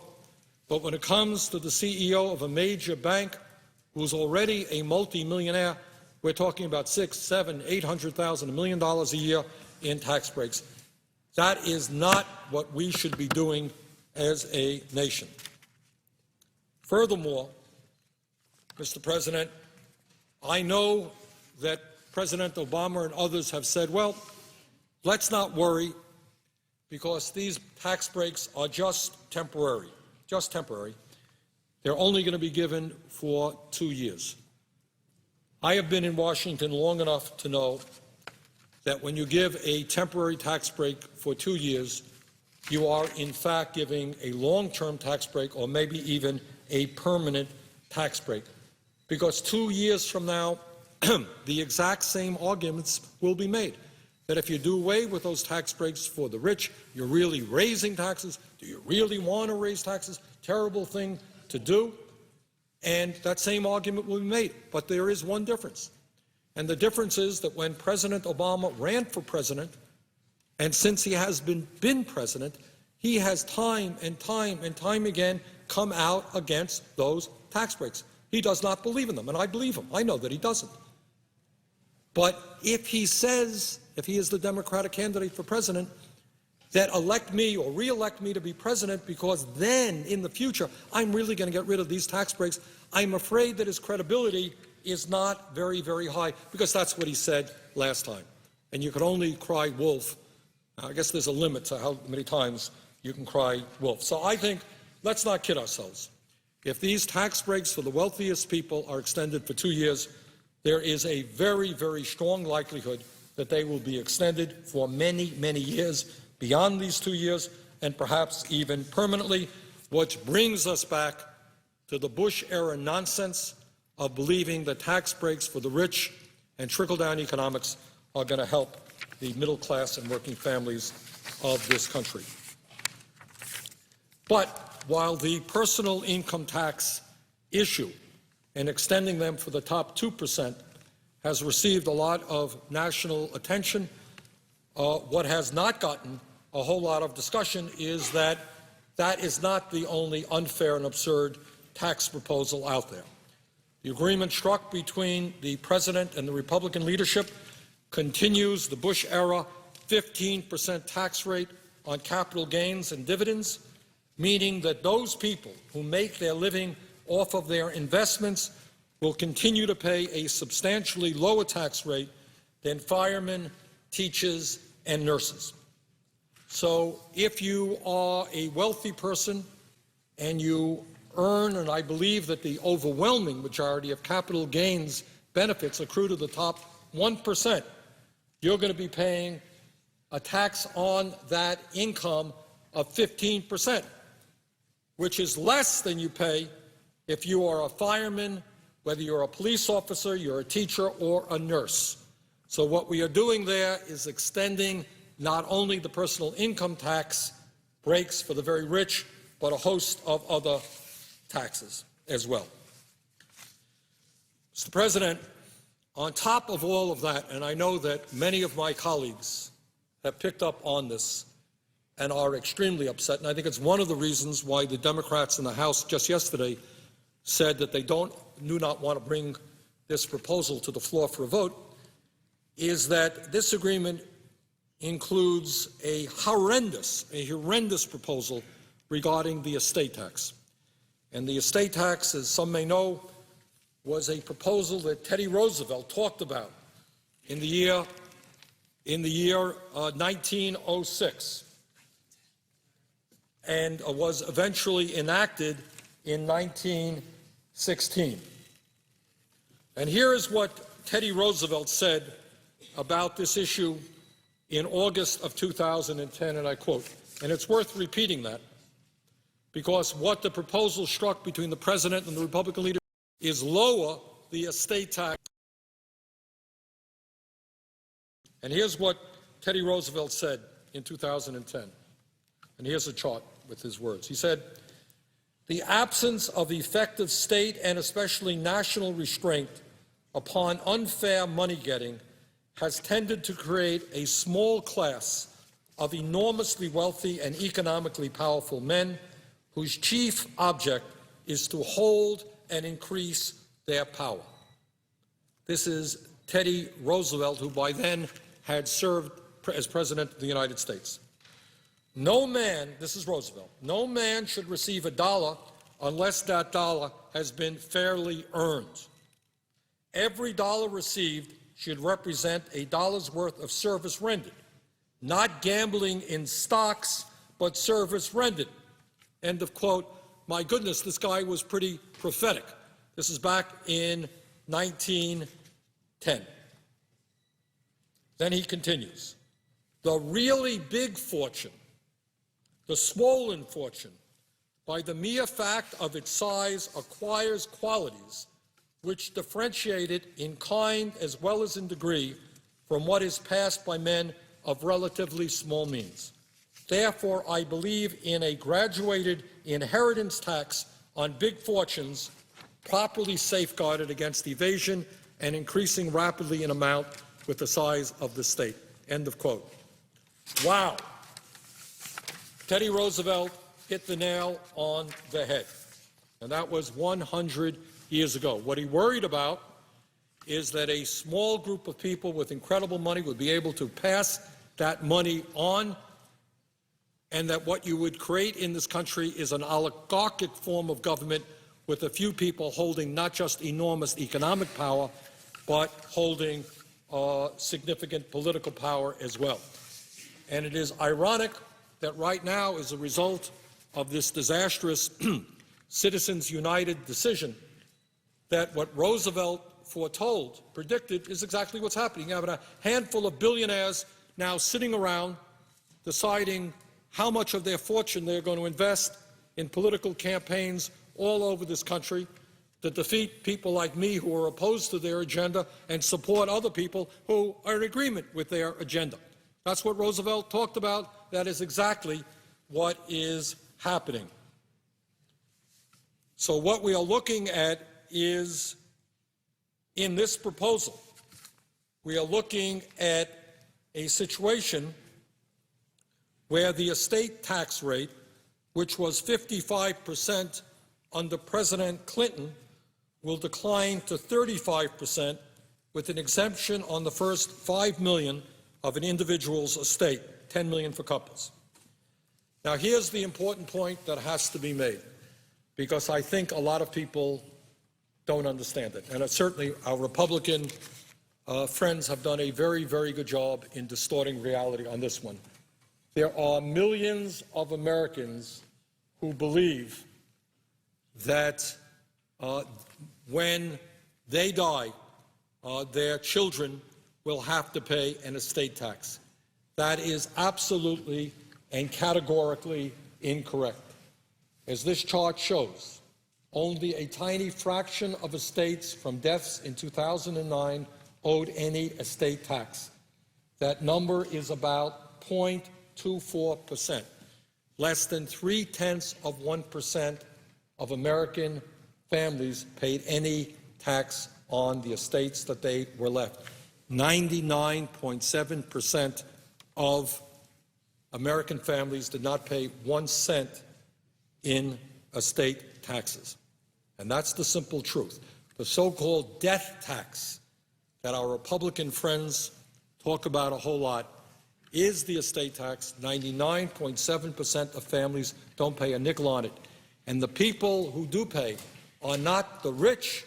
It is the very, very, very rich. The Walmart family.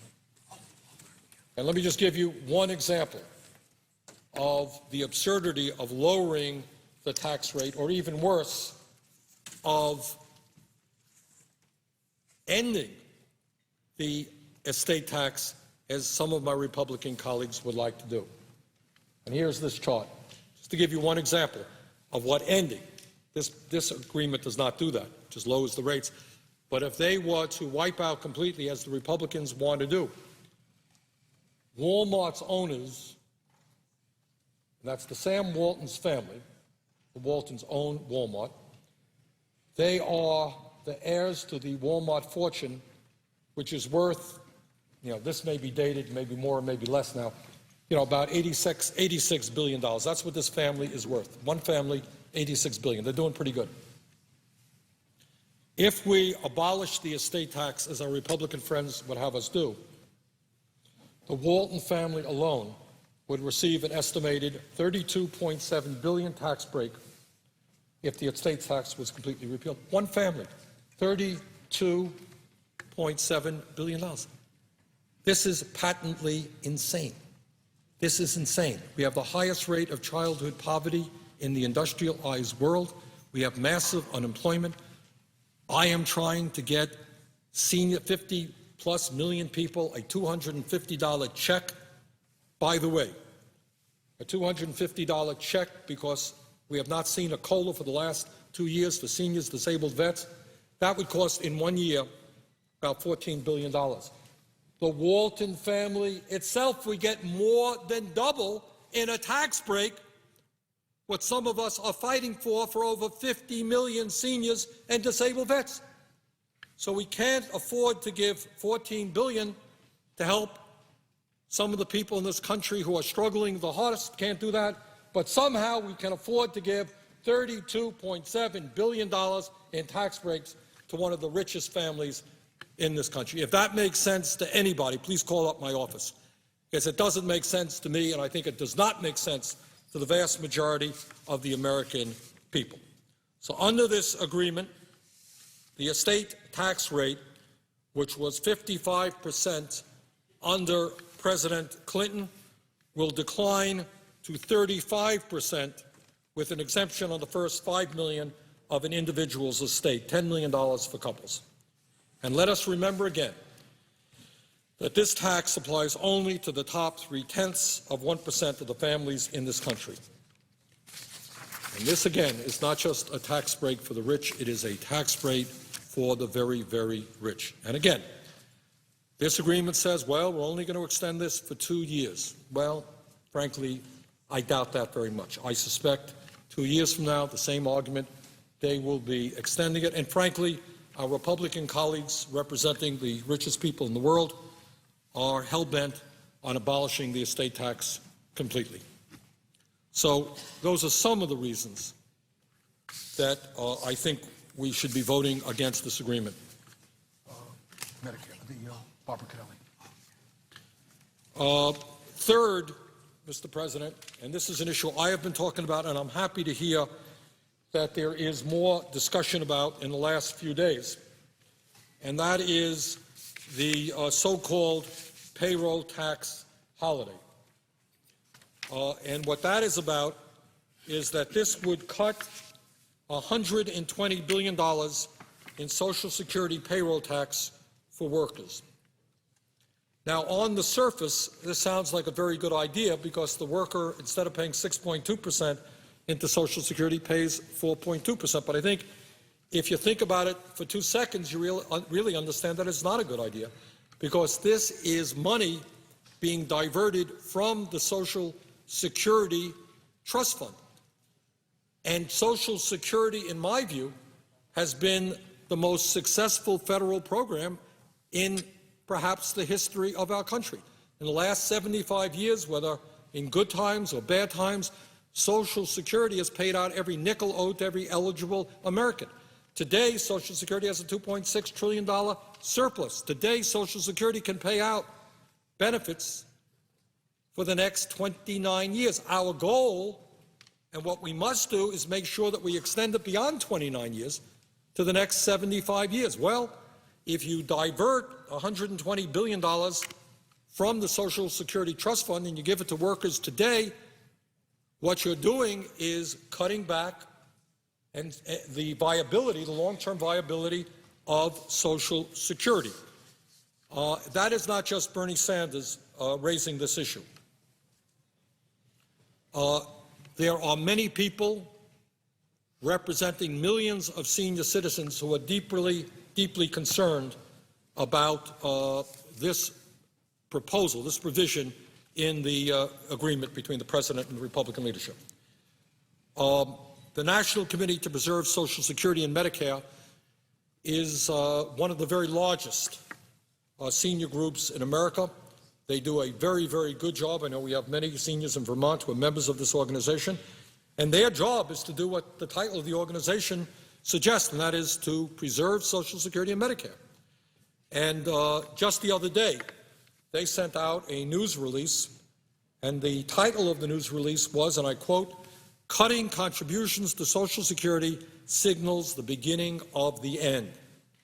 Payroll tax holiday is anything but." And let me quote from Barbara Kennelly, who is a former member of Congress. She's the president and CEO of the National Committee to Preserve Social Security and Medicare. And what she writes is that, quote, "Even though Social Security contributed nothing to the current economic crisis, it has been bartered in a deal that provides deficit-busting tax cuts for the wealthy, diverting," and that's what we're doing here, $120 billion in Social Security contributions for a so-called tax holiday. May sound like a good deal for workers now, but it's bad business for the program that a majority of middle-class seniors will rely upon in the future. End of quote. Barbara Kennelly, President, the CEO. Mr. President, I think many of us should understand where this concept really originated. This is not a progressive idea.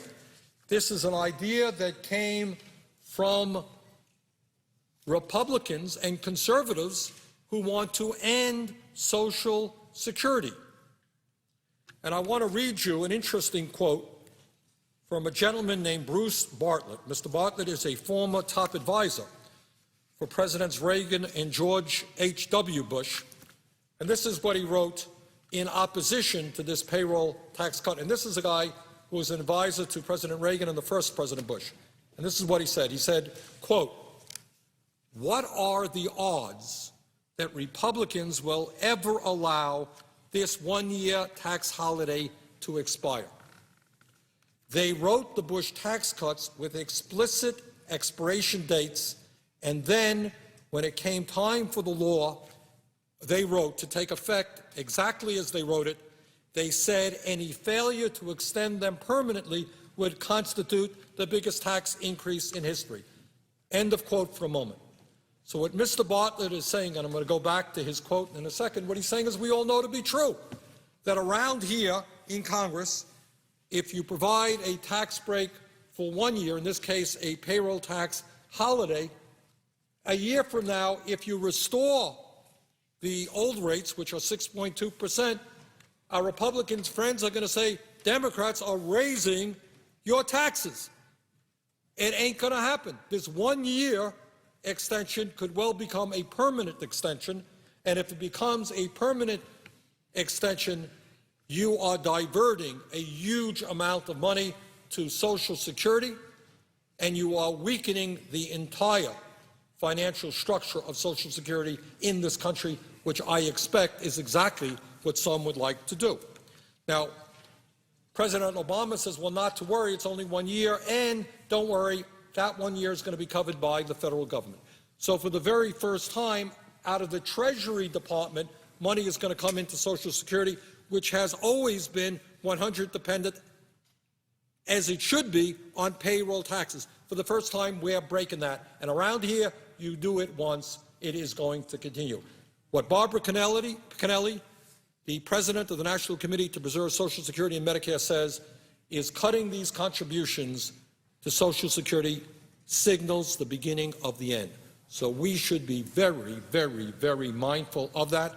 We should not support this payroll tax. It is one of the more dangerous provisions in this agreement. But let me get back now, if I might, Mr. President, to what Bruce Bartlett, who is the former top advisor for Presidents Reagan and George H.W. Bush, recently wrote. And I'm continuing his quote. Quote,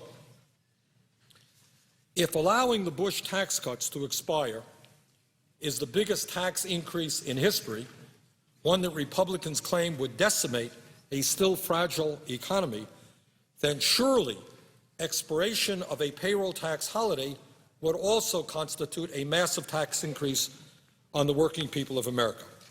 Republicans would prefer," this is Bruce Bartlett, "Republicans would prefer to destroy Social Security's finances or permanently fund it with general revenues than allow a once-suspended payroll tax to be reimposed.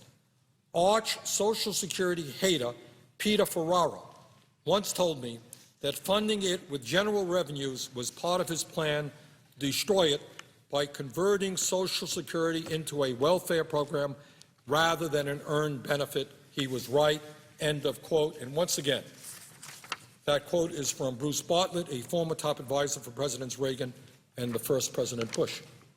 So what he is saying, and this is maybe one of the sleeping issues in this agreement between the President and the Republican leadership, is we may be taking a huge step forward in destroying the most important program in this country, which is Social Security, by diverting now $120 billion and in the future hundreds and hundreds of billions of dollars into this program, so that in fact it will not be there for our kids and our grandchildren.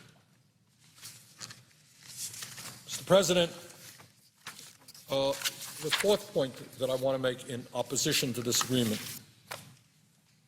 and one that I've made before and read a little bit about, is that while some of the business taxes in this agreement may work to create jobs, some of them won't.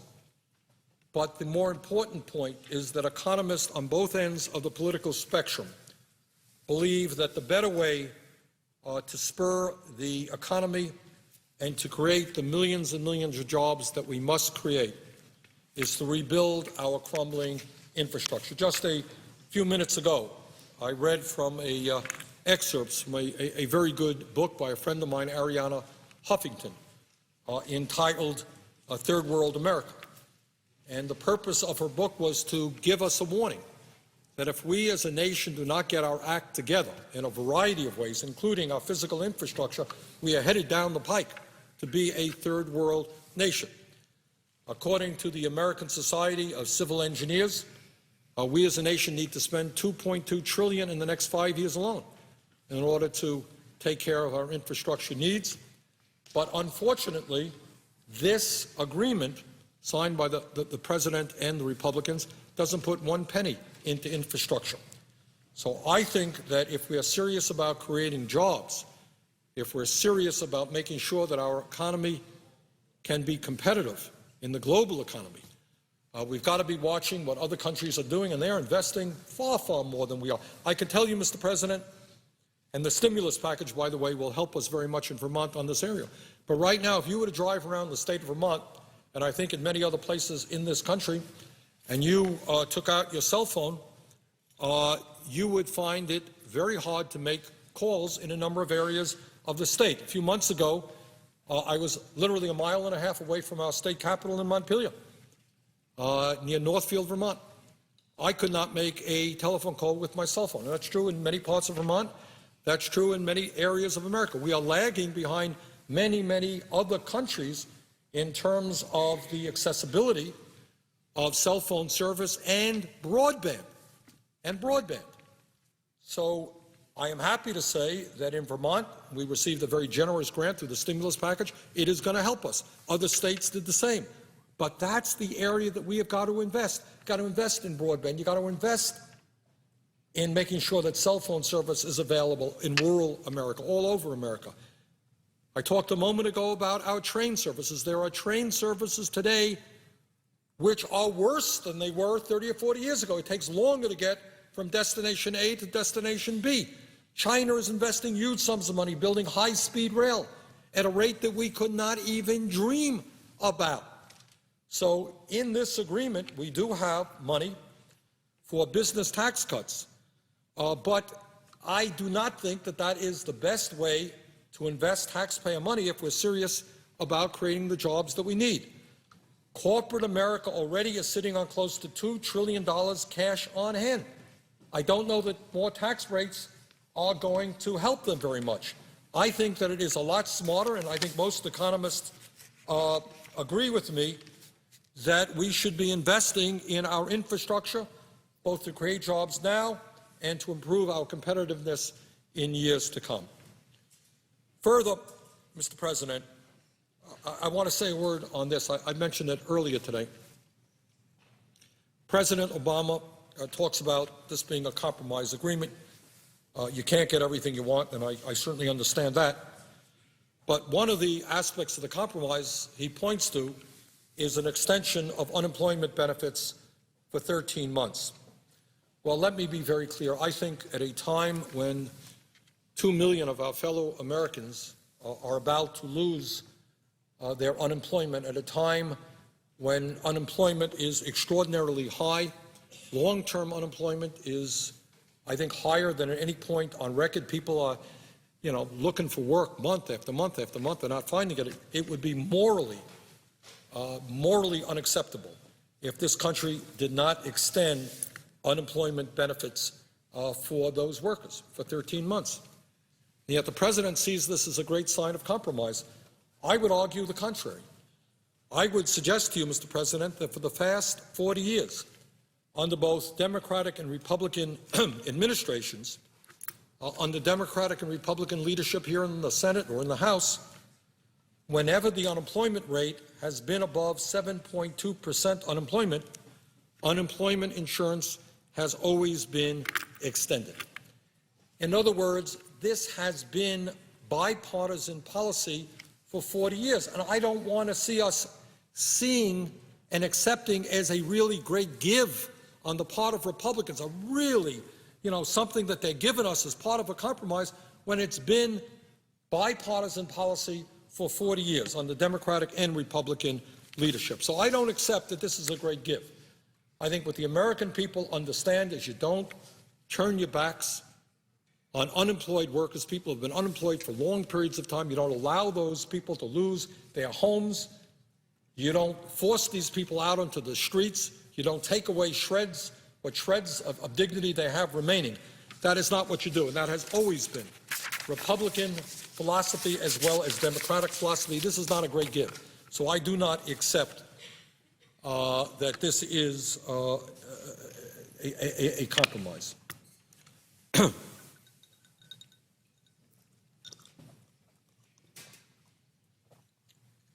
Mr. President, let me be very clear, as I said earlier, that I do believe that there are positive parts of this agreement that must be maintained as we move forward toward a better agreement. And let me give you just some of them that make a lot of sense to me that we have got to retain and build on. The obvious one is, in addition to extending unemployment benefits, it's clear that we have got to extend middle-class tax cuts for 98% of Americans, as I've been documenting over and over again today. We are looking at a situation where the middle class in this country is collapsing. Under President Bush, median family income went down by $2,200. People are losing their health care, and it would be asinine, it would be unacceptable if the middle class did not continue to receive the tax breaks that were developed in 2001 and 2003. And that, to a large degree, what this fight is about. We've got to extend those tax breaks for the middle class, but not tax breaks for millionaires and billionaires. Further in this agreement, there are some other good provisions. You got the earned income tax credit for working Americans, and the child and college tax credits are also in this agreement, and they are very, very important. They will keep millions of our fellow Americans from slipping out of the middle class and into poverty, and they will allow millions of our fellow citizens to send their kids to college.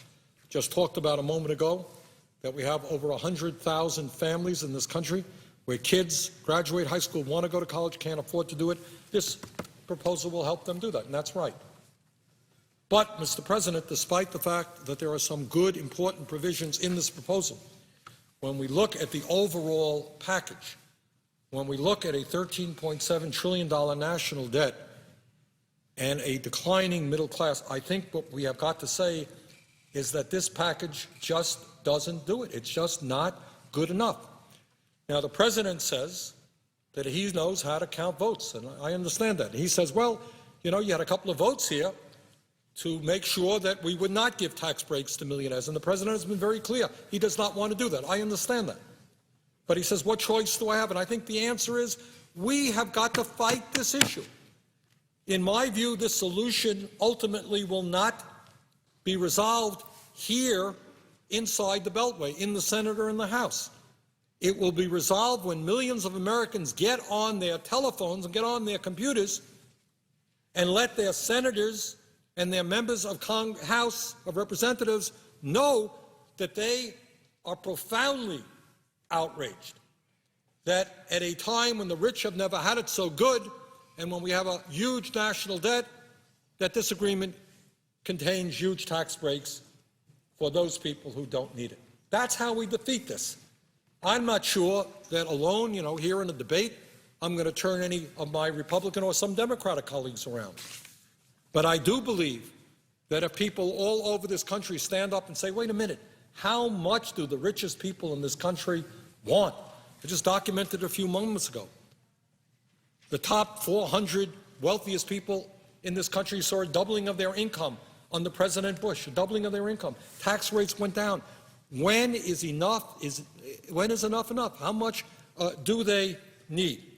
So I think, and I would hope, by the way, that this is certainly not just a progressive issue. I'm a progressive. This is a conservative issue. I have heard year after year, Mr. President, our conservative friends telling us, my goodness, we just cannot continue to raise the national debt. We've got to do something about this unsustainable deficit. This agreement grows, increases the national debt. What kind of honest conservative can vote to increase the national debt? And if they do, please, please, no more lectures here on the floor of the Senate. Your hypocrisy will be known to everybody. Don't tell us that you're concerned about the national debt, give tax breaks to billionaires, and raise the national debt so that our kids and grandchildren in the middle class will have to pay higher taxes in order to pay off the debt that was caused by you giving tax breaks to millionaires. Please, no more lectures on that issues.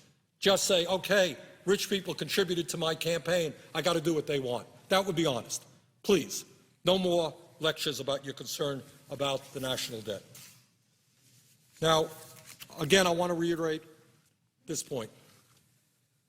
And that is, everybody says, don't worry, these are only 2 years. These are not, in my view, 2 years. If you do them for 2 years, the same old argument will be back 2 years from now, and we will be in the midst of a presidential election. And what our Republican friends will say, as sure as I am standing here, and I'm glad we have a gentleman putting this in the congressional record. I want people to go back to the congressional record.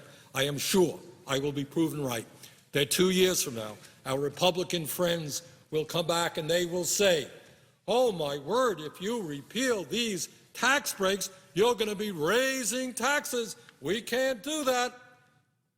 And what will make the situation even more difficult 2 years from now than today is you have President Obama, if he's the Democratic candidate 2 years from now, he'll say, oh, I don't believe in these tax breaks for the rich. I'm going to do my best to repeal them. But his credibility has been damaged because that's what he said in the last campaign. That's what he has been saying all along. The president does not believe in extending these tax breaks to the wealthy. I know that. Everybody knows that. But if he caves in now, who is going to believe that he's not going to do the same thing 2 years from now? That's the damage. And then what's even, I think, more troublesome is that once we move down this path of more tax breaks for the very, very wealthy, we are accepting the heart and soul of trickle-down economics, which has been, to my mind, a proven disaster and a failure. I would remind the listeners and my colleagues that these tax breaks have been in existence since 2001. They were in existence throughout almost all of President Bush's tenure. The end result was that we lost 600,000 private sector jobs, lost 600,000 private sector jobs, the worst job performance record maybe in the history of this country.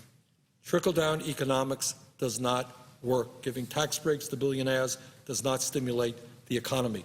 Helping working families and the middle class get decent jobs, tax breaks for people who need the money and are going to spend the money is what creates jobs, not giving tax breaks to billionaires who don't need it and who are not going to spend it. So again, the point that I want to make here is that if people think, oh, this is just temporary, this is just 2 years, I believe you're kidding yourselves. I believe that 2 years from now, the debate will be about extending them or perhaps even making them permanent.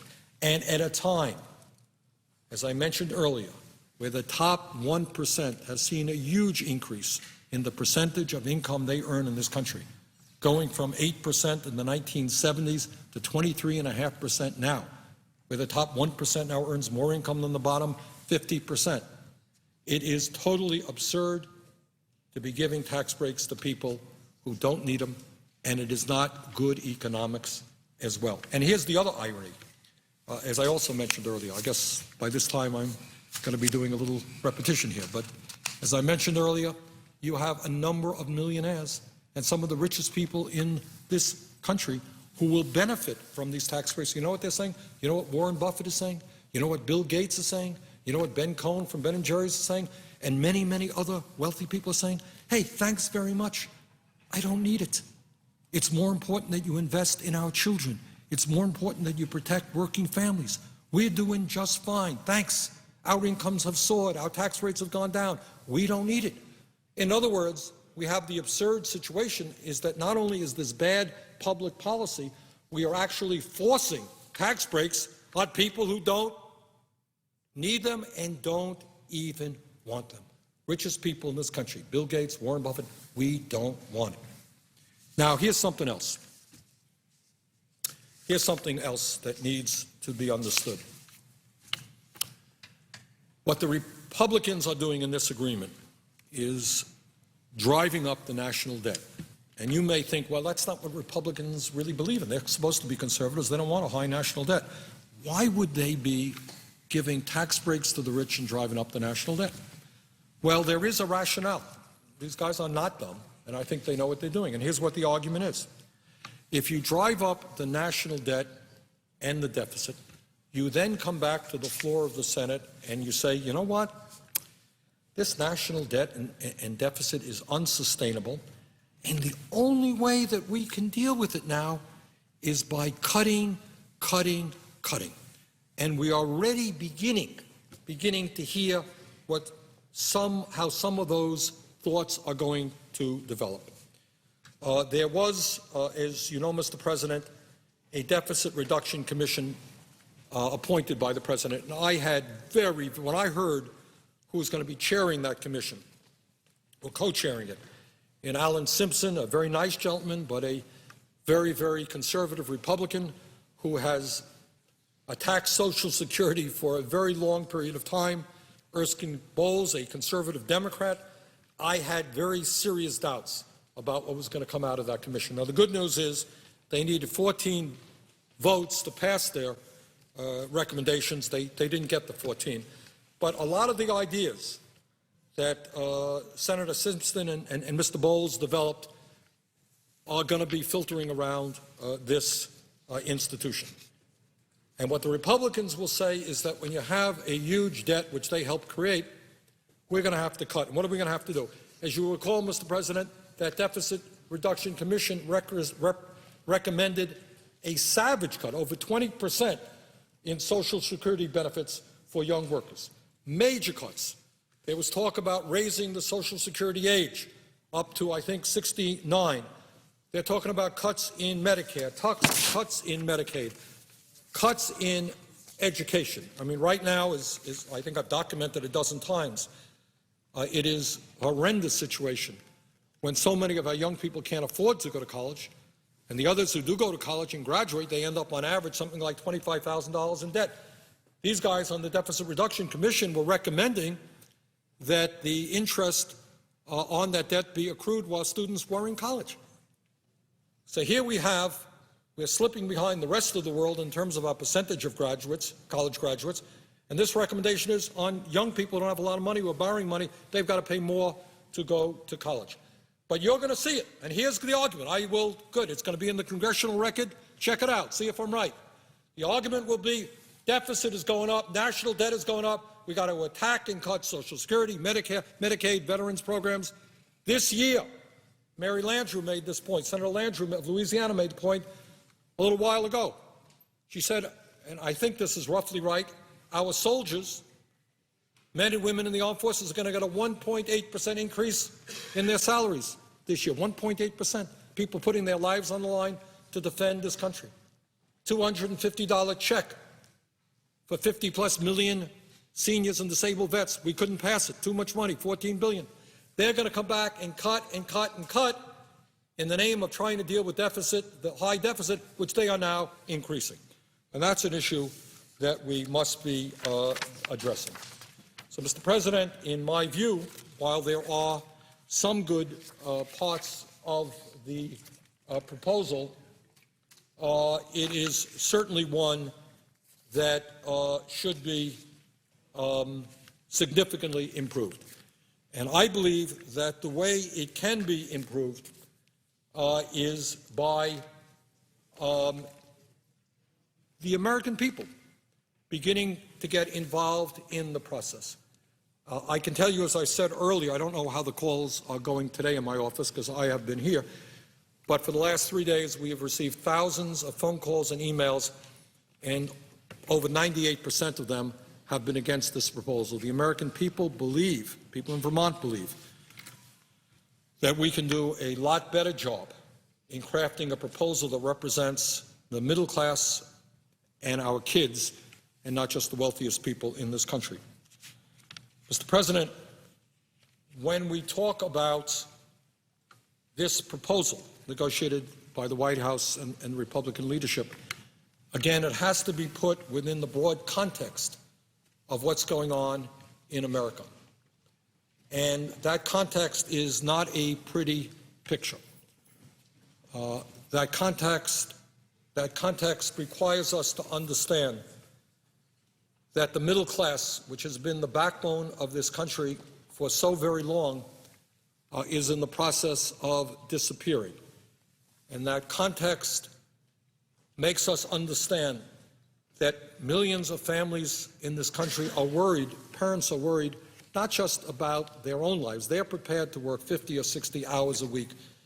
They're prepared to cut back on their own needs. But I think what is hurting them more deeply is the kind of future they are contemplating for their children. They are worried that for the first time in the modern history of America, their kids will get jobs which will pay them lower salaries than what the parents have earned.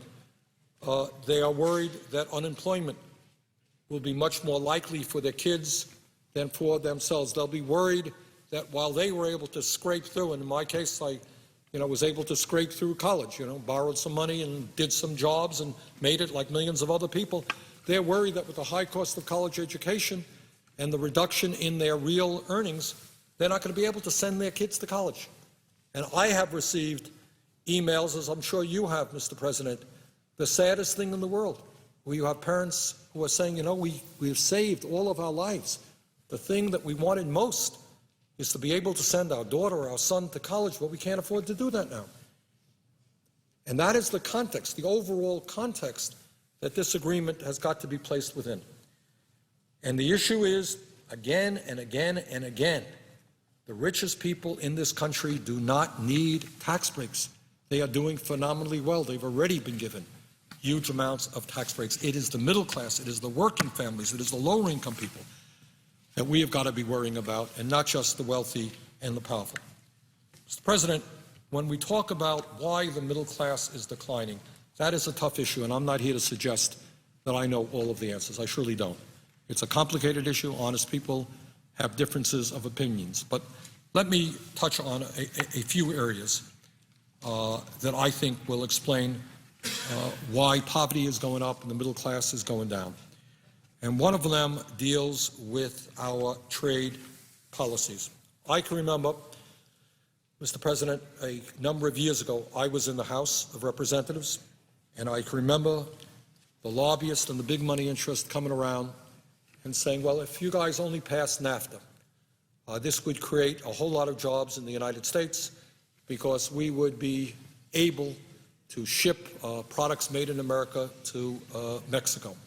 And in fact, as I recall, and it seems almost humorous now, what they said is that if we passed NAFTA, it would solve the problem of illegal immigration because the economy of Mexico would be so strong that people would stay in their own country and not try to sneak across the border. And that is, as we look back on it, somewhat humorous that that issue was even discussed. But one of the reasons, Mr. President, that unfortunately for a variety of reasons, we have not dealt with is our disastrous trade policy, and that is NAFTA. That is permanent, normal trade relation. That is trade policies which have encouraged large corporations in this country to send jobs abroad because they can find workers in other countries, in low-wage countries, who are prepared to work for pennies an hour.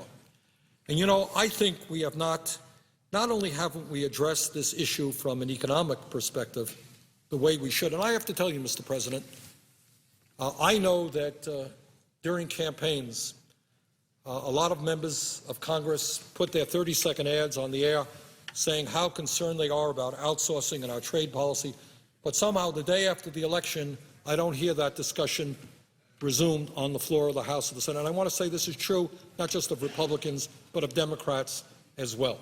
A lot of Democrats campaign on the need for trade reform, but it doesn't happen. In fact, I've been here in the Senate now for almost 4 years, and I have not heard one serious, underlying serious discussion to explain how in recent years we have lost millions and millions of manufacturing jobs when those jobs were the backbone of the working class of this country, not providing not only decent wages, but decent benefits, decent health care, decent pensions. Mr. President, there was once a time in this country when a manufacturing job was a ticket to the middle class. And I got to say something, because I remember not so many years ago, there were national leaders who saying, well, to the young people, you don't have to worry about that factory work anymore. You don't have to be involved in production because, you know what, all of the jobs in the future is going to be nice and clean in offices and on computers. And I think we demeaned and insulted the people who built the products that we consume. There is nothing wrong with a factory job if workers there earn a decent wage and have a decent benefit. Those are the jobs that built America. You know, and I remember, and we should never forget, and we now have celebrated just the anniversary of Pearl Harbor. And there was a speech that President Roosevelt gave a day after Pearl Harbor in a joint session of the Congress when he declared war on Japan.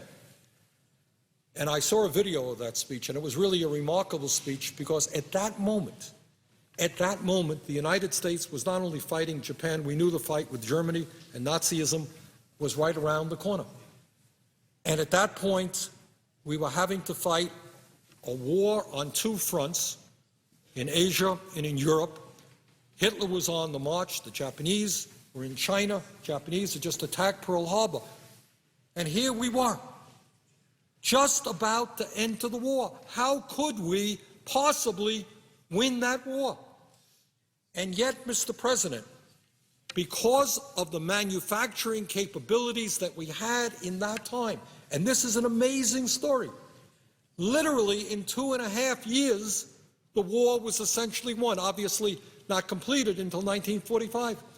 But because of the incredible industrial capabilities in this country, the ability to transform our manufacturing sector from a consumer-oriented sector, from automobiles into tanks, from shirts into uniforms, from hunting rifles into machine guns, within 2-3 years, we had essentially won that war. It was an incredible effort on the part of workers in this country who transformed our economy into an industrial force that was able to supply our soldiers with the weapons that they needed to defeat Hitler and the Japanese.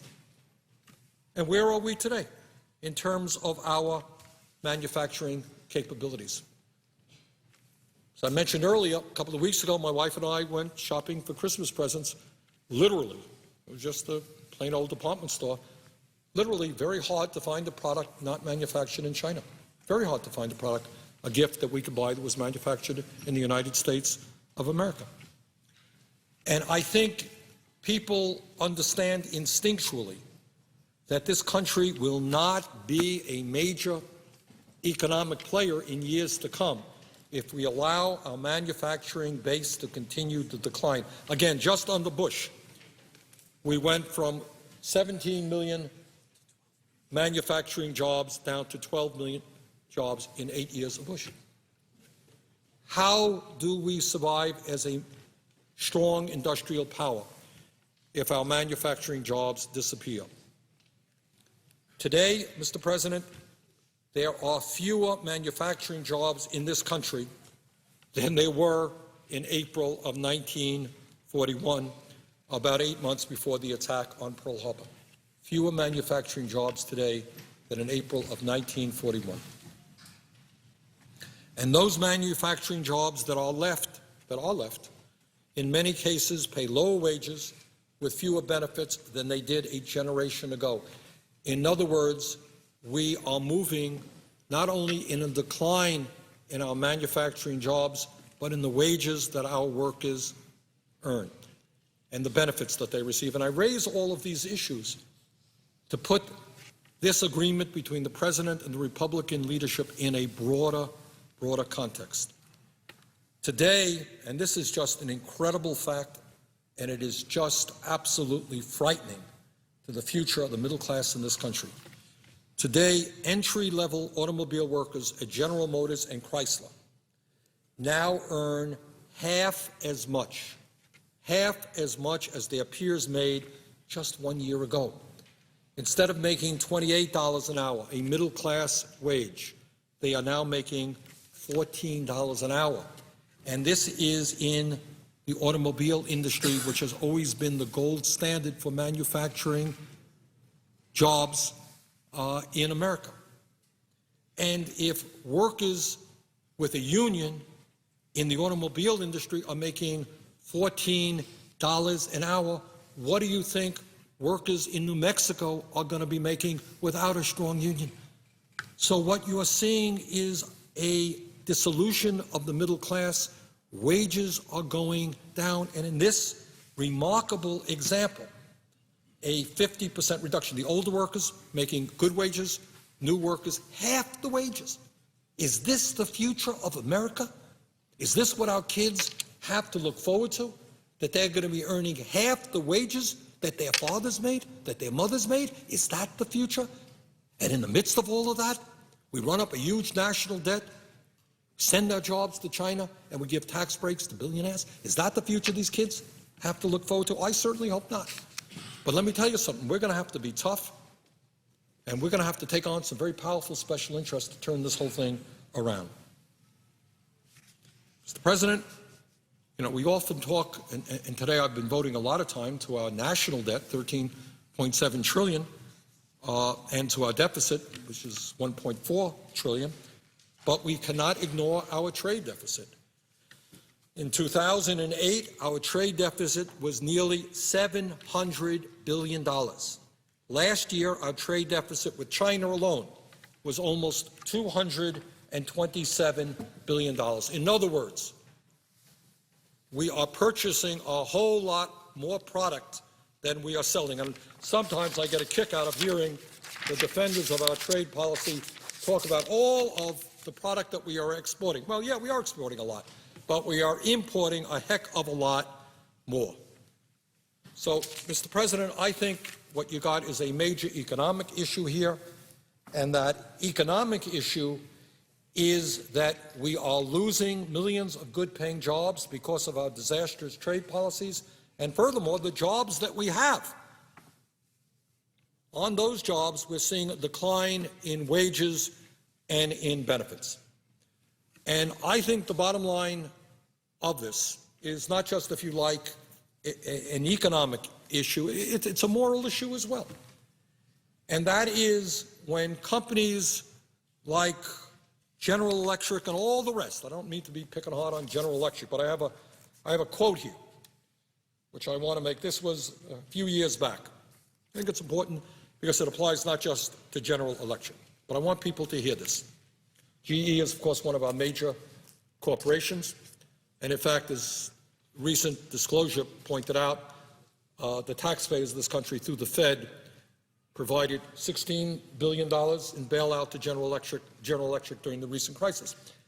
This is what the head of CEO of General Electric, Jeffrey Inmelt, said in 2002, December 6th. Quote, Jeff Inmelt, head of CEO. When I am talking to GE managers, I talk China, China, China, China, China. 5 Chinas. You need to be there. You need to change the way people talk about it and how they get there. I am a nut on China. Outsourcing from China is going to grow to $5 billion. We are building a tech center in China. Every discussion today has to center on China. The cost basis is extremely attractive. You can take an 18 cubic foot refrigerator, make it in China, land it in the United States, and land it for less than we can make an 18 cubic foot refrigerator today ourselves. End of quote. Jeffrey Inmelt, Chairman, CEO of General Electric, quoted in an investor meeting on December 6, 2002. When GE recently had, a couple of years ago, some really difficult economic times, they needed $16 billion to bail them out. I didn't hear Mr. Inmelt going to China, China, China, China, China. I didn't hear that. I heard Mr. Inmelt going to the taxpayers of the United States for his welfare check. So I say to Mr. Inmelt, and I say to all of these CEOs who have been so quick to run to China, that maybe it's time to start reinvesting in the United States of America. But it's not just Mr. Inmelt. And I don't mean to just pick on him, it's all of them. They all see the future in China, in Vietnam, in countries where people work for pennies an hour. Now, Mr. Inmelt came to his position in the footsteps of the former CEO of GE, Jack Welch. And what Jack Welch was famously quoted as saying, quote, ideally, this is the guy who was head of General Electric before Inmelt. He said, ideally, we'd have every plant we own on a barge. End of quote. Remember that quote? He said, we'd have, ideally, every plant we own on a barge. What did he mean by that? What he meant by that, if you're on a barge, you can move your plant to any part of the world where the labor is cheapest. So if it gets too expensive in China and you got to pay people 75 cents an hour, you go to Vietnam. If it gets too expensive in Vietnam, maybe you can go to North Korea and have people work under martial law. I don't know. But what he was saying is his goal was to make sure that GE would create jobs in those countries in the world where workers were paid the lowest possible wages. And former GE Executive Vice President Frank Doyle said, and I quote, we did a lot of violence to the expectations of the American workforce. We downsized, we delayered, and we outsourced. He was honest enough to admit what he did. But again, I don't mean to just pick on Jeff Inmelt or General Electric. It is a history of corporations all over America. Let me just mention that the CEO of Cisco, John Chambers, and this is what he says. Then, you know, we tell the young people the future is in information technology. We want you guys to be smart, learn how to use the computers. You're not going to work in factories. This is what the CEO of Cisco, certainly one of the large IT companies in the United States, said. He said, quote, China will become the IT center of the world, and we can have a healthy discussion about whether that's in 2020 or 2040. What we are trying to do is outline an entire strategy of becoming a Chinese company. End of quote. John Chambers, CEO of Cisco. This was in 2004. Furthermore, he says, October 15, 2004, this is Cisco, we believe in giving something back and truly becoming a Chinese company. Meanwhile, when Cisco needs tax breaks, they get it from the taxpayers of the United States of America. Boy, are they taking us for dummies. They outsource their jobs to China and so forth. Now, in the last campaign, one of the folks who ended up getting a lot more publicity, I think, than he usually does, is the president and the CEO of the U.S. Chamber of Commerce, a gentleman named Tom Donahue. And again, my point tonight is not just to pick on individuals, because every quote that I'm giving you now can be multiplied 50, 100 times over. This is what corporate America believes. They believe that it is totally appropriate to throw American workers out on the street, move to low-wage countries, China and other countries, pay people a few cents an hour, bring their products back into the United States.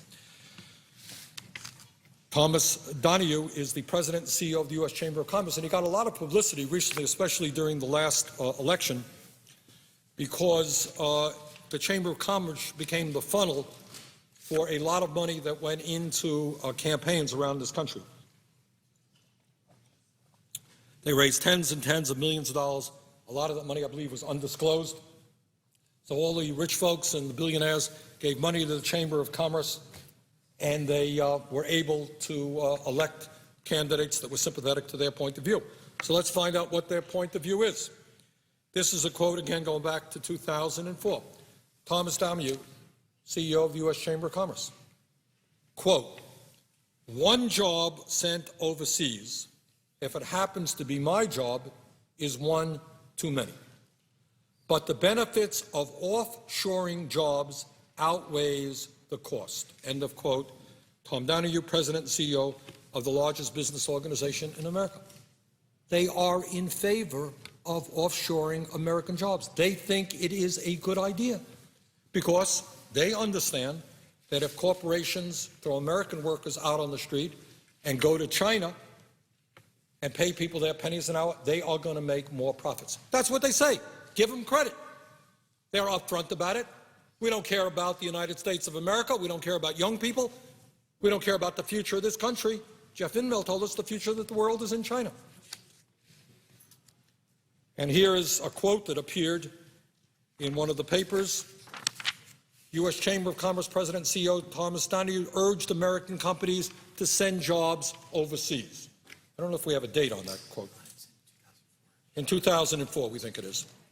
Let me repeat that in one of the newspapers. An AP story. U.S. Chamber of Commerce President and CEO Thomas Donahue. This is the head of the largest business organization in America. That's where all these businesses come together to develop policy, to lobby us, to provide campaign contributions. U.S. Chamber of Commerce President and CEO Thomas Donahue urged American companies to send jobs overseas. Now that's really patriotic. That's standing up for the United States of America.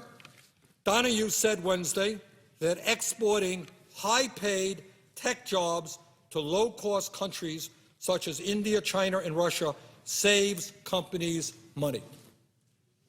It is no surprise that Donahue, who tripled the Chamber of Commerce's lobbying team since 1997 and aggressively promotes pro-business policies, endorses offshoring. The 3 million member organization, this is the Chamber of Commerce, the world's largest business consortium, champions tax cuts, free trade, workers' compensation reform, and more liberal trade policies with China. End of quote.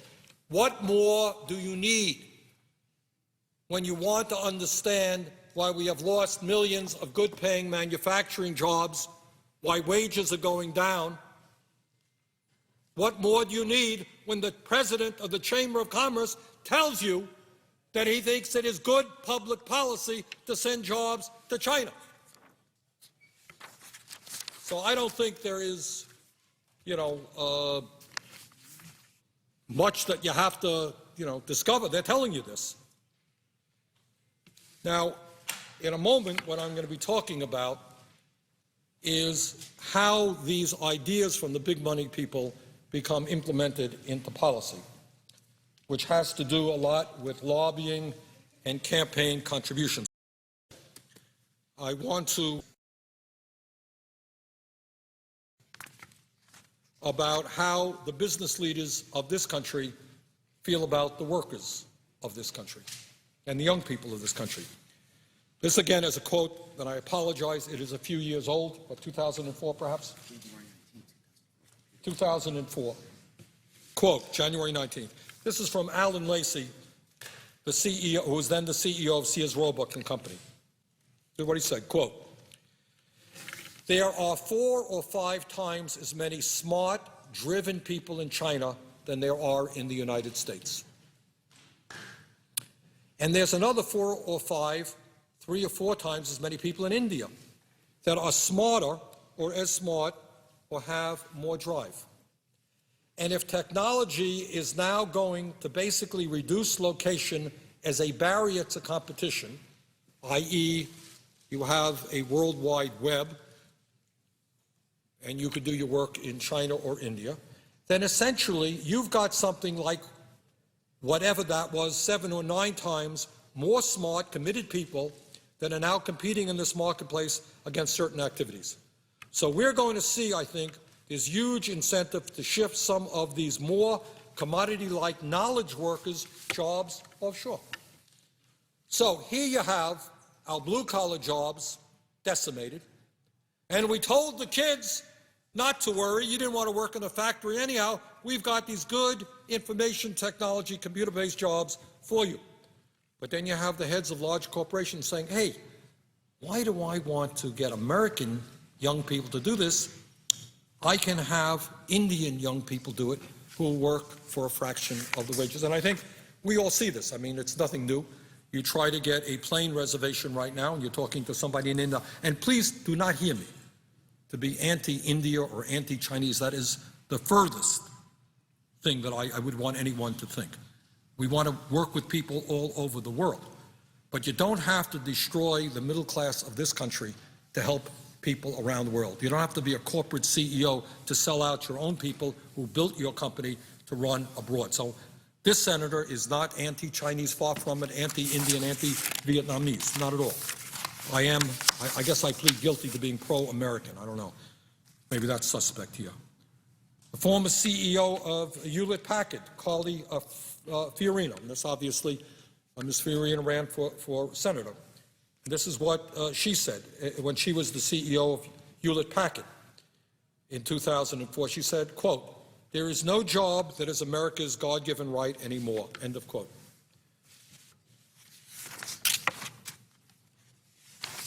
I could go on and on and on, but I think you got the point. And the point is that when things get rough for corporate America, as they did recently for General Electric, they run to the taxpayers of this country in order to be bailed out.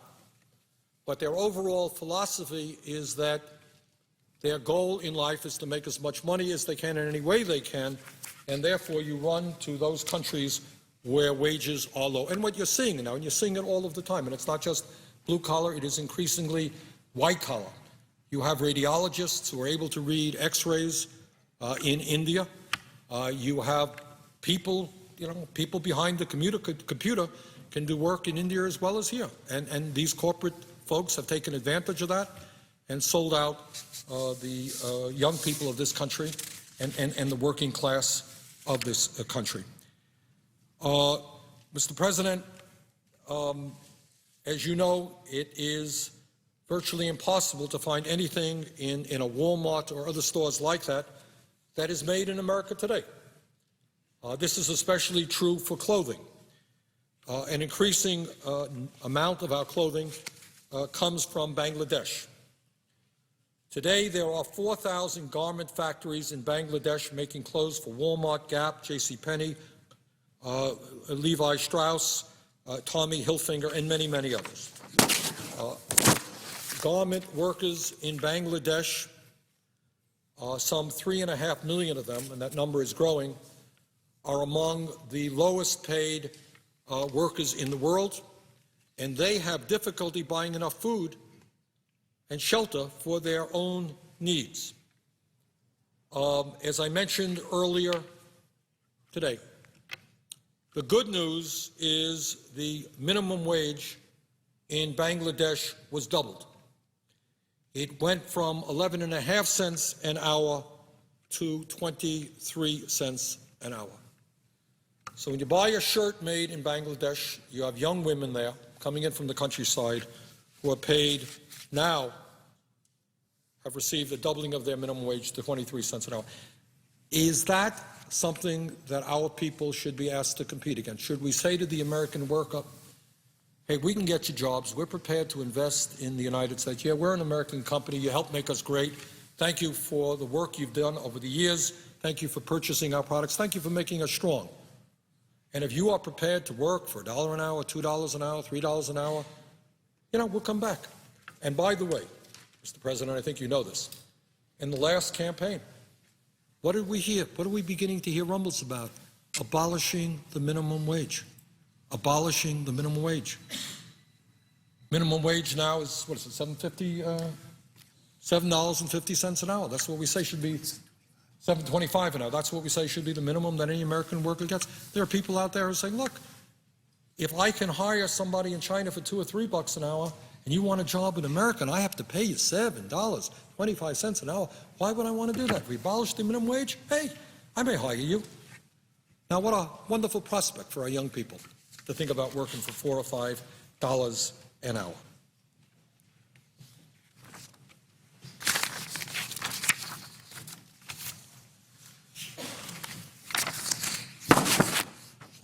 So, Mr. President, I think if we want to understand why the middle class in this country is collapsing, why unemployment is high, why our manufacturing base has been decimated, why it is hard to purchase a product made in the United States, it has a lot to do with our trade policies, which were pushed by people like Mr. Donahue of the Chamber of Commerce and many, many others. But it is not just a disastrous trade policy that has brought us to where we are today. The immediate cause of this crisis is, and just gets me sick thinking about it, and that is what the crooks on Wall Street have done to the American people. These people fought for a period of years to deregulate the banking industry. These people said to us, well, if you just will do away with Glass-Steagall, if you will just allow financial institutions, commercial banks, investor banks, insurance companies, if you allow them to merge, do away with these walls, which Glass-Steagall since the Depression had established, my God, it will be just terrific. It'll be good for our economy, good for the American people, good for our international competitiveness. And I remember those debates, Mr. President, because I was at that point in the House of Representatives. I was a member of the Financial Institutions Committee at that point, and I was on the committee that dealt with that. And I remember all of the times that Alan Greenspan came before the committee and said, and Robert Rubin, you had Republicans, you had Democrats, coming before the committee and saying, oh, it's what you got to do. You got to deregulate. You got to let these guys merge. Bigger is better. And against my votes, somewhere on the internet there is a discussion that I had with Alan Greenspan when he came before our committee. And I made it very clear to the people of Vermont, to him and to everybody else, that I did not think deregulation was a good idea, that I thought it would lead to disaster in some place in this world. There is a quote of mine which kind of pretty much predicts what was going to happen. But needless to say, I was one vote, and the majority of the members in the House and Senate voted to deregulate. And the rest is, unfortunately, history. And what we saw is that people on Wall Street, I think, I may be wrong in this, but I think operating from a business model based on fraud, based on dishonesty, understanding that the likelihood of them ever getting caught was small, that if things got really bad, they would be bailed out by the taxpayers, understanding that they are too powerful to ever be put in jail, to be indicted, understanding that in this country, when you're a CEO on Wall Street, you have so much wealth and so much power and have so many lawyers and so many friends in Congress that you could do pretty much anything you want and not much is going to happen to you. And they did it. They did it. Their greed and their recklessness and their illegal behavior destroyed this economy. And what they did to the American people is so horrible, so horrible. So here you had a middle class which is already being battered, as we discussed, as a result of trade agreements, loss of manufacturing jobs, healthcare costs going up, can't afford to send your kid to college. That's going on for years. And then these guys start pushing worthless and complicated financial instruments. The whole thing explodes. The whole thing explodes. And they come crying to the taxpayers of America to bail them out. And I will never forget, Hank Paulson coming before it was the Democratic caucus. I'm an independent. I'm the longest serving independent in Congress. Coming before the Democratic caucus, saying that within a few days he needed $700 billion or the entire world financial system would collapse. And my suggestion to him at that meeting is, if you need the money, why don't you go to your friends and get the money? Why don't you go to all your banker friends and your millionaire friends and your billionaire friends and get some of that money, and don't go to the middle class of this country that has already been harmed. And in fact, we brought an amendment here to the floor of the Senate, one of the first amendments that I brought as a senator, which the amendment was that the top 2% should pay for the bailout, not the American people. It got defeated in a voice vote. So what goes on in Wall Street is that we have seen a tremendous concentration of ownership there, another issue that we do not talk enough about. I know Senator Brown and Senator Kaufman and I worked on a proposal to try to break up these large financial institutions. I think we got 30-some-odd votes on that, couldn't do it. So what the American people should know now is that while we bailed out Wall Street because they were quote-unquote too big to fail, 3 out of the 4 largest financial institutions, all of whom were bailed out very significantly, are now larger today than they were before the bailout. Incredibly, since the start of the financial crisis, Wells Fargo has grown 43% bigger, JP Morgan Chase has grown 51% bigger, and Bank of America is now 138% larger than before the financial crisis began. Can you imagine that? We bailed these guys out because they were too big to fail, and now 3 out of the 4 largest ones are much larger than they were. How did that happen? Well, in 2008, Bank of America, the largest commercial bank in this country, which received a $45 billion taxpayer bailout, purchased Countrywide, the largest mortgage lender in this country, and Merrill Lynch, the largest stock brokerage firm in the country. That's how Bank of America expanded. They were too big to fail. Today, much bigger.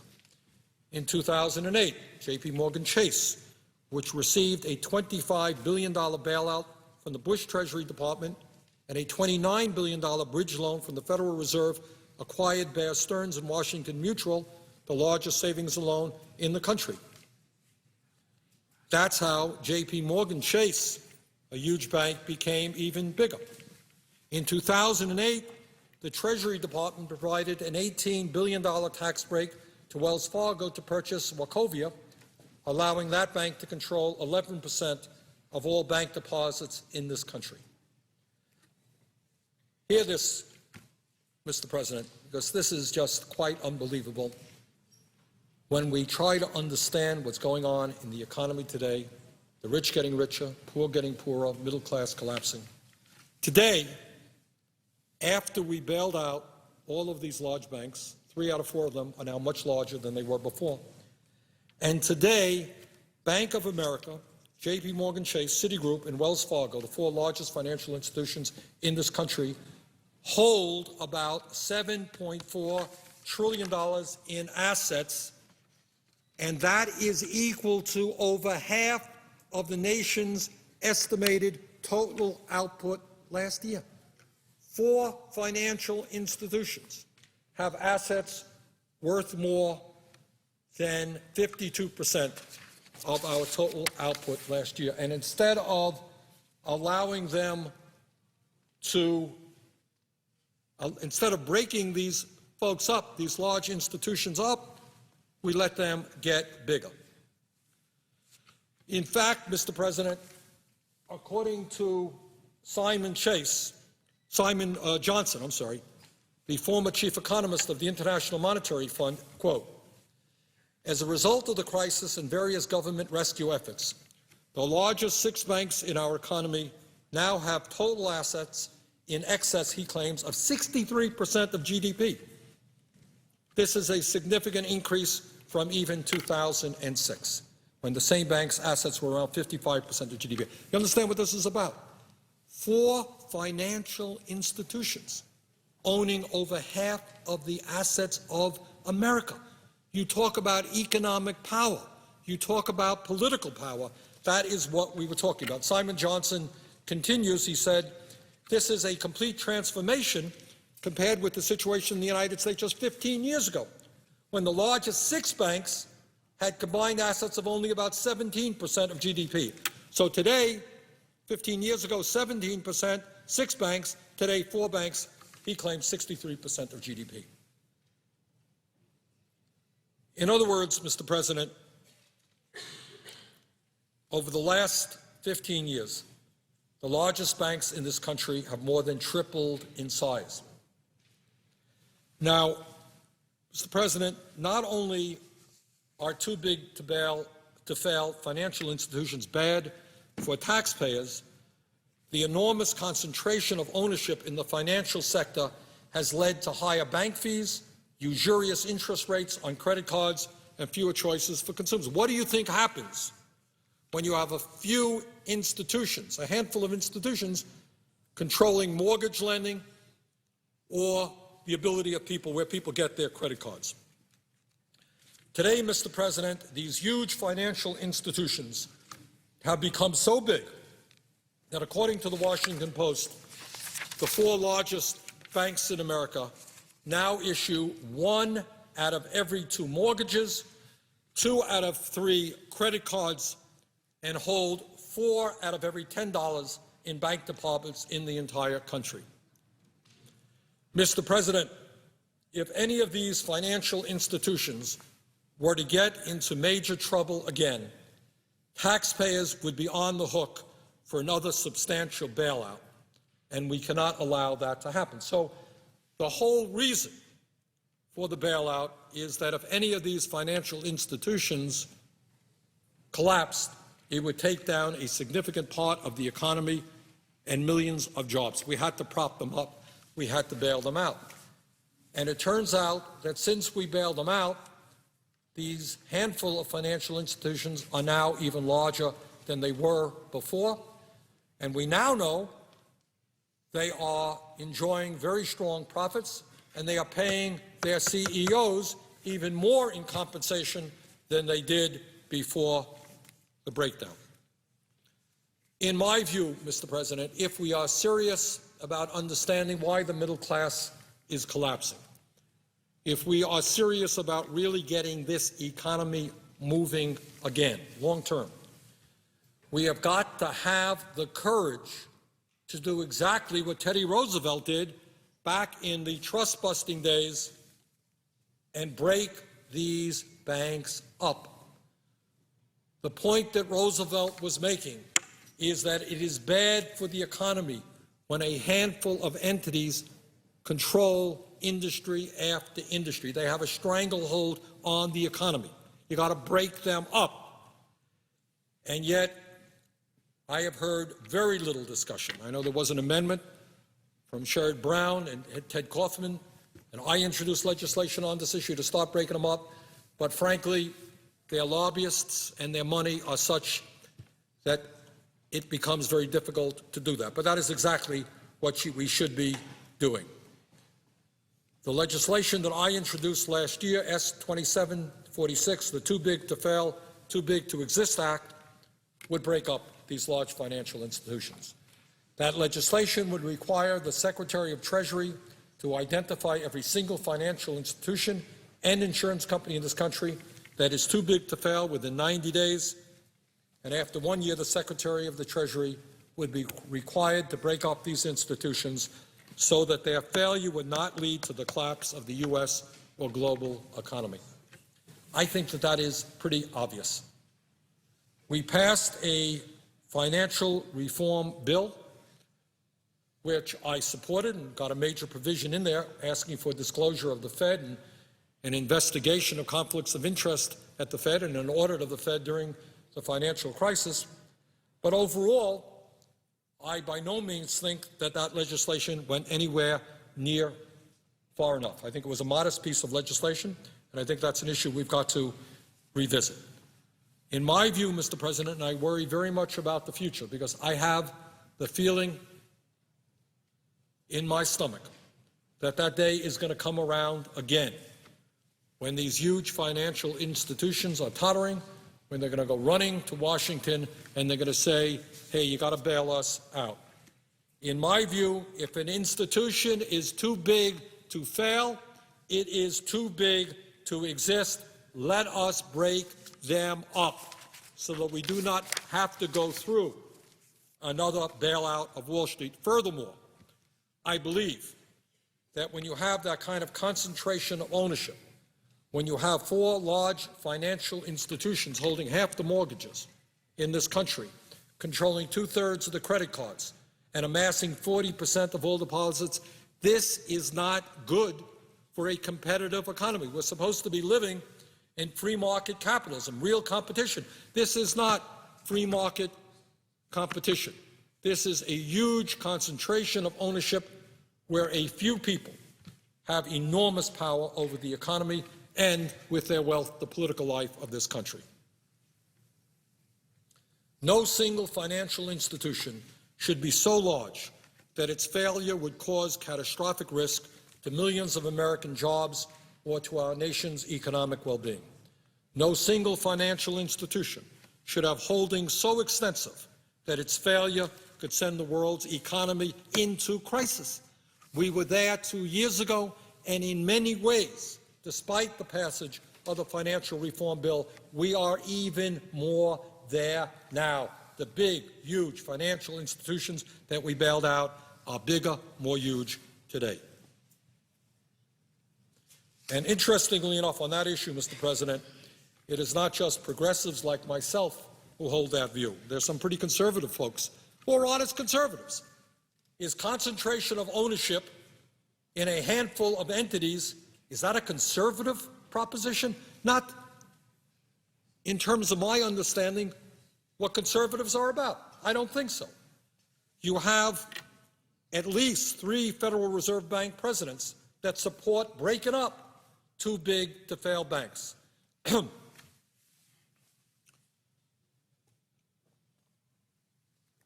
James Bullard, I hope I'm pronouncing his name right, President and Chief Executive of the Federal Reserve Bank of St. Louis, Kansas City Fed President Thomas M. Honig, and Dallas Fed President Richard W. Fisher.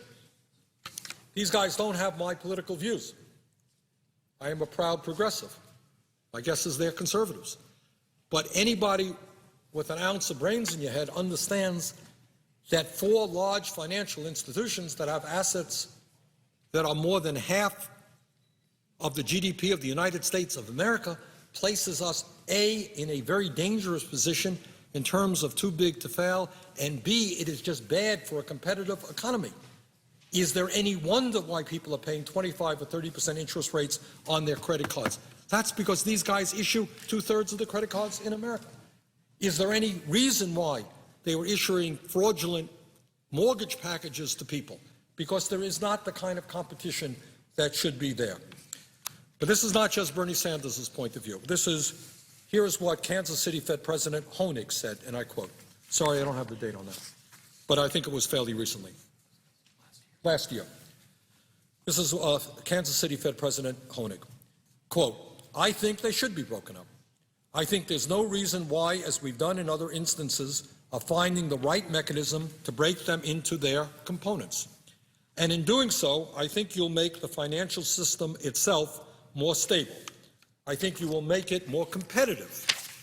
And I think you will have long-run benefits over our current system, which mixes it and therefore leads to bailouts when crises occur. End of quote. This is Thomas Honig, the head of the Fed, Kansas City Fed. Right? Very simple statement, and he's absolutely right. He's absolutely right.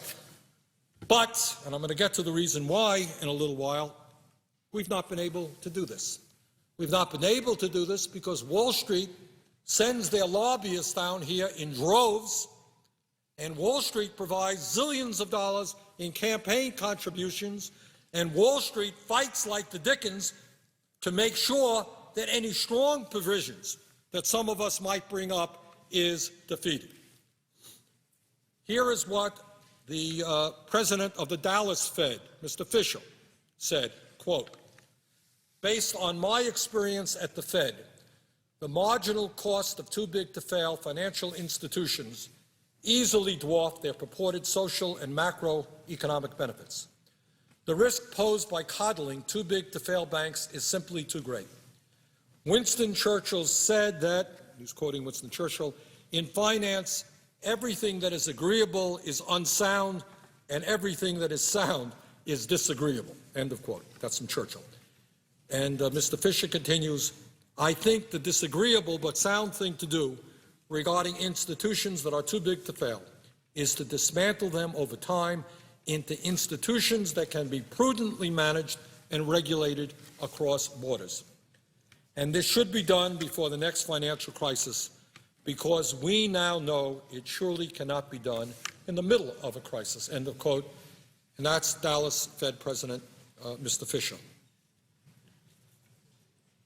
Mr. President, they are already in the process of breaking up big banks in England. According to the Washington Post, the British government announced Tuesday, not this Tuesday, it's way back last year. The British government announced a while back that it will break up parts of major financial institutions bailed out by taxpayers. The British government, spurred on by European regulators, is forcing the Royal Bank of Scotland, Lloyds Banking Group, and Northern Rock to sell off parts of their operations.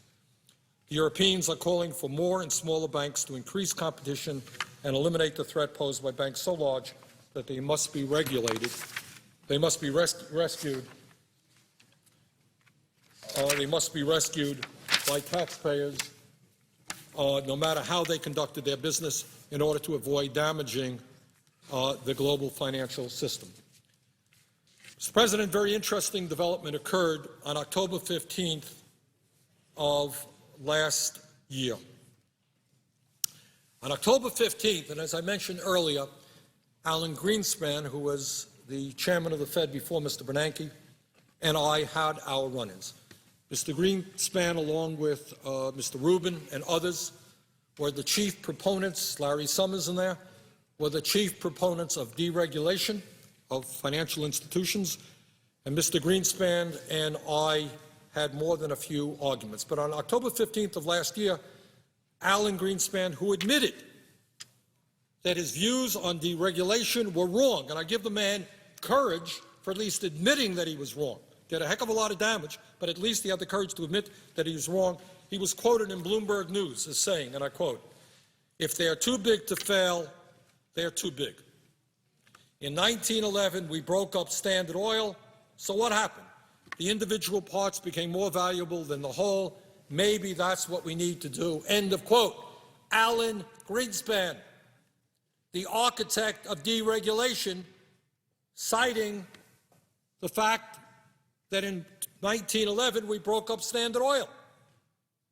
So here you have Greenspan, who helped cause this crisis, at least having the courage to understand that now is the time to begin breaking up these big financial institutions. They have enormous power over our economy. They have enormous power over our political life. Their lobbyists are all over this place. You can't walk down the hall without bumping into some of their lobbyists. So we've got to start breaking them up, and the American people have got to be prepared for a major fight to take on these huge financial institutions. Mr. President, former Fed Chairman Paul Volcker, who has advised the Obama administration, supports breaking up big banks so that they no longer pose systemic risk to the entire economy. According to a recent article in the New York Times, Volcker said, and I quote, "People say I'm old-fashioned, and banks can no longer be separated from non-bank activity. That argument brought us to where we are today, end of quote, Paul Volcker. I couldn't agree more. That's what I'm talking about.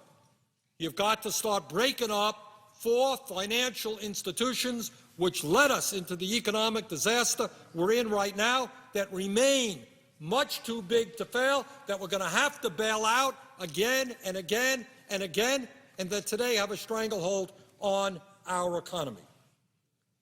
The New York Times said that under Volcker's plan, quote, J.P. Morgan Chase would have to give up the trading operations acquired from Bear Stearns. Bank of America and Merrill Lynch would go back to being separate companies. Goldman Sachs could no longer be a bank holding company. End of quote. That's exactly what needs to be happening. The reality is, and I come from a small state, we have community banks. Here's the irony, Mr. President. The banks in Vermont, in the midst of all of this financial disaster, they did just fine. They are small, locally owned banks. They know the people they lend money to. The CEOs are not making hundreds of millions of dollars in profit. They know their community. They know what loans made sense. Now, I may be old-fashioned like Mr. Volcker, but I think that's what banking is about, to lend out money to people in the productive economy, the business community that can use the money to expand, create jobs, to homeowners that need that money to buy a home, not to be living in your own world, engaged in a huge gambling casino, producing and selling worthless products that nobody understands. The function of a bank is to be a middleman between people who need money and are producing real products and helping them get that money, and people who are investing in the banks. It is not supposed to be an island unto itself. But in recent years, what we have seen, incredibly, 40% of all profits in America went to the financial institutions. Small number of people working there, relatively small. 40% of the profits, because they live in a world. It is a huge gambling casino. We need financial institutions to go back to the way banking used to be.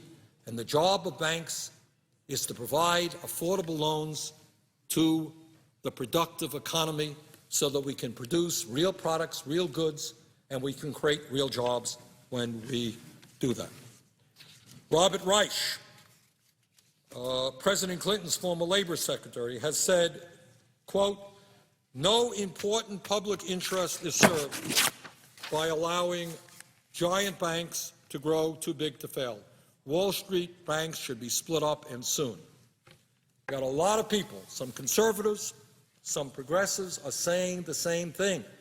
If we're going to rebuild the middle class, the way to do that is, among other things, to change our disastrous trade policies, to make it clear to corporate America that they cannot continue to sell out the workers of this country by moving to China, other low-wage countries. And we also have got to have a much more competitive economy, one in which 4 large financial institutions do not own assets of more than half of the GDP of this country. And on that point, I find it very interesting that it's not just progressives like myself or Robert Reich, but you have some conservative bankers, people who are heading Fed banks around this country, who are saying pretty much the same thing. Now, also, Mr. President, when we talk about banks, I want to get back to a point that I raised earlier, because it's an issue really I've been working on for years and years. And that is this issue of usury. And I mentioned earlier that if you read the religious tenets of the major religions throughout history, whether it's Christianity, Judaism, Islam, and others, what you find is almost universal objection and disgust and a feeling of immorality in terms of usury. When we talked about usury in the United States, what we usually talked about were thugs, gangsters working on street corners who lent out money at outrageously high interest rates to workers, and when that money was not repaid back at the interest rates asked for, the thugs would beat the workers up. In fact, I'm thinking now about the first movie of Rocky. Mr. President, I don't know if you saw the first movie of Rocky with Sylvester Stallone. And before Rocky became a successful fighter and the heavyweight champ of the world in the movie, that's what he was. Big, tough guy, and he beat up people who did not pay back the gangsters the high interest rates that they were asking. Well, the world has changed. And now the people who are committing usury are not the gangsters on street corners all over America. Their place has been taken by the CEOs of Wall Street financial institutions who are lending out money to desperate Americans at 25 or 30% interest rates. That, my friends, is called usury, according to every religion on earth. That is immoral. What you're doing is going up to people who are desperate, people who are hurting, and you're saying, you desperately need money, we're going to give you money, but there's a string attached. You're going to be charged an outrageous amount of interest on that money. So here's the irony. The people who are hurting the most pay the highest interest rates. The people who need the money the least, are paying the lowest interest rates. So the Fed lent out billions and billions of dollars to the largest financial institutions of the General Electric, often at less than 1%. That's American taxpayer money. Large corporations, less than 1%.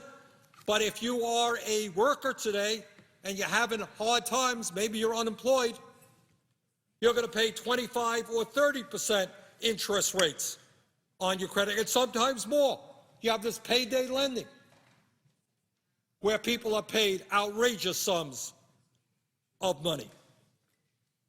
I think that's immoral. I think we have got to stop that. And it disturbs me very much that, especially at a time when we bailed out these large financial institutions, that they are still able to charge our people 25 or 30%. People who bail them out get hit the second time around by having to pay 25, 30% interest rates. And right now, it's not even 25 or 30%. As a matter of fact, the 10th largest credit card issuer in this country, an entity called Premier Bank, is now offering a credit card with a 79.9% interest rate and a $300 credit limit. What do we make of that? 10th largest credit card issuer in this country charging 79% interest rates, and we allow that to go on? These are crooks. These are no different than the gangsters who beat up people on street corners when they didn't get payment back, except now the gangsters are wearing three-piece suits and sitting in some fancy suite on Wall Street. Mr. President, today over 1/4 of all credit card holders in this country are now paying interest rates above 20%, and as I indicated, as high as 79%.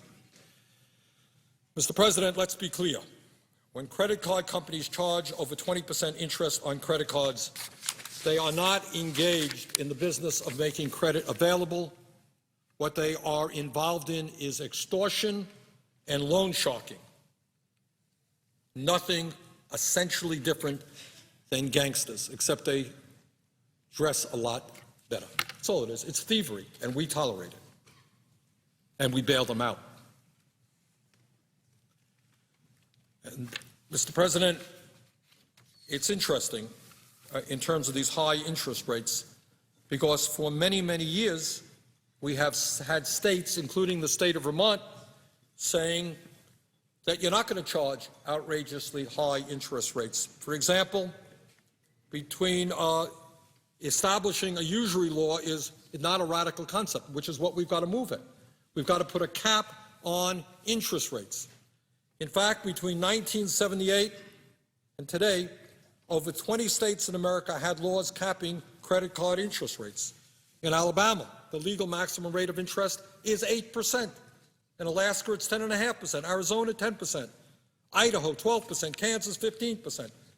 State of Vermont, my own state, the legal maximum rate of interest is 12%. But what happened if all of those state interest cap rates disappeared under the 1978 U.S. Supreme Court decision known as the Marquette case, which allowed banks to charge whatever interest rates they wanted if they moved to a state without an interest rate, like South Dakota or Delaware. So all these companies moved to South Dakota, they moved to Delaware, no interest rates, and they charged the people in Vermont or Hawaii or any place else 25 or 30% interest rates. So, Mr. President, getting back to the original agreement, which I strongly disagree with, that the President and the Republican leadership agreed to, if we are going to save the middle class, and I think that agreement significantly helps the upper income people by lowering the tax rates for millionaires and billionaires, by lowering the interest rate on the estate tax, by providing some business loans which are not the kinds of investments that can best create jobs. One of the things that we have got to do to protect the middle class today is have a cap on interest rates, because otherwise all the people are doing is getting a paycheck, they're going into debt, and then they're paying 25 or 30% on their interest rates, money which is going to a handful of banks on Wall Street. Now, I have introduced legislation to put a cap on interest rates, and it ain't a radical idea. Right now, credit unions in this country, by law, are not allowed to charge more than 15% except under extraordinary circumstances. And by and large, that's worked for about 30 years. So if you get a credit card through a credit union, you're not going to be paying in almost every case no more than 15%. And that was developed by federal law. And you know what? I talked to the credit union people in the state of Vermont, people all over the country. Credit unions are doing pretty good. They're doing just fine. They're not the ones who came begging the American taxpayer for a huge bailout. So for 30 years, they have survived just fine on a 15% cap.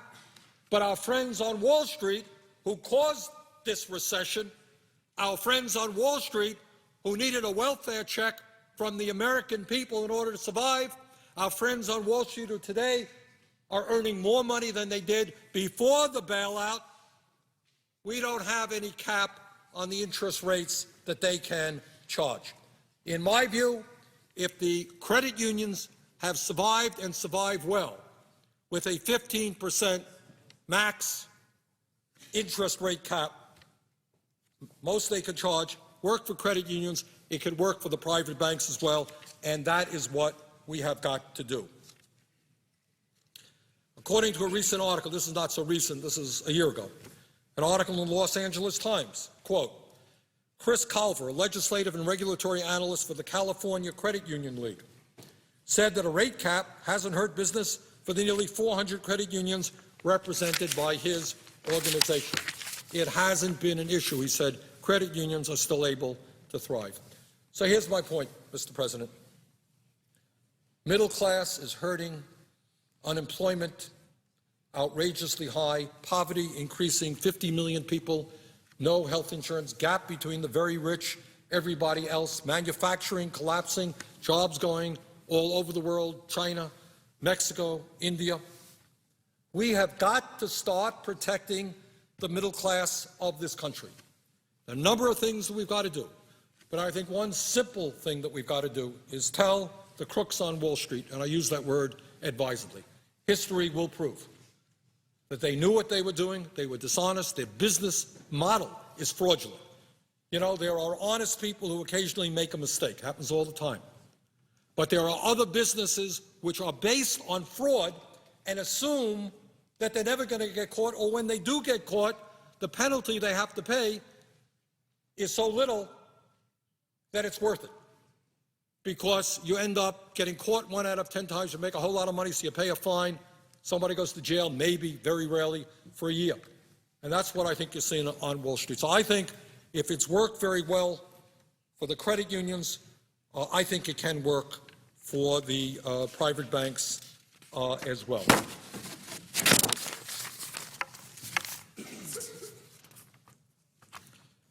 Mr. President, in the financial reform bill, did we address this issue? Yeah, we did. No, we didn't.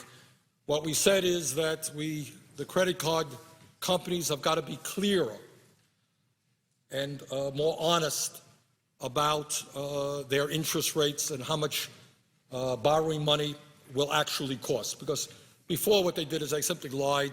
They would say 0 interest rates, 2% interest rates, but most people didn't read the small print on page 4, which said that they could raise their interest rates at any time. And we have made some progress in at least being honest with the American people about what their credit card cost will be. But that ain't enough. That's not enough. What we have got to do is put a cap on interest rates. It has worked for the credit unions, and I believe it can and should work for the big banks as well. Mr. President, what I wanted to do now is just give you some examples about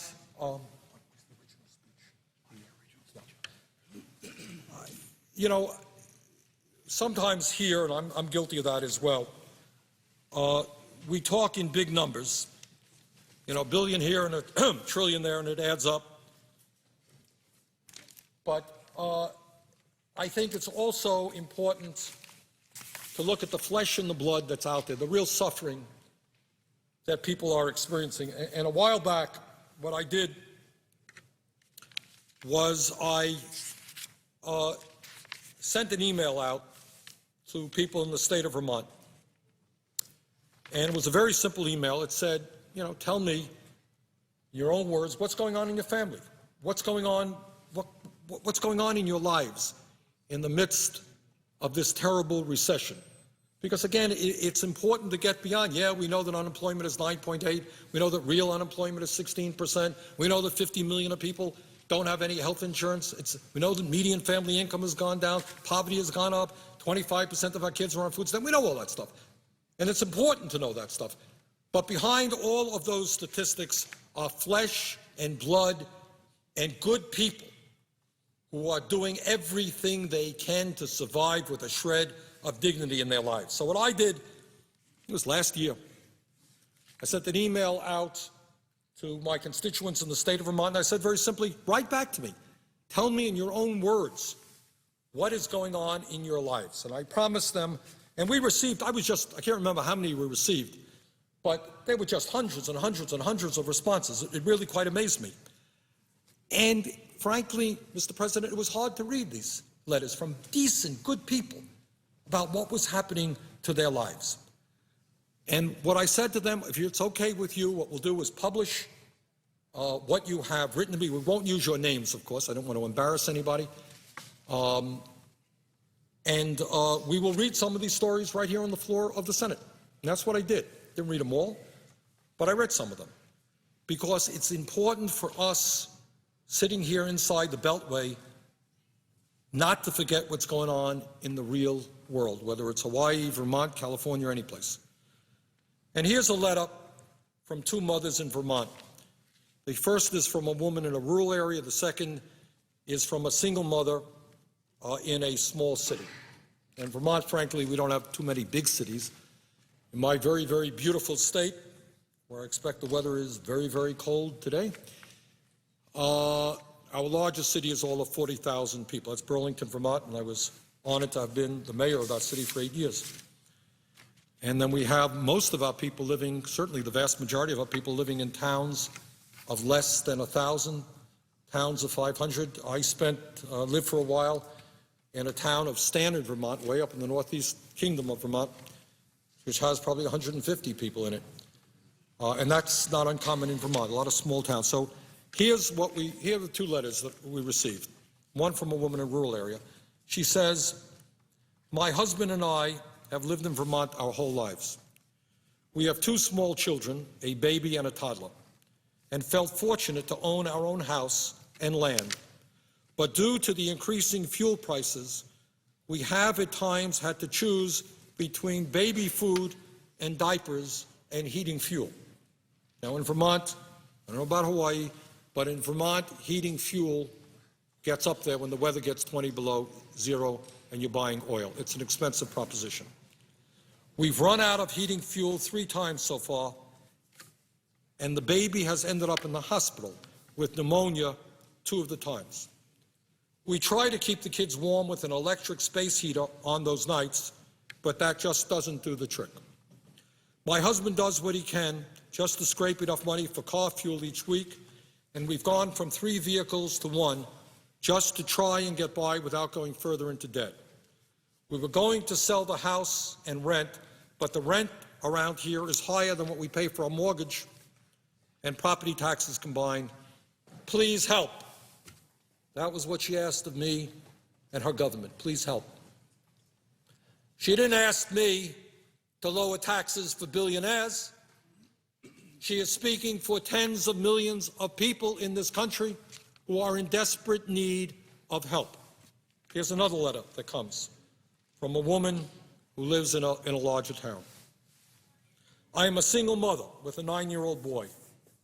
We lived this past winter without any heat at all, and that is not a good position to be in Vermont in the winter. Fortunately, someone gave me an old wood stove. I had to hook it up to an old unused chimney we had in the kitchen. I couldn't even afford a chimney liner. The price of liners went up with the price of fuel. To stay warm at night, my son and I would pull off all the pillows from the couch and pile them on the kitchen floor. I'd hang a blanket from the kitchen doorway, and we'd sleep right there on the floor. By February, we ran out of wood, and I burned my mother's dining room furniture. I have no oil for hot water. We boil our water on the stove and pour it into the tub. I'd like to order one of your flags and hang it upside down at the Capitol building. We are certainly a country in distress. Mr. President, what I will without doubt assure you is that those stories in different forms, I know that it's different in big cities than it is in a rural state like Vermont. I know that it is different in Hawaii, where you come from, than it is in Boston, Massachusetts. But I am absolutely sure that millions of people in one way or another are telling the same stories. These are great Americans. These are people who want to work, people who want to do the best they can by their kids. And they're simply not making it right now. Here's people. This is the United States of America. Year 2010, people are going cold. People are going cold. People don't have enough food. People are homeless. And my friends here are talking about huge tax breaks for billionaires. My friends here are talking about lowering rates on the estate tax for the top 0.3% of the American people. What are we talking about? What kind of priorities are those? Here's another letter. Here's another letter. Comes to me from Vermont. As a couple, and this is not a woman who's in desperation. Those folks I just read, they're in desperation. This is she says, as a couple, married couple with 1 child, earning about $55,000 a year, which is, in Vermont, fairly decent wages. We have been able to eat out a bit, buy groceries and health insurance, contribute to our retirement funds, and live a relatively comfortable life financially. We've never accumulated a lot of savings, but our bills were always paid on time, and we never had any interest on our credit card. Over the last year, even though we've tightened our belts, not eating out much, watching purchases at the grocery store, not buying extras like a new TV, repairing the washer instead of buying a new one, doing all those things, we find ourselves with over $7,000 of credit card debt and trying to figure out how to pay for braces for our son. I work 50 hours per week to help earn extra money to catch up, but that also takes a toll on the family life. Not spending those 10 hours at home with my husband and son makes a big difference for all of us. My husband hasn't had a raise in 3 years, and his employer is looking to cut out any extra benefits they can to lower their expenses, which will increase ours. Now, how many millions of Americans you think, are saying exactly the same thing. Let me read another story that comes from Vermont. My 90-year-old father in Connecticut has recently become ill and asked me to visit him. I want to drop everything I am doing and go visit him. However, I am finding it hard to save enough money to add to the extra gas I'll need to get there. I am self-employed with my own commercial cleaning service, and money is tight, not only with gas prices, but with everything. I make more than I did a year ago, and I don't have enough to pay my property taxes this quarter for the first time in many years. They are due tomorrow. Here's another letter that I think deserves to be read. And frankly, you know, Mr. President, I think it wouldn't hurt this body if every member of the Senate, and I know we all get letters like this, if every member of the Senate came down here and we spent a couple of days talking about what's really going on for working families in this country. Sprouting statistics is good. Dealing with, tax deals of $900 billion is fine. But I think we should, reacquaint ourselves with the reality of life in America today. This is what another constituent of mine writes. My husband and I are retired and 65 years of age. We would have liked to work longer, but because of injuries caused at work and the closing of our factory to go to Canada, we chose to retire earlier. Now, with oil prices the way they are, we cannot afford to heat our home unless my husband cuts and splits wood, which is a real hardship as he had his back fused and should not be working most of the day to keep up with the wood. Not only that, he has to get up 2 or 3 times each night to keep the fire going. So in other words, what she's talking about in Vermont, a lot of people heat with wood, increasingly with pellets. It's an important source of fuel in the state of Vermont. What she's talking about is her husband, who is 65, with a bad back, has to go out and cut wood, and in their cases, being old, has got to get up 2 or 3 times in the middle of the night to stoke the furnace and keep the house warm. And again, I remind people that in Vermont it occasionally gets 20 or 30 below zero. She continues, we also have a 2003 car that we only get to drive to get groceries or go to the doctor or to visit my mother in the nursing home 3 miles away. It now costs us $80 a month to go nowhere. We have 42,000 miles on a 5-year-old car. They can't afford to even use the car. We forget it. I don't know what the price of gas is in Hawaii, Mr. President. In Vermont, it is now over $3 a gallon. A lot of the people in my state have to travel long distances to get to work. Their car needs repairs. Cars break down. Cars require in Vermont insurance, compulsory insurance. You got to spend a whole lot of money just getting to work. I think we forget about that here. We don't need tax breaks for billionaires. We need to pay attention to these people. And she continues and concludes. I have Medicare, but I can't afford prescription coverage unless I take my money out of an annuity, which is supposed to cover the house payment when my husband's pension is gone. We only eat 2 meals a day to conserve. This is not some third world country. This is the United States of Vermont, the United States of America. And this is my state of Vermont. And Vermont is better off today than a number of states around this country. You have these stories and multiply them by 10 in every area of this country. Here's another story. Yesterday, I paid for our latest home heating fuel delivery. And again, I'm focusing now on the cost of fuel because in Vermont, where I come from, it is a big deal. So she writes, yesterday I paid for our latest home heating fuel delivery $1,100, $1,100. I also paid my $2,000 plus credit card balance, much of which bought gas and groceries for the month. The point here, and I'm going to continue her letter, is a lot of people use credit cards not, isn't it nice? Shopping, I'm going to use my credit card. I will pay it off at the end of the month. What a nice thing. People are using their credit cards to buy food, to buy gas, to buy the basic necessities of life. It is their only line of credit open. And then, as I mentioned earlier, they're charged 25 or 30% interest rates on what they owe. She continues, "My husband and I are very nervous about what will happen to us when we are old. Although we have 3 jobs between us and participate in 403B retirement plans, we have not saved enough for a realistic post-work life if we survive to our life expectancy. As we approach the traditional retirement age, we are slowly paying off our daughter's college tuition loan and trying to keep our heads above water. We have always lived frugally. We buy used cars and store-brand groceries, recycle everything, walk or carpool when possible, and plastic our windows each fall. What that means is in Vermont, if you don't have good storm windows, you put plastic up there. It's a way of keeping the wind out, keeping your homes up. I know about that because that's what I used to do.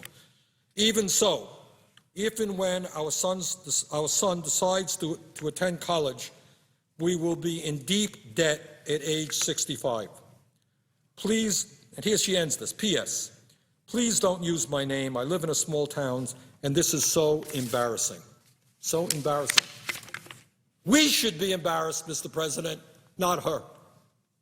We should be embarrassed that we are for 1 second talking about a proposal which gives tax breaks to billionaires while we are ignoring the needs of working families, low-income people, and the middle class. We should be embarrassed that we are not investing in our infrastructure, that we're not breaking up these large financial institutions, that we're not putting a cap on interest rates, that we are the only country in the world that does not have health care for all of their people of major countries. We should be embarrassed, not this wonderful woman who is trying to maintain her dignity. Another letter from the state of Vermont. "I, too, have been struggling to overcome the increasing cost of gas, heating oil, food, taxes, etc. I have to say that this is the toughest year financially that I have ever experienced in my 41 years on this earth. I have what used to be considered a decent job. I work hard, pinch my pennies, but the pennies have all but dried up. I am thankful that my employer understands that many of us cannot afford to drive to work 5 days a week. Instead, I work 3 15-hour days. I've taken odd jobs to try to make ends meet. This winter," and that was last winter, not this winter, "after keeping the heat just high enough to keep my pipes from bursting," one of the problems you have when you live in a rural state and it gets cold is your pipes can burst, and then you got to spend a fortune getting them repaired. She says, "This winter, after keeping the heat just high enough to keep my pipes from bursting, the bedrooms are not heated and never go above 30 degrees. What happens in Vermont, if you have a home in the wintertime, you don't have a whole lot of money, you kind of close off rooms in the house because you can't afford to heat the whole house. So people live in a smaller area." She said, this is what she said, she continues, "I began selling off my woodworking tools, snow blower, pennies on the dollar, and furniture that have been handed down in my family from the early 1800s just to keep the heat on. Today I am sad, broken, and very discouraged. I am thankful that the winter cold is behind us for a while, but now gas prices are rising yet again. I just can't keep up."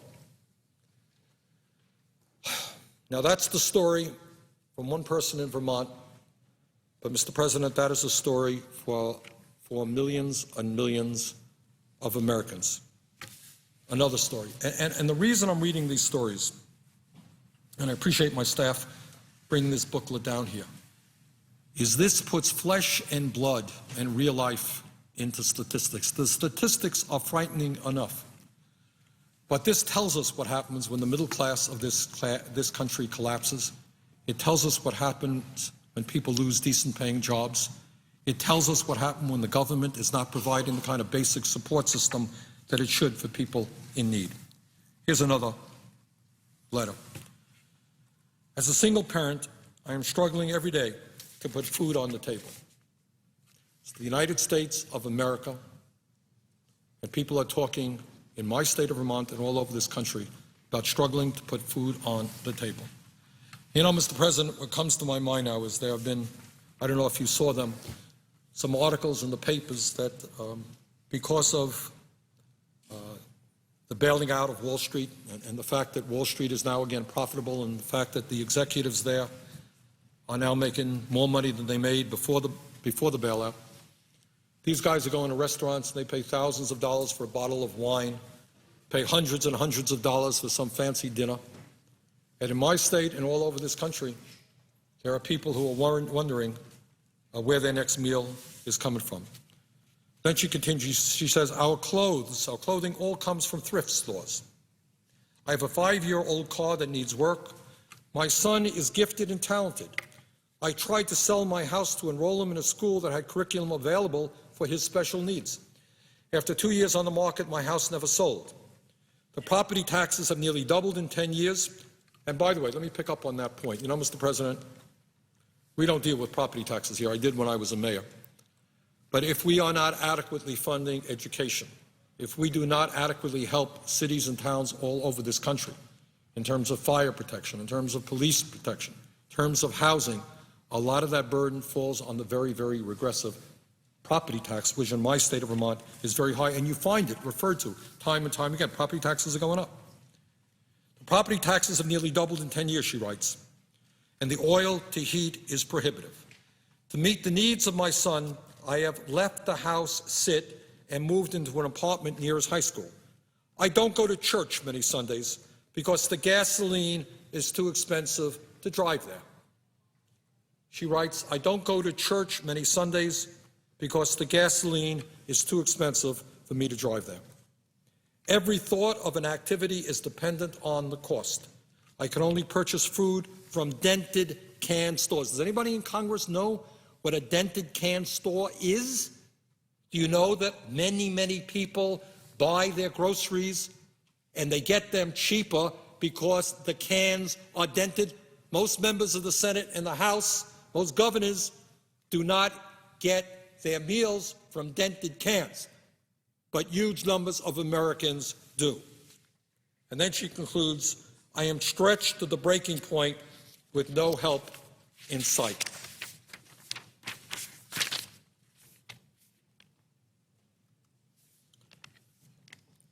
And by the way, the letters that I received when I asked for letters came not just from the state, but most of them came from Vermont. Some of them came from other areas. So I'm going to read another letter from Vermont and one from rural Pennsylvania. From Vermont.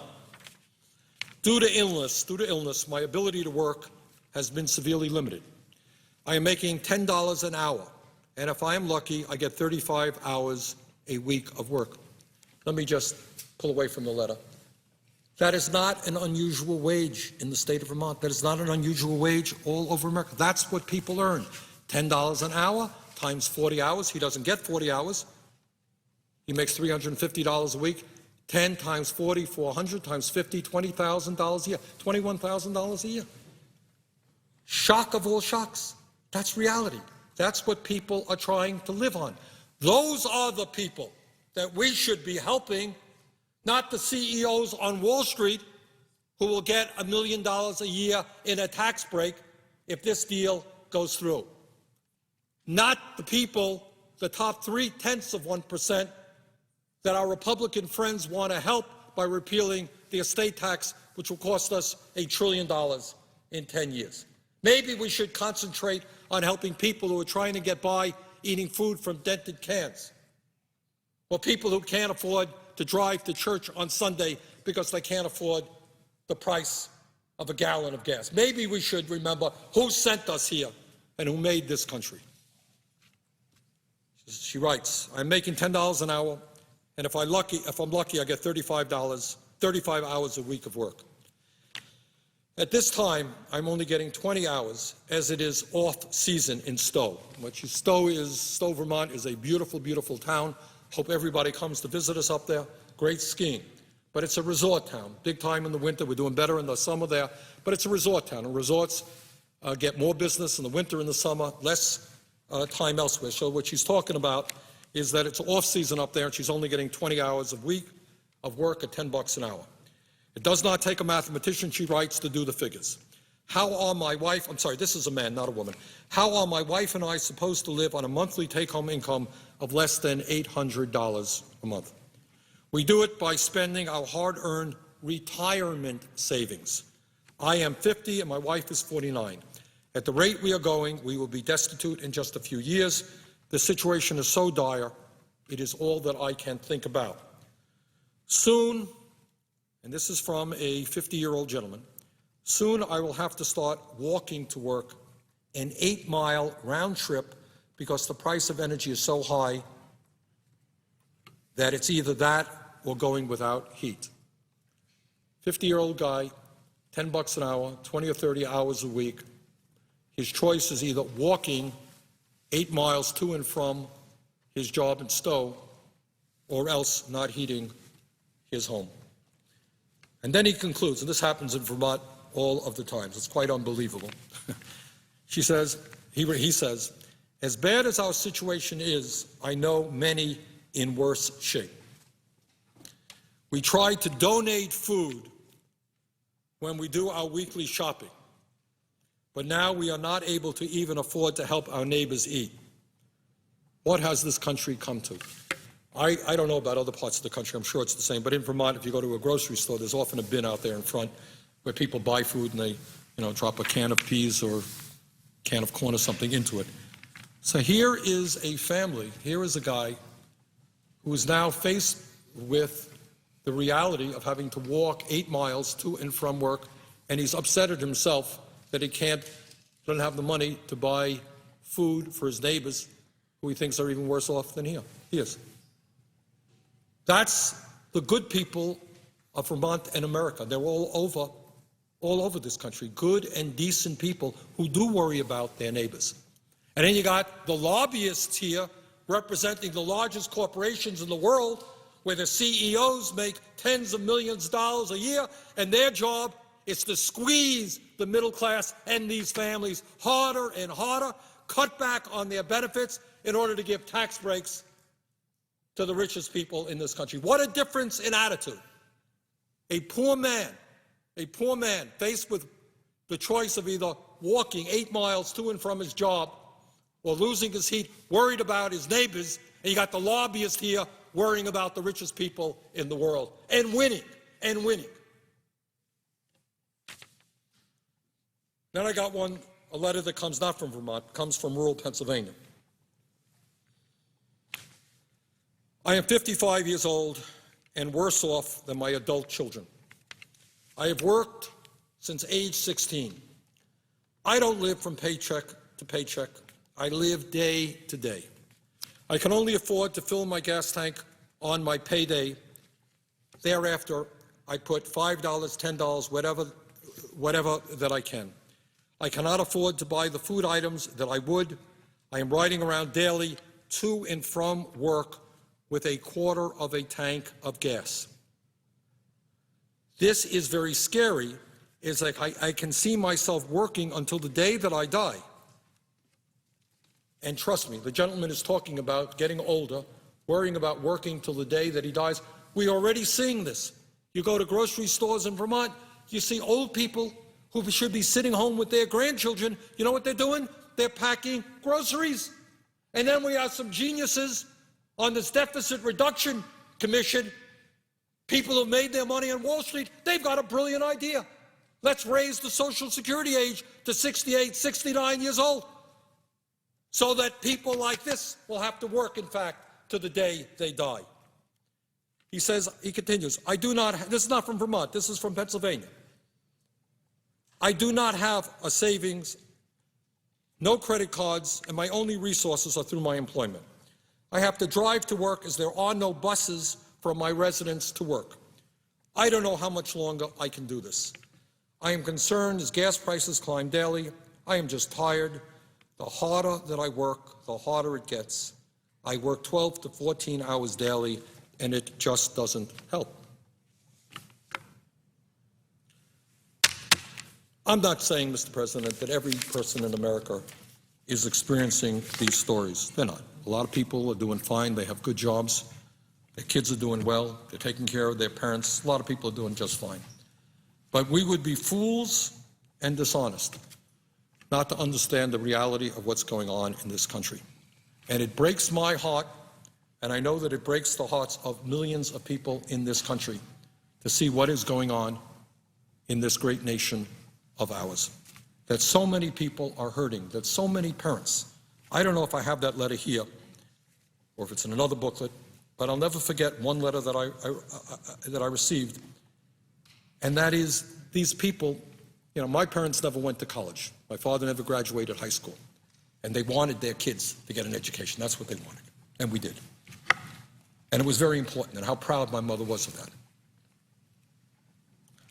And we get letters from people who say, you know, I dreamed that my kid, my daughter, would go to college. She's not going to go to college now. Not going to go to college. And it's just painful to even talk about and to think about what this country, the direction in which this country is moving. So, Mr. President, I want to now take a break from reading these letters. Actually, the truth is that when these letters came in a year ago, I couldn't read more than half a dozen at a time. They really just took too much out of me. They really take something out of you to hear people that you know, and good people, honest people. You know, I hear some of my colleagues here that these people are lazy. My God, people work so hard in the state of Vermont. We have, I don't know how many thousands of people who are not working 2 jobs, 3 jobs, they're working 4 jobs. It's not just Vermont, it is all over this country. Whatever you may say about the United States of America, the people of our country are not lazy. That's one thing you can say about it. In fact, according to all of the bloodless statistics, our people today work longer hours than do the people of any other major country on earth. Do you know that? I don't know that a lot of Americans know that. It used to be Japan. Japanese are very hard-working people. And now it turns out that our people work harder, longer hours, than do the people of any other industrialized world. It's funny, when you think about that. When I think about the books that I read when I was in elementary school, I remember there were pictures up there. Mr. President, I don't know if you remember these pictures. There were pictures up there where workers were demonstrating, and they said, we want a 40-hour work week. You remember seeing those pictures? We want a 40-hour work week. That was back in the early 1900s. Today, 100 years later, people still want a 40-hour work week because they're forced to work 50 or 60 hours a week. They're working 2 jobs. They are working 3 jobs. So, Mr. President, what I want to do now, before I get back to why I'm on the floor today and why I've been here for a few hours, which is to say that the agreement negotiated by the President and the Republican leadership is not a good agreement. It's an agreement that we can improve upon. It's an agreement that the American people can improve upon. And what I'm asking the American people is to stand up, let your senators, let your congressmen know how you feel. Do you really believe that millionaires and billionaires who have done phenomenally well in recent years need an extended tax cut at a time when their taxes have been lowered substantially in recent years?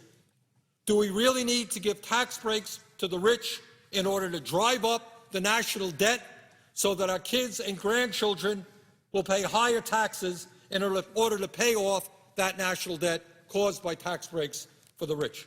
If you don't believe that, you don't think that's right, let the President of the United States know about it, let your senator know about it, let your congressman know about it. We need a handful, 7 or 8 members of the United States Senate to hear from their people, to say, wait a minute, don't hold my kids hostage. Don't force them to pay higher taxes in order to give tax breaks to the very, very rich. If the American people stand up and by the millions let their senators and congressmen and the president know we can win this thing, we can win this battle. It's not too late yet. And that's what I hope will happen.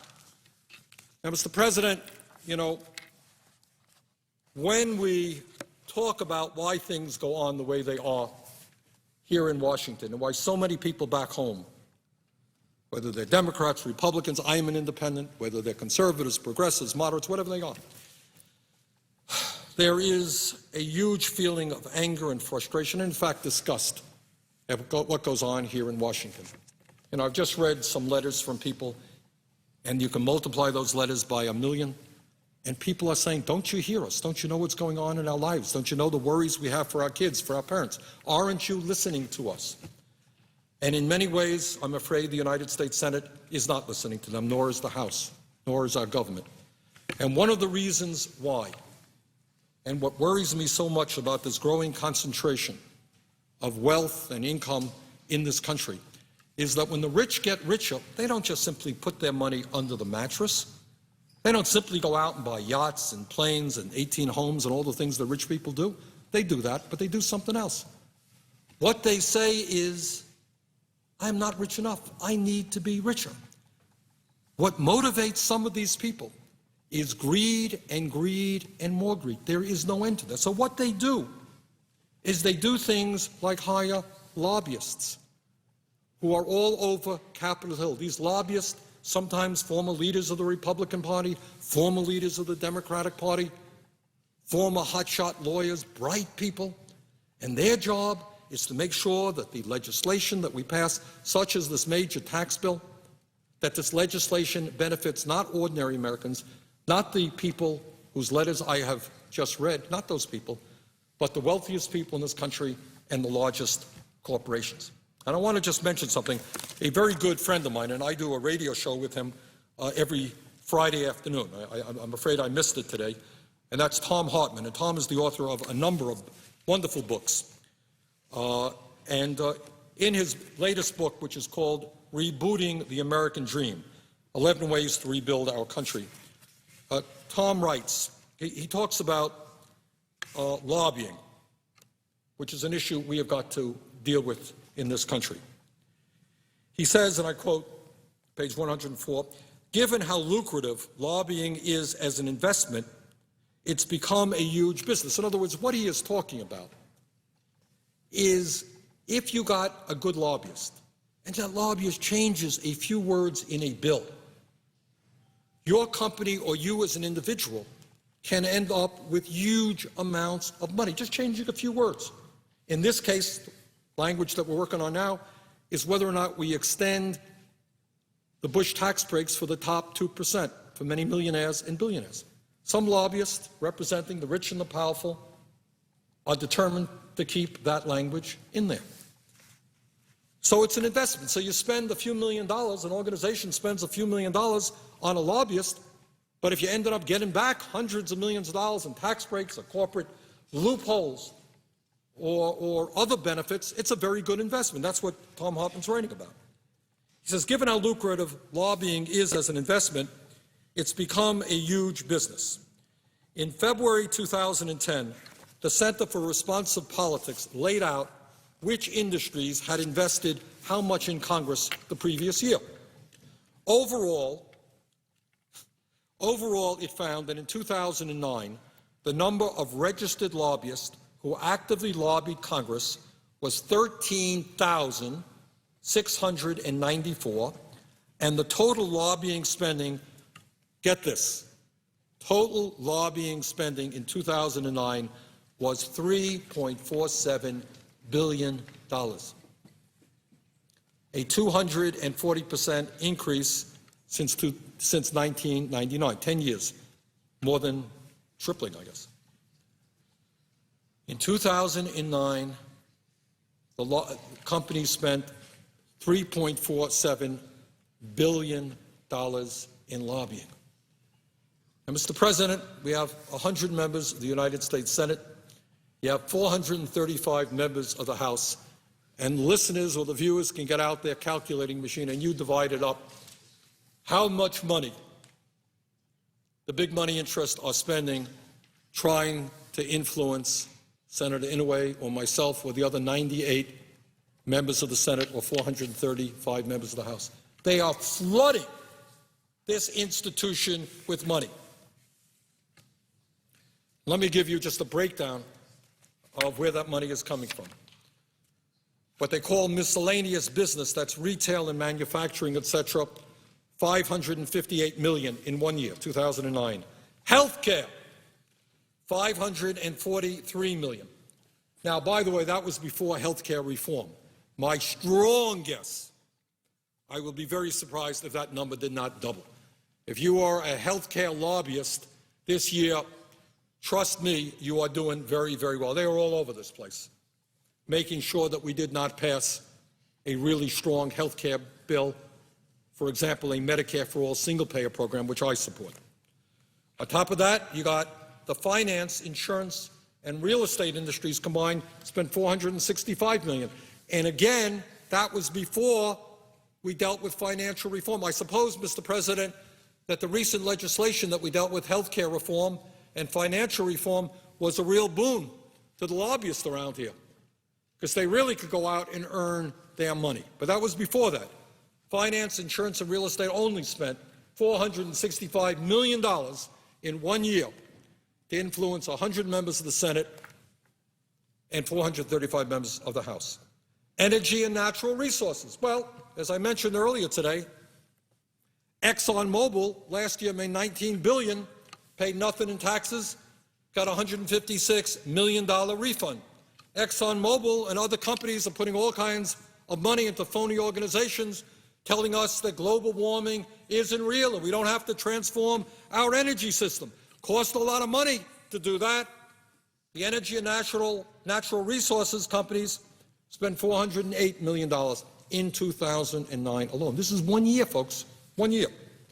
Communications, electronics. Right now, I'm working on an issue which deals with the merger of Comcast and NBC. I think it's a bad idea.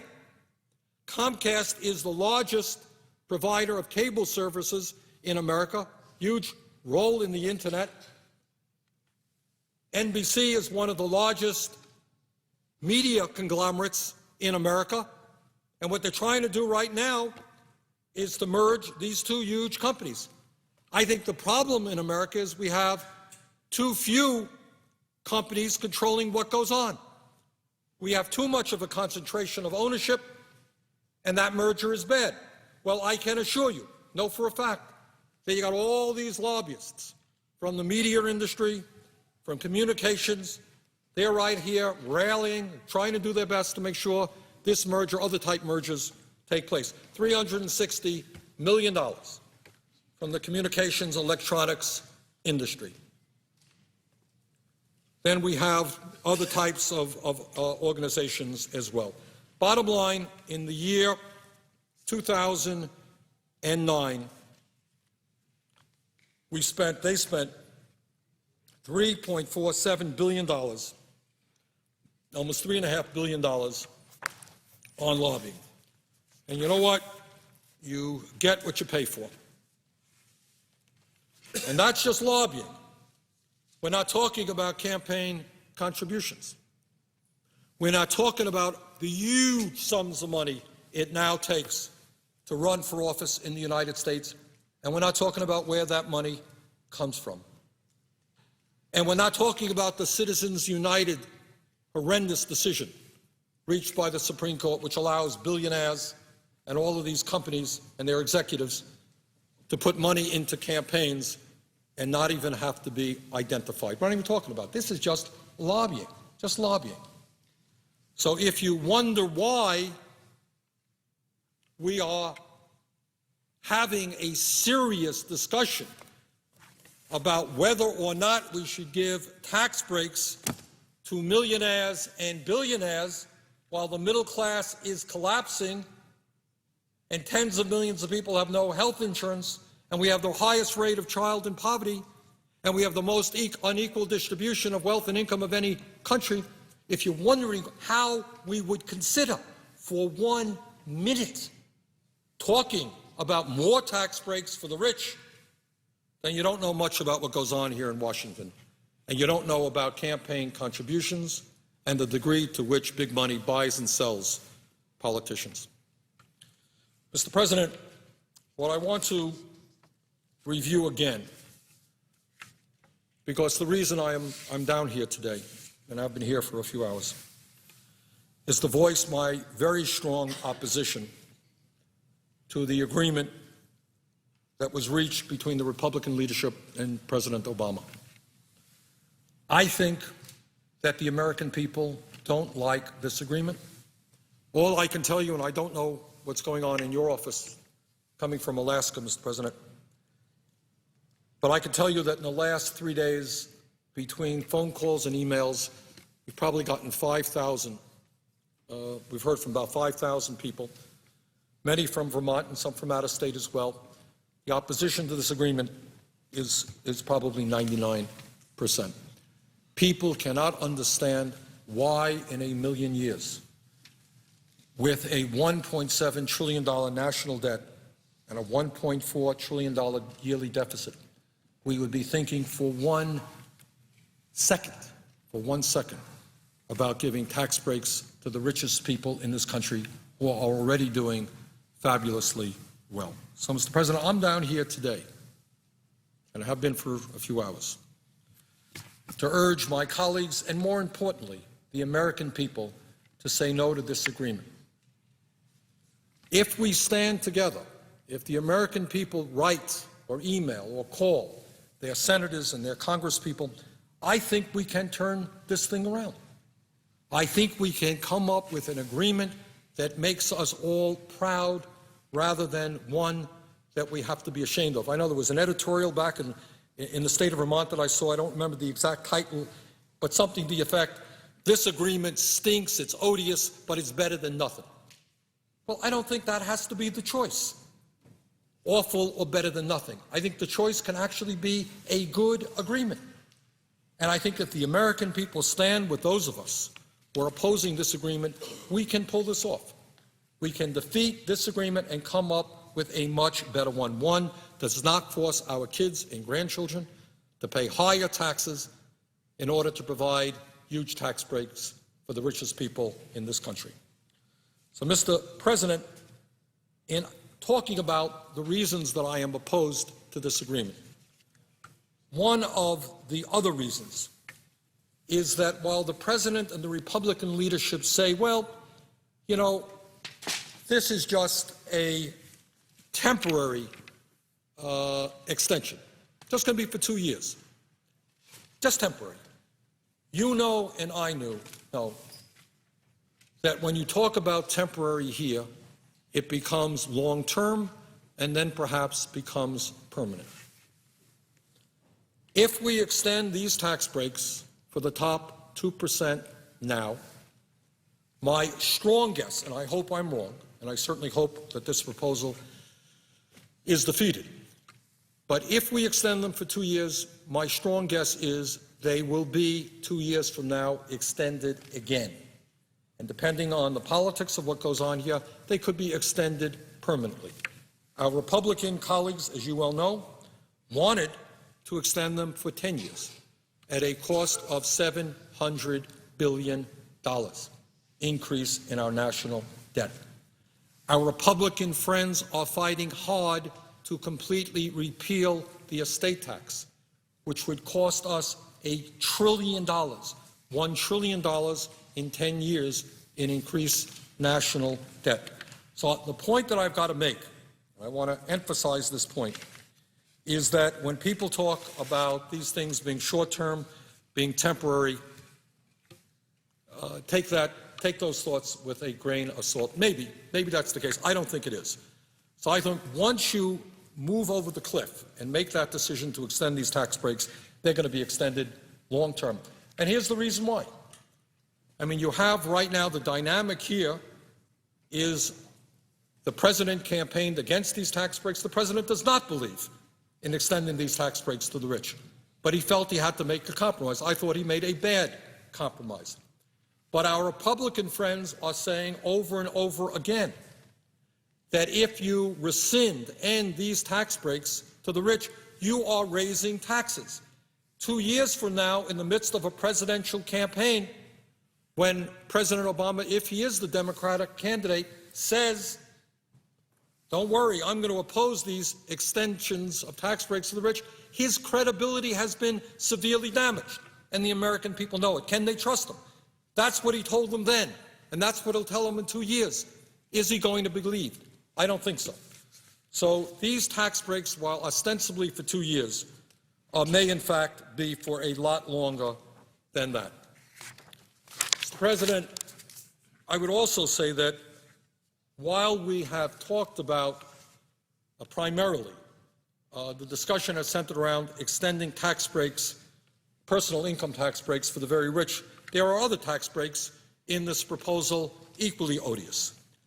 What this proposal, this agreement between the President and the Republican leadership does, take a drink of water here, it extends the Bush-era 15% tax rates on capital gains and dividends, meaning that those people who make their living off of their investments will continue to pay a substantially lower tax rate than firemen, teachers, and nurses. So think about that. You're a big-time investor. You make most of your income off of capital gains or dividends, and you're paying 15% tax rate. But if you're a worker doing something with your hands, or you're a teacher, or you're a fireman, or you're a cop, or a nurse, doctor, you're paying tax rates that are higher than that. We are extending those 15% tax rates on capital gains and dividends. And then on top of that, Mr. President, this agreement includes a horrendous proposal regarding the estate tax. And the estate tax was enacted in 1916. And it was a proposal strongly supported by Teddy Roosevelt, who believed very strongly that it was not healthy for America to have an ongoing and evolving concentration of ownership. And here's what Teddy Roosevelt said in 1910, 100 years ago. The absence of effective state and especially national restraint upon unfair money-getting has tended to create a small class of enormously wealthy and economically powerful men whose chief object is to hold and increase their power. How's that?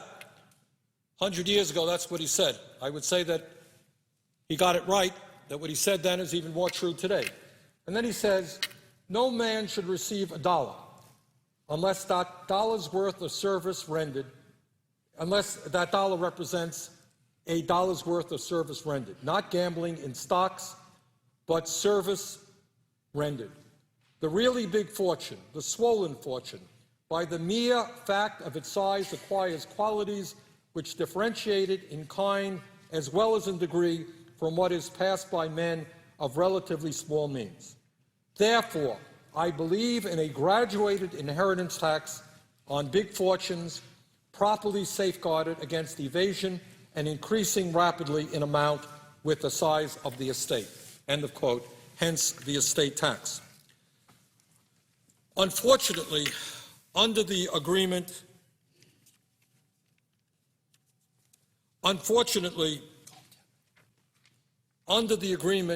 reached by the President and the Republicans, the estate tax rate, which was 55% under President Clinton, when the economy, by the way, was a heck of a lot stronger than it is today, will decline to 35% with an exemption on the first $5 million of an individual's estate, $10 million for couples. Now, Mr. President, I made this point earlier, but I think it has got to be made over and over again. Our Republican friends have renamed the estate tax into the death tax. And the implication of what they are saying and what many Americans believe is that if I have $100,000 in the bank or $50,000 in the bank and I die, that my kids are going to have to pay a hefty estate tax on what I left them. But that is absolutely and categorically not the case. The estate tax applies only to the top 0.3%. This is not a tax on the rich. This is a tax on the very, very, very rich. And under this proposal, which benefits only the top 0.3%, the President and the Republicans agreed to lower the tax rate on the estate tax to 35% with an exemption on the first $5 million. That is just wrong. And, Mr. President, let me give you an example. One more. Okay, let me give you an example of who the folks are who will benefit from this, from doing this.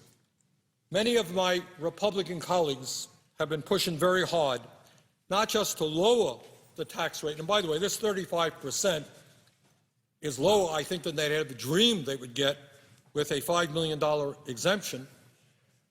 What they really want, and ultimately I suspect will continue to fight for, is a complete repeal of the estate tax. So just to give you one example, I don't mean to pick on the Walton family, but just as a flesh and blood example. Sam Walton's family, and the Waltons, of course, are the heirs to the Walmart fortune. They are worth, and this may be a little bit wrong, this is a couple of years old, but give or take, $86 billion. That's a lot of money. That's one family, $86 billion. The Walton family would receive an estimated $32.7 billion tax break if the estate tax was completely repealed. Does anybody in their right mind believe that when this country has a national debt of $13.7 trillion, and when we have the highest rate of childhood poverty in the industrialized world, and our unemployment rate is 9.8%, can anybody for 1 second fathom members of the United States Senate saying that we want to give a $32 billion tax break to one family? So in terms of the estate tax, what we have done is made it even more regressive. We have given substantial help to exactly the people who need it the least. And that, to me, is not what we should be doing. Our job here, I know it's a radical idea, I admit it, should be to represent the vast majority of the people in this country, the middle class, the working families of this country, and not just the top 1 or 2%. So under this proposal, this lowering of the estate tax, which will cost our government substantial sums of money because the revenue is not going to come in, this will benefit only the top 0.3%. And again, if some of my Republican colleagues are successful in their desire, and they're moving down the path, if we repeal the estate tax entirely, which is what they want to do. I know it's hard to believe, and some of the listeners out there think that I am kidding, but I am deadly serious. They want to completely remove the estate tax, which would drive up the national debt by $1 trillion over a 10-year period. So, Mr. President, that is this lowering of estate tax rates and raising the exemption is clearly an onerous provision. And it is not just the Walton family of Walmarts who benefits. According to Forbes magazine, there are 403 billionaires living in this country with a combined net worth of $1.3 trillion.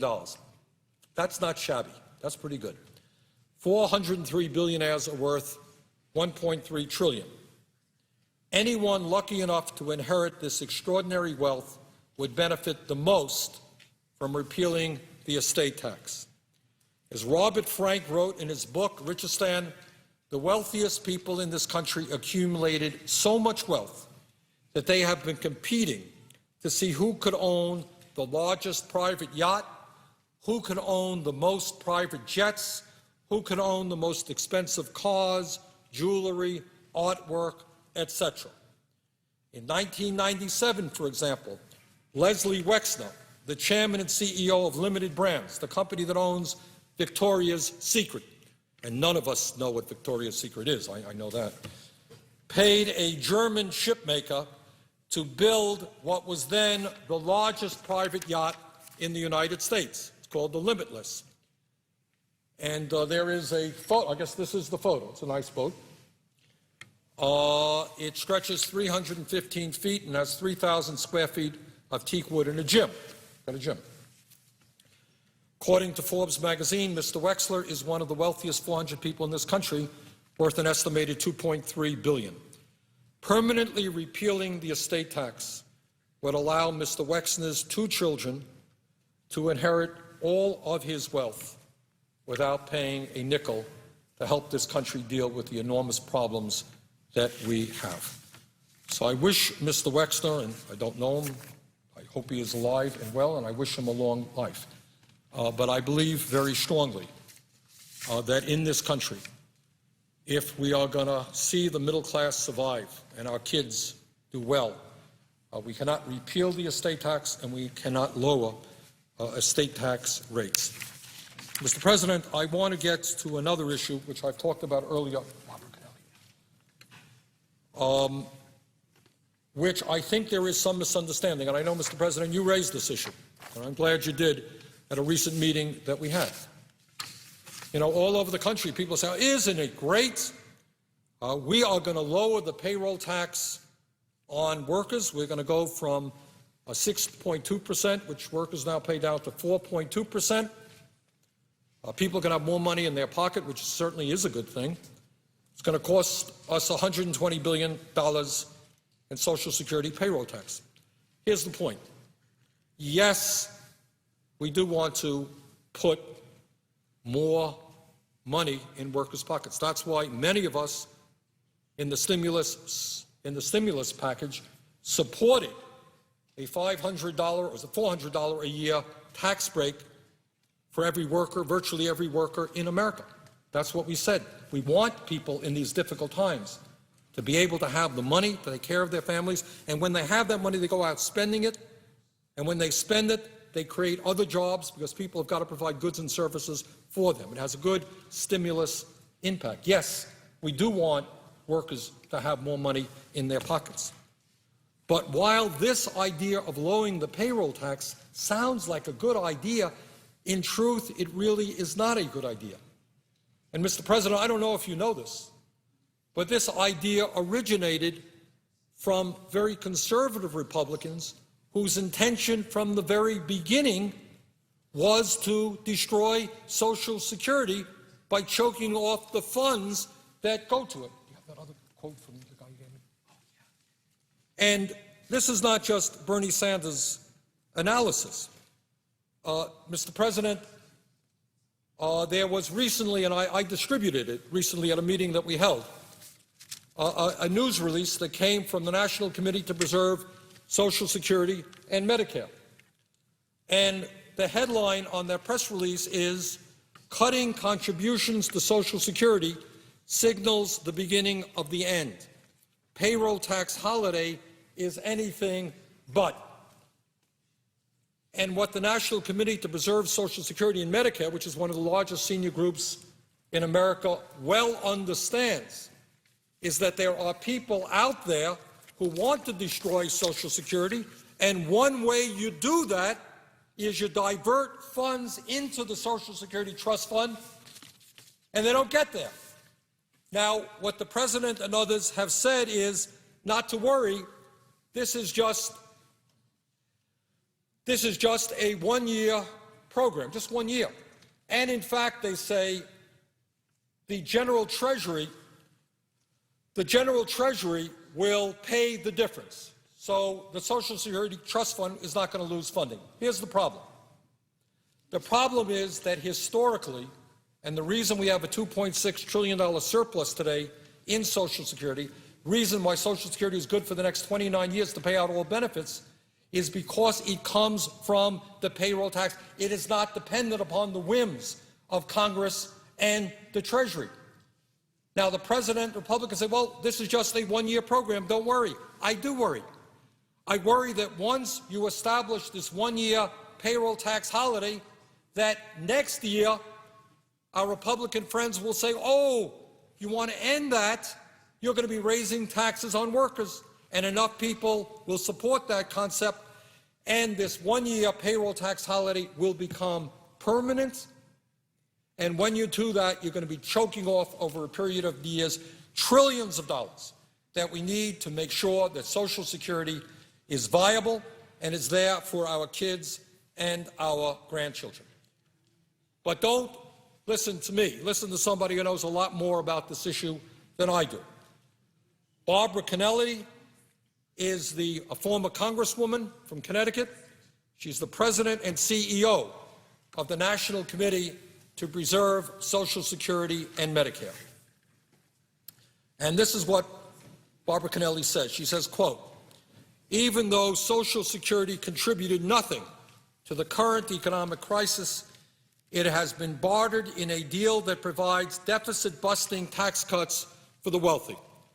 Diverting $120 billion in Social Security contributions for a so-called tax holiday may sound like a good deal for workers now, but it's bad business for the program that a majority of middle-class seniors will rely upon in the future.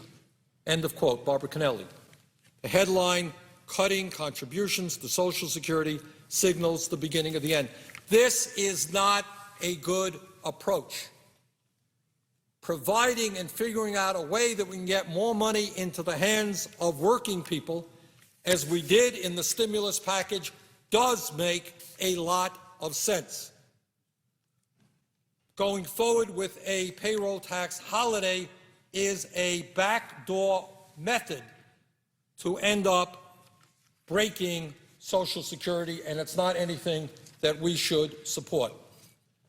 Mr. President, let me just mention and quote from a gentleman who understands this issue very, very well, and he understands the politics of what's going on here. His name is Bruce Bartlett. He is a former top advisor for Presidents Reagan and George H.W. Bush. And he recently wrote the following in opposition to this payroll tax cut. And this is what Mr. Bartlett wrote. What are the odds that Republicans will ever allow this one-year tax holiday to expire? They wrote the Bush tax cuts with explicit expiration dates, and then when it came time, right now, for the law they wrote to take effect exactly as they wrote it, they said any failure to extend them permanently would constitute the biggest tax increase in history. If allowing the Bush tax cuts to expire is the biggest tax cut in history, one that Republicans claim would decimate a still fragile economy, then surely expiration of a payroll tax holiday would also constitute a massive tax increase on the working people of America. Republicans, this is Bruce Bartlett, who I am quoting, as a former advisor to Ronald Reagan and the first President Bush. Republicans would prefer to destroy Social Security's finances or permanently fund it with general revenues, switch the revenue base from the payroll tax to general revenues, than allow a once suspended payroll tax to be reimposed. Arch Social Security hater Peter Ferrara once told me, and again, this is Bruce Bartlett, former advisor to Presidents Reagan and Bush 1. Peter Ferrara once told me that funding it with general revenues was part of his plan to destroy it by converting Social Security into a welfare program rather than an earned benefit.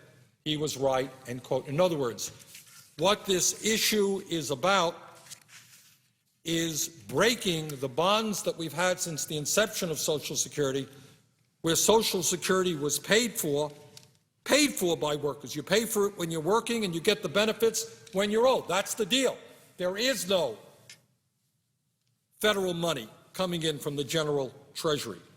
And this gentleman, Mr. Bartlett, thinks, and I suspect he is quite right, that, that this is the beginning of an effort to destroy Social Security. And I would say that Social Security, you know, the real debate about Social Security, Mr. President, is not one about finances. There has been a lot of misinformation and disinformation out there. I hear from some of my friends on the Republican side that Social Security is going bankrupt, it's not going to be there for our kids, and that is absolutely not true. Social Security today has a $2.6 trillion surplus.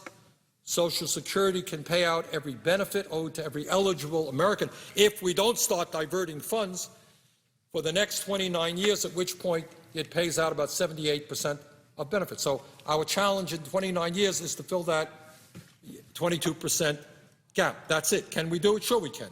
President Obama, when he was campaigning, and I think has repeated since, a very good suggestion that instead of having a cap in terms of which people contribute into the fund at $106,000, what we should do is do a bubble, go up to $250,000, and people at $250,000 or more should contribute into the Social Security Trust Fund. If you did that and nothing else, you've essentially solved the Social Security problem for the next 75 years. Very easy. It is done. So what this payroll tax holiday is doing, in my view, is pretty dangerous. I don't think enough people understand that, and I think that is one of the strong reasons why this agreement should be opposed. Now, Mr. President, another reason that I believe that this agreement is not as good an agreement as we can get is that it provides tens and tens of billions of dollars in tax cuts for various types of businesses. And I'm not here to say that these tax cuts cannot do some good. I suspect that they can. But I think that there is a lot better way to create the jobs that we need than providing these particular business tax cuts. Frankly, I think economists from almost all political spectrums, conservative to progressive, understand that if we are serious about creating the kinds of jobs that this economy desperately needs, and if we want to do that as rapidly and as cost-effectively as we possibly can, the way to do that is not to provide business tax cuts, because right now, corporate America is sitting on close to $2 trillion cash on hand. They have a ton of money. The problem is that the products that they are creating are not being bought by the American people because the American people don't have the money to buy those goods and services. So if we are serious, Mr. President, in creating the jobs that we need, I think that what we have got to do is start making significant investments in our crumbling infrastructure. And that is rebuilding our bridges, our roads, our water systems, broadband, cell phone service, public transportation, our rail system, dams. In every single one of these areas, we are seeing our infrastructure crumbling.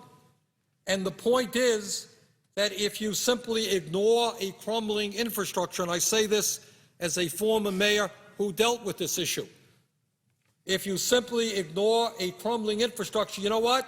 It doesn't get better all by itself. And I know many mayors and governors would very much like to think that they could turn their backs on the infrastructure because it's not a sexy investment. It's not a sexy investment. But the reality is that if you don't pay attention to it today, it only gets worse and it costs you more money. You know, it's like having a cavity.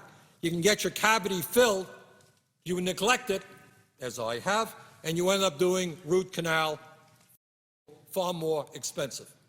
That's what it's about. Do we maintain our infrastructure? Clearly, we are not. According to the American Society of Civil Engineers, we should be spending about $2.2 trillion in the next 5 years in order to maintain our infrastructure. Now, I don't know about Alaska, don't know. Spent a very brief time in your beautiful state. But I do know that in Vermont, we have bridges all over our state that are in desperate need of repair. It is fair to say that the stimulus package has been very, very positive for my state. We're spending more money on roads and bridges, but we have a long, long way to go. So we're putting money into our roads and bridges. We're hiring people to do that work. That's what we should be doing all over the country.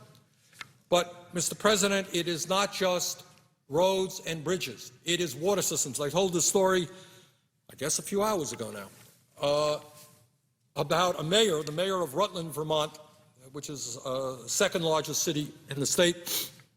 And I was in his office, and he showed me a pipe. And the pipe was in pretty bad shape.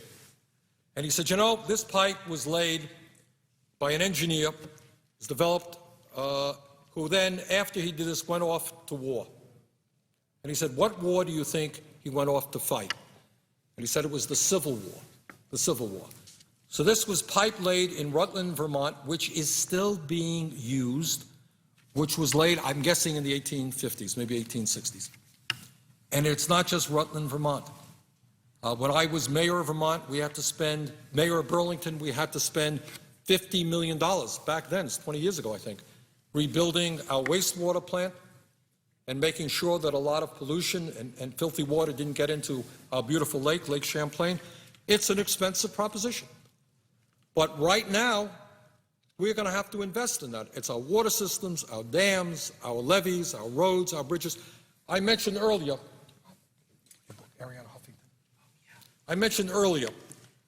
and contrasted what was going on in infrastructure in the United States as opposed to China. And I quoted from a book called Third World America, written by Arianna Huffington, who tells us essentially that if we don't get our act together, that's what we will become, a third world. And she points out that compared to countries like China, our investments in rail is absolutely pathetic and inadequate. In China right now, that country is investing billions and billions of dollars in high-speed rail, building thousands and thousands of miles of high-speed rail. They're building over 100 new airports. And what are we doing? So, Mr. President, one of my many objections to the proposal struck between the President and the Republican leadership is I think we can do better in job creation than in business tax cuts.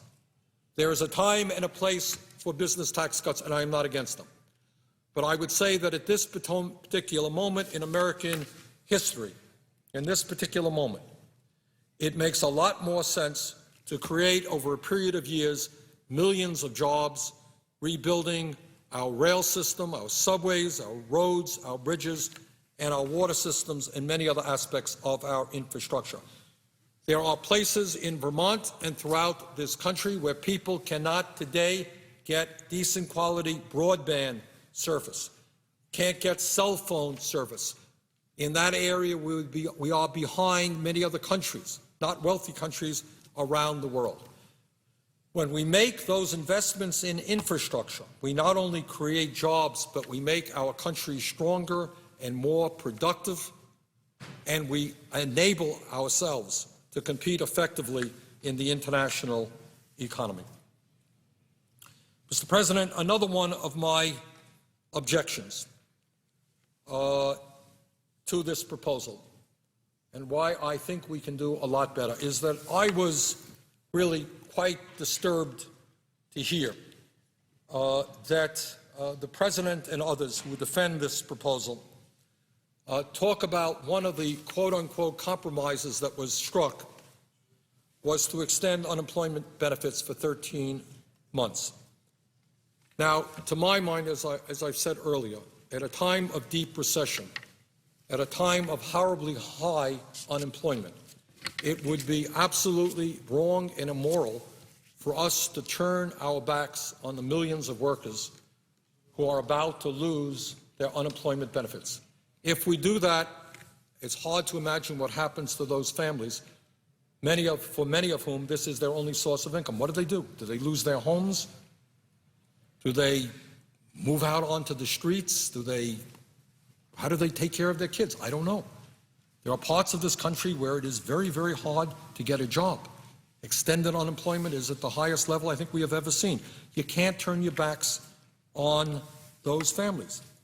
But I get upset when I hear that the Republicans' willingness to support an extension of unemployment benefits for 13 months is a major compromise.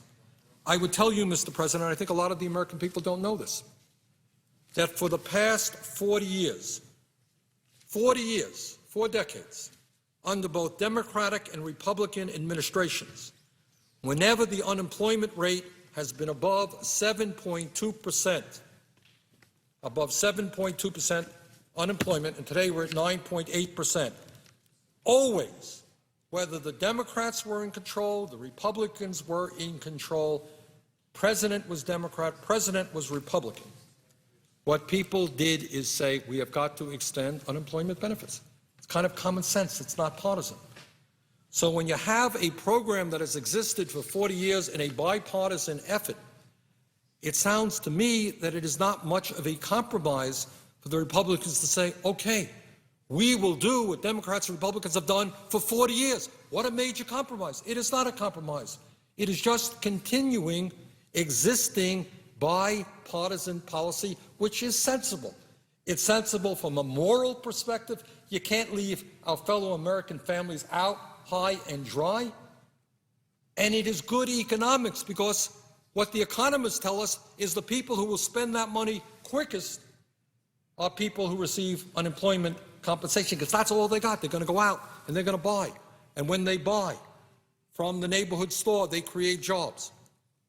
So it's good economics and it is the moral thing to do. But frankly, Mr. President, in my view, this is not much of a compromise. This is just continuing 4 decades of existing policies.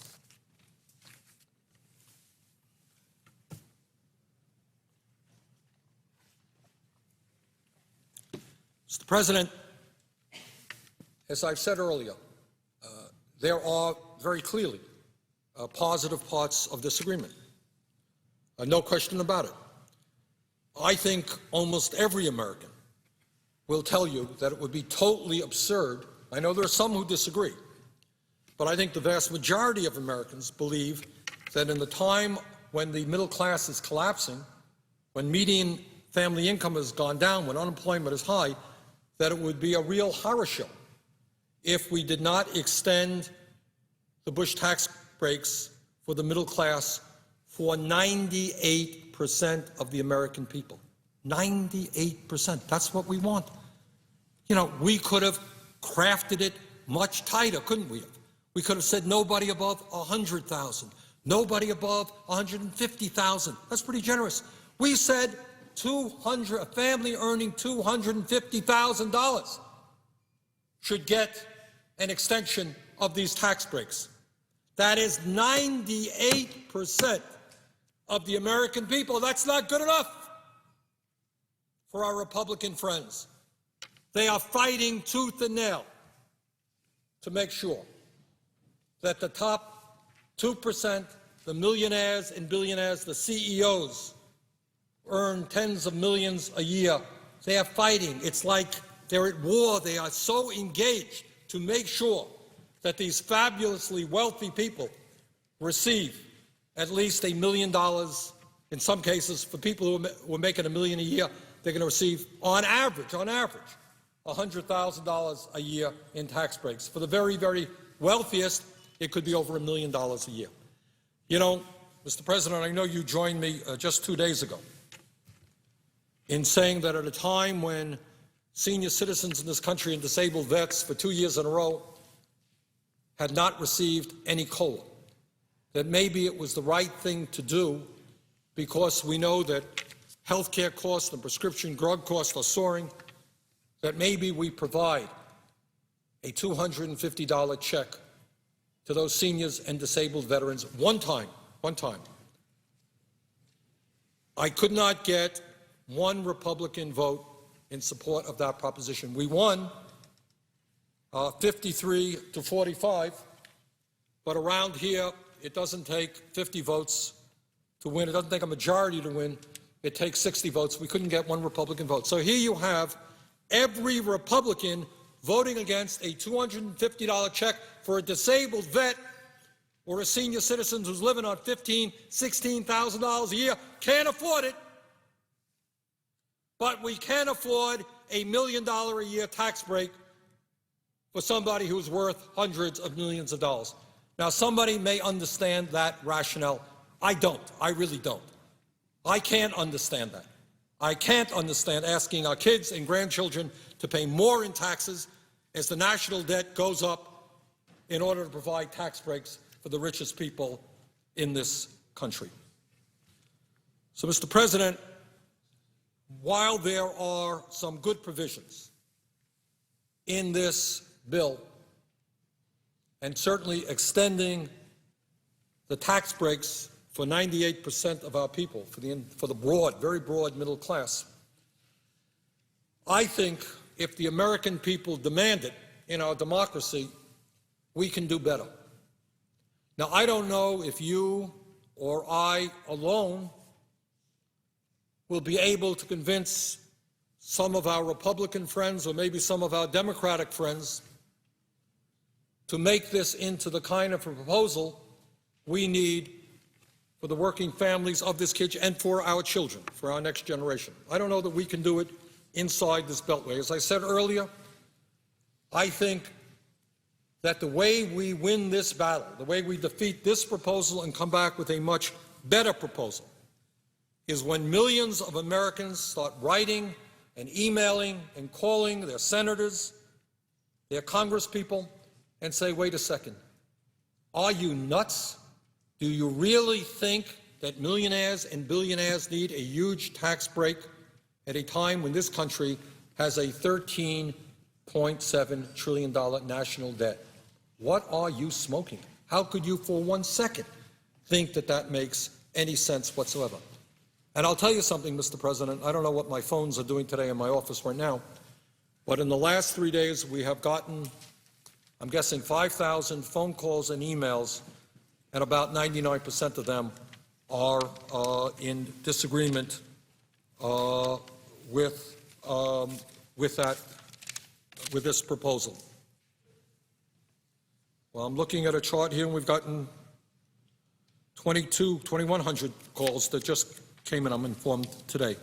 So the overwhelming people who are calling, I don't know what kind of calls other members of the Senate are getting, but certainly those are the calls that I am getting. Now, also, Mr. President, and this point cannot be made strongly enough, what our Republican friends want to do, and they've been pretty honest and upfront about them, especially some of the extreme right-wing people who have been running for office, and in some cases have won. They have been honest enough to say that they want to bring this country back to where we were in the 1920s, that their ultimate aim is to basically repeal almost all of the provisions that have been passed in the last 70 years to protect working people, the elderly, and the children. They believe in a Darwinian-style society in which you have the survival of the fittest, that we are not a society which comes together to take care of all of us, that you take care of me in need and I take care of you and your family in need, that we are one people.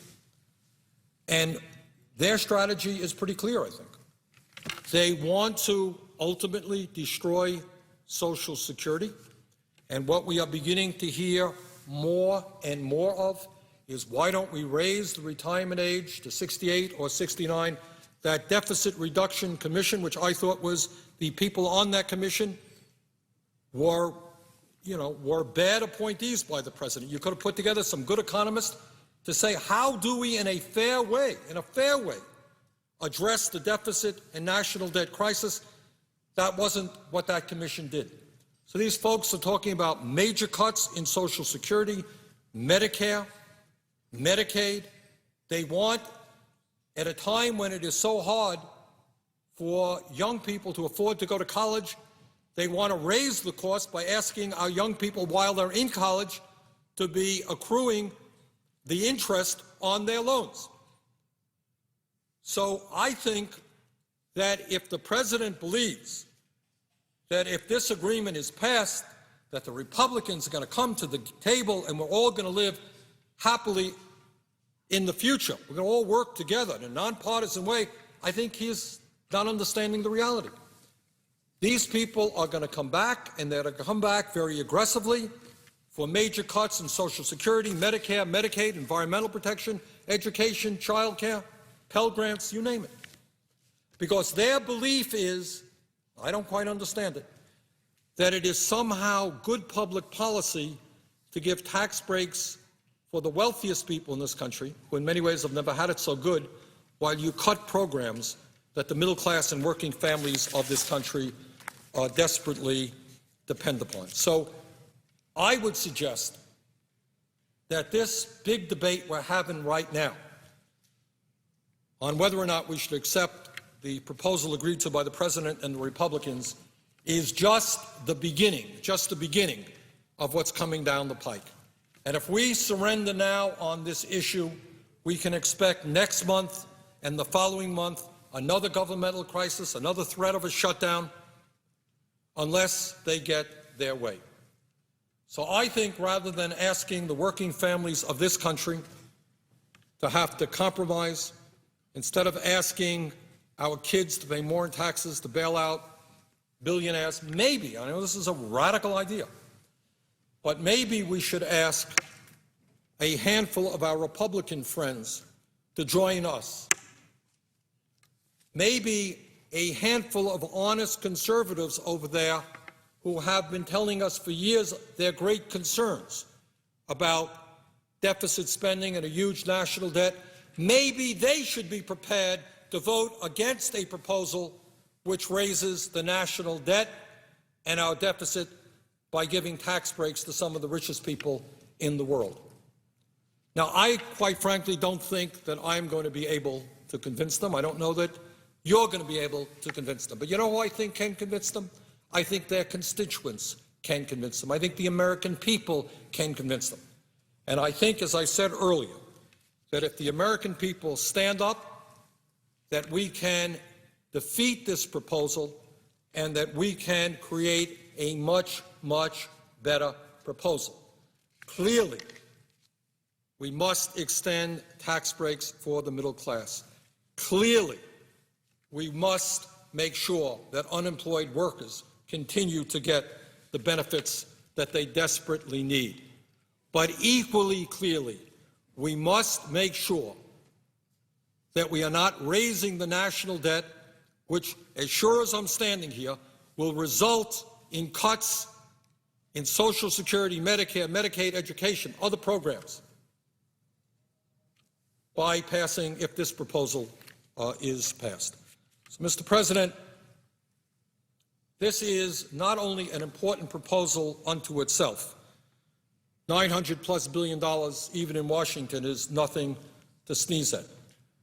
But it is an important proposal in terms of the direction in which our country goes into the future.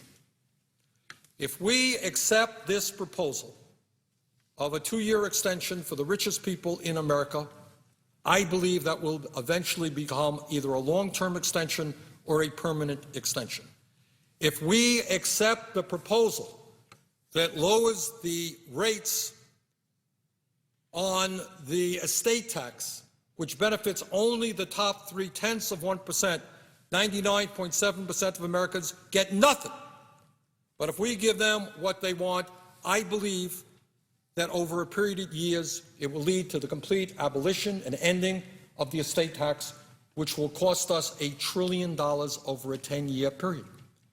So I would hope that this issue is not one that just progressives or moderates feel strongly about. I would hope that honest conservatives who in their heart of hearts believe that this country is seriously endangered when we have unsustainable deficits and a huge national debt, that they will tell their elected officials here in Washington not to pass a piece of legislation, which increases the national debt significantly and, in fact, will allow for the permanent, over years, in my view, extension of these tax breaks. So that is what this debate is about. It is about, fundamentally, whether we continue the process by which the richest people in this country become richer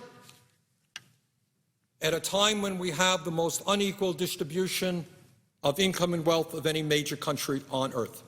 And as I've said earlier, Mr. President, this is not an issue that is discussed. I don't know, well, I do know why, it's just not an issue that people feel comfortable talking about because they don't want to give affront to their wealthy campaign contributors or take on the lobbyists that are out there. But that is the reality.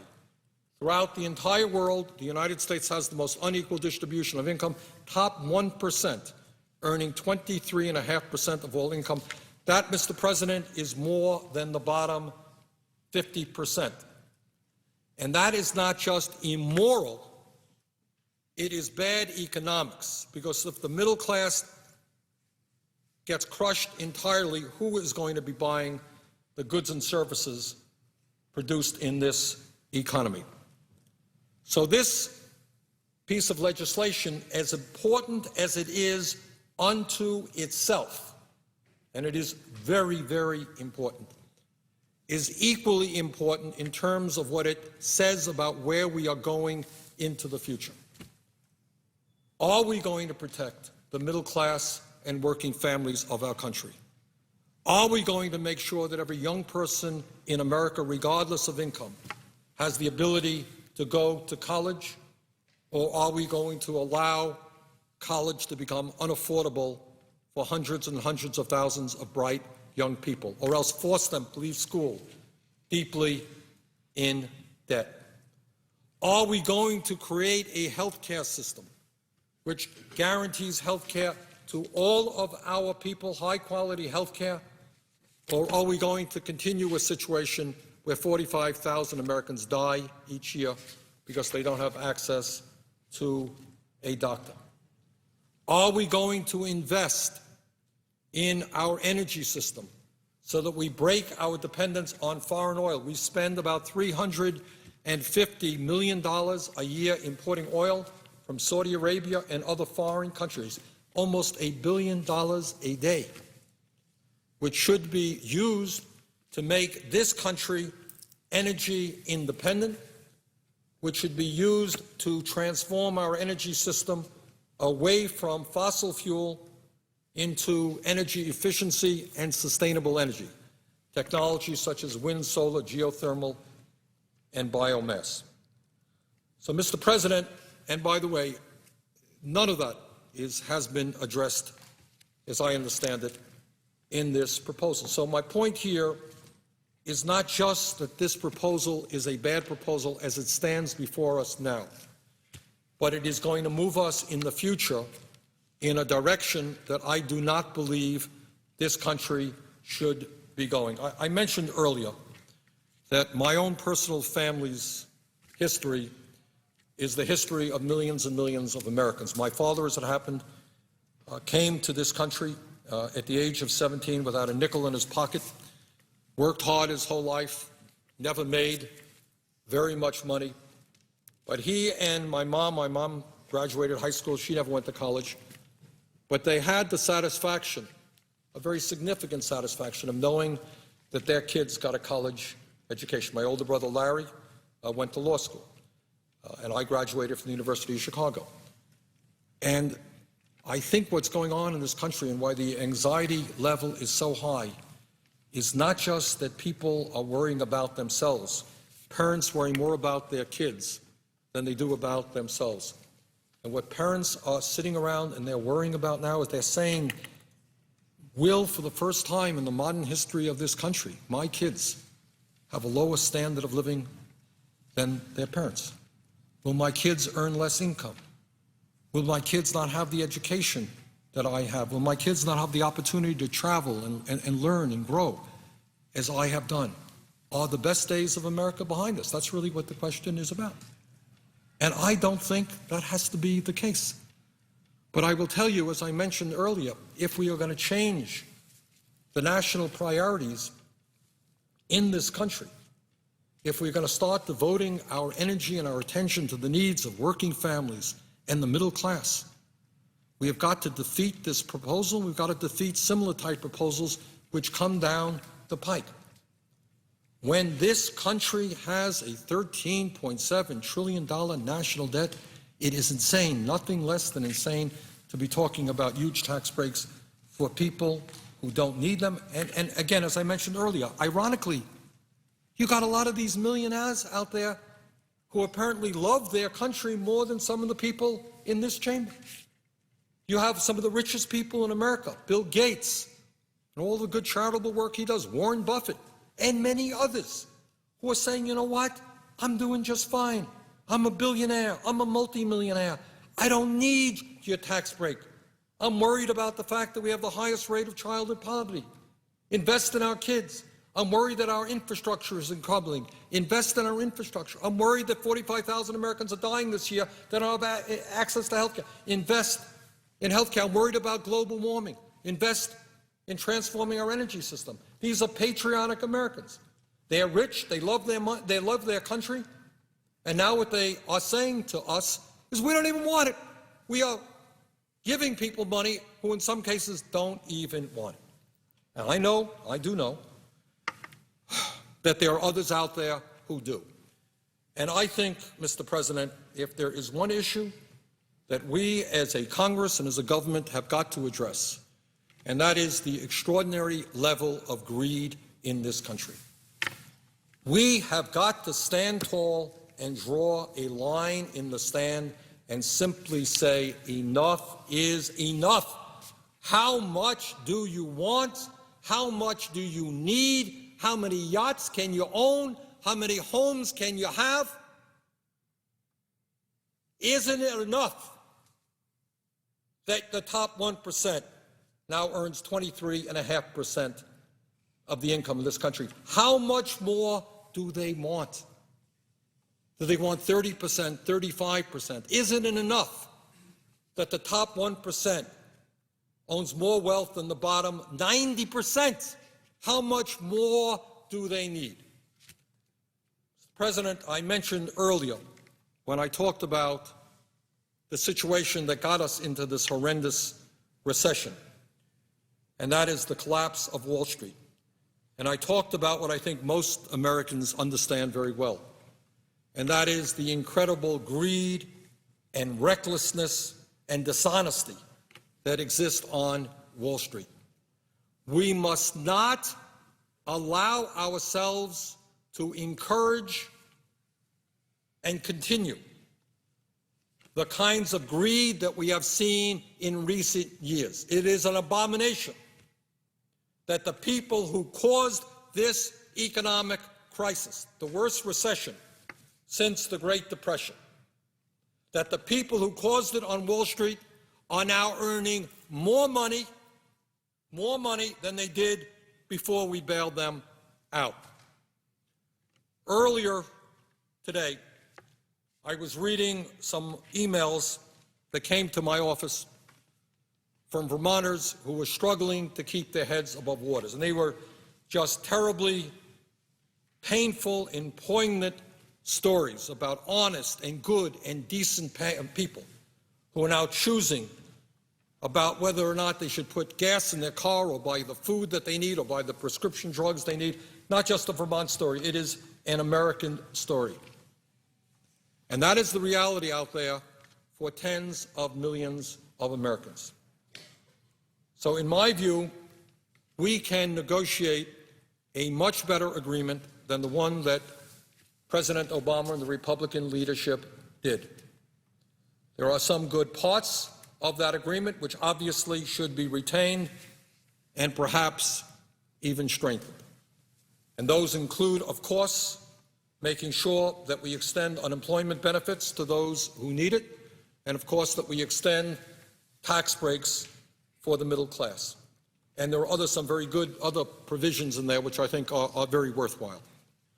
But I think if the American people stand up and agree with those of us who say no more tax breaks for the very wealthiest people in this country, we can defeat this proposal and we can come up with a much better one that is fairer to the middle class of this country and is fairer to our young children.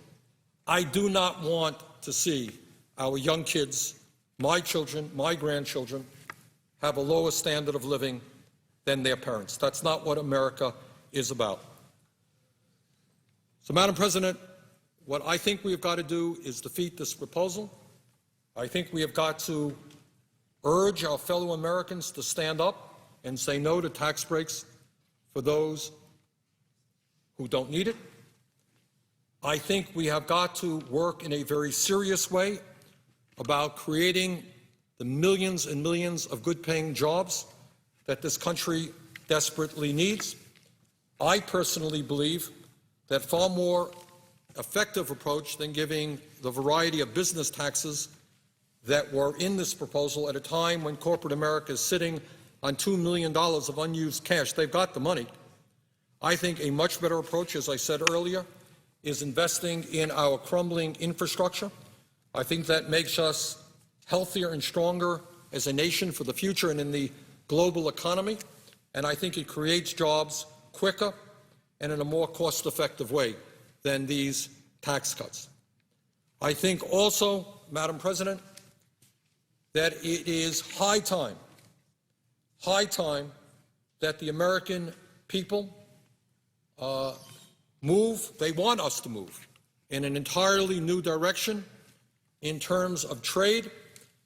I am always amazed how Republicans and Democrats alike, and I speak as the longest-serving independent in Congress, come election time, I see these ads on television, oh, we got to do something about outsourcing. We got to do something about our trade policy. But somehow the day after that election, when corporate America continues to throw American workers out on the street, moves to China, moves to other low-wage countries, somehow that discussion ceases to exist and that legislation never seems to appear.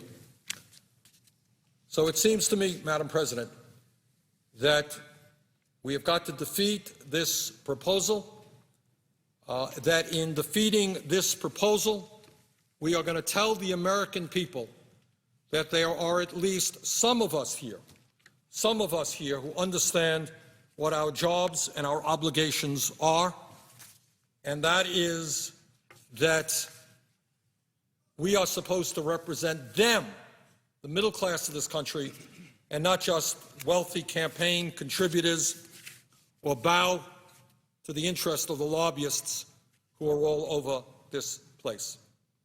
You know, Madam President, when I talked a moment ago about the need to invest in our infrastructure as a way to create jobs, being more cost-effective than some of these business tax breaks, I'm looking right now at a Wall Street Journal article, December 9th, 2010. And here's what the article says. Headline, companies cling to cash. It's the headline, companies cling to cash. Coffers swell to 51-year high as cautious firms put off investing in growth. It's a story by Justin Lahart. Here's the story. Makes the point that I've been trying to express here. Corporate America's cash pile has hit its highest level in half a century.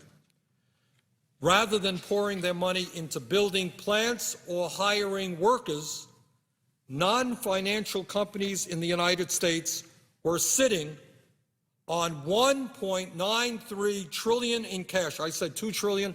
I stand corrected. $1.93 trillion in cash and other liquid assets at the end of September, up from $1.8 trillion at the end of June, the Federal Reserve said Thursday. Cash accounted for 7.4% of the company's total assets, the largest share since 1959. The cash buildup shows the deep caution many companies feel about investing in expansion while the economic recovery remains painfully slow and high unemployment and battered household finances continue to limit consumers' ability to spend. Well, what have we been talking about all afternoon? This is the Wall Street Journal, frankly, not my favorite paper, but that is what they are saying, is that the way you're going to get the economy moving again is to put money in the hands of working people who will then go out and buy the goods and services that these companies produce. I have my doubts about whether or not these tax breaks will, in fact, have the desired result. But as I said earlier, and will say again, I think the most effective way to create jobs, the most important way to create jobs, is to rebuild our crumbling infrastructure. And that is our roads, our bridges, our rail systems, our water systems, our wastewater plants, our dams, our levees, the need to improve broadband, to make sure that every community in America has access to good quality broadband, has access to cell phone service. Unfortunately, as best as I can understand, there has not been one nickel appropriated in this piece of legislation, this proposed legislation, which would go to infrastructure improvements. So, Madam President, I think that this proposal should be defeated because it is not a strong proposal for the middle class. It is a proposal which gives much too much to people who don't need it, and it is a proposal which I think sets the stage for similar type proposals down the pike. And I apologize to anyone who has been listening for any length of time, and I know that I've been, to say the least, a bit repetitious. But the concern here is that when the President and some of my Republican colleagues talk about some of these tax breaks being temporary, we're just going to extend them for 2 years, talking about this payroll tax holiday being just 1 year. I have been in Washington long enough to know that assertion just doesn't fly, that what is temporary today is long-term tomorrow and is permanent the next day. So I fear very much that this proposal is bad on the surface.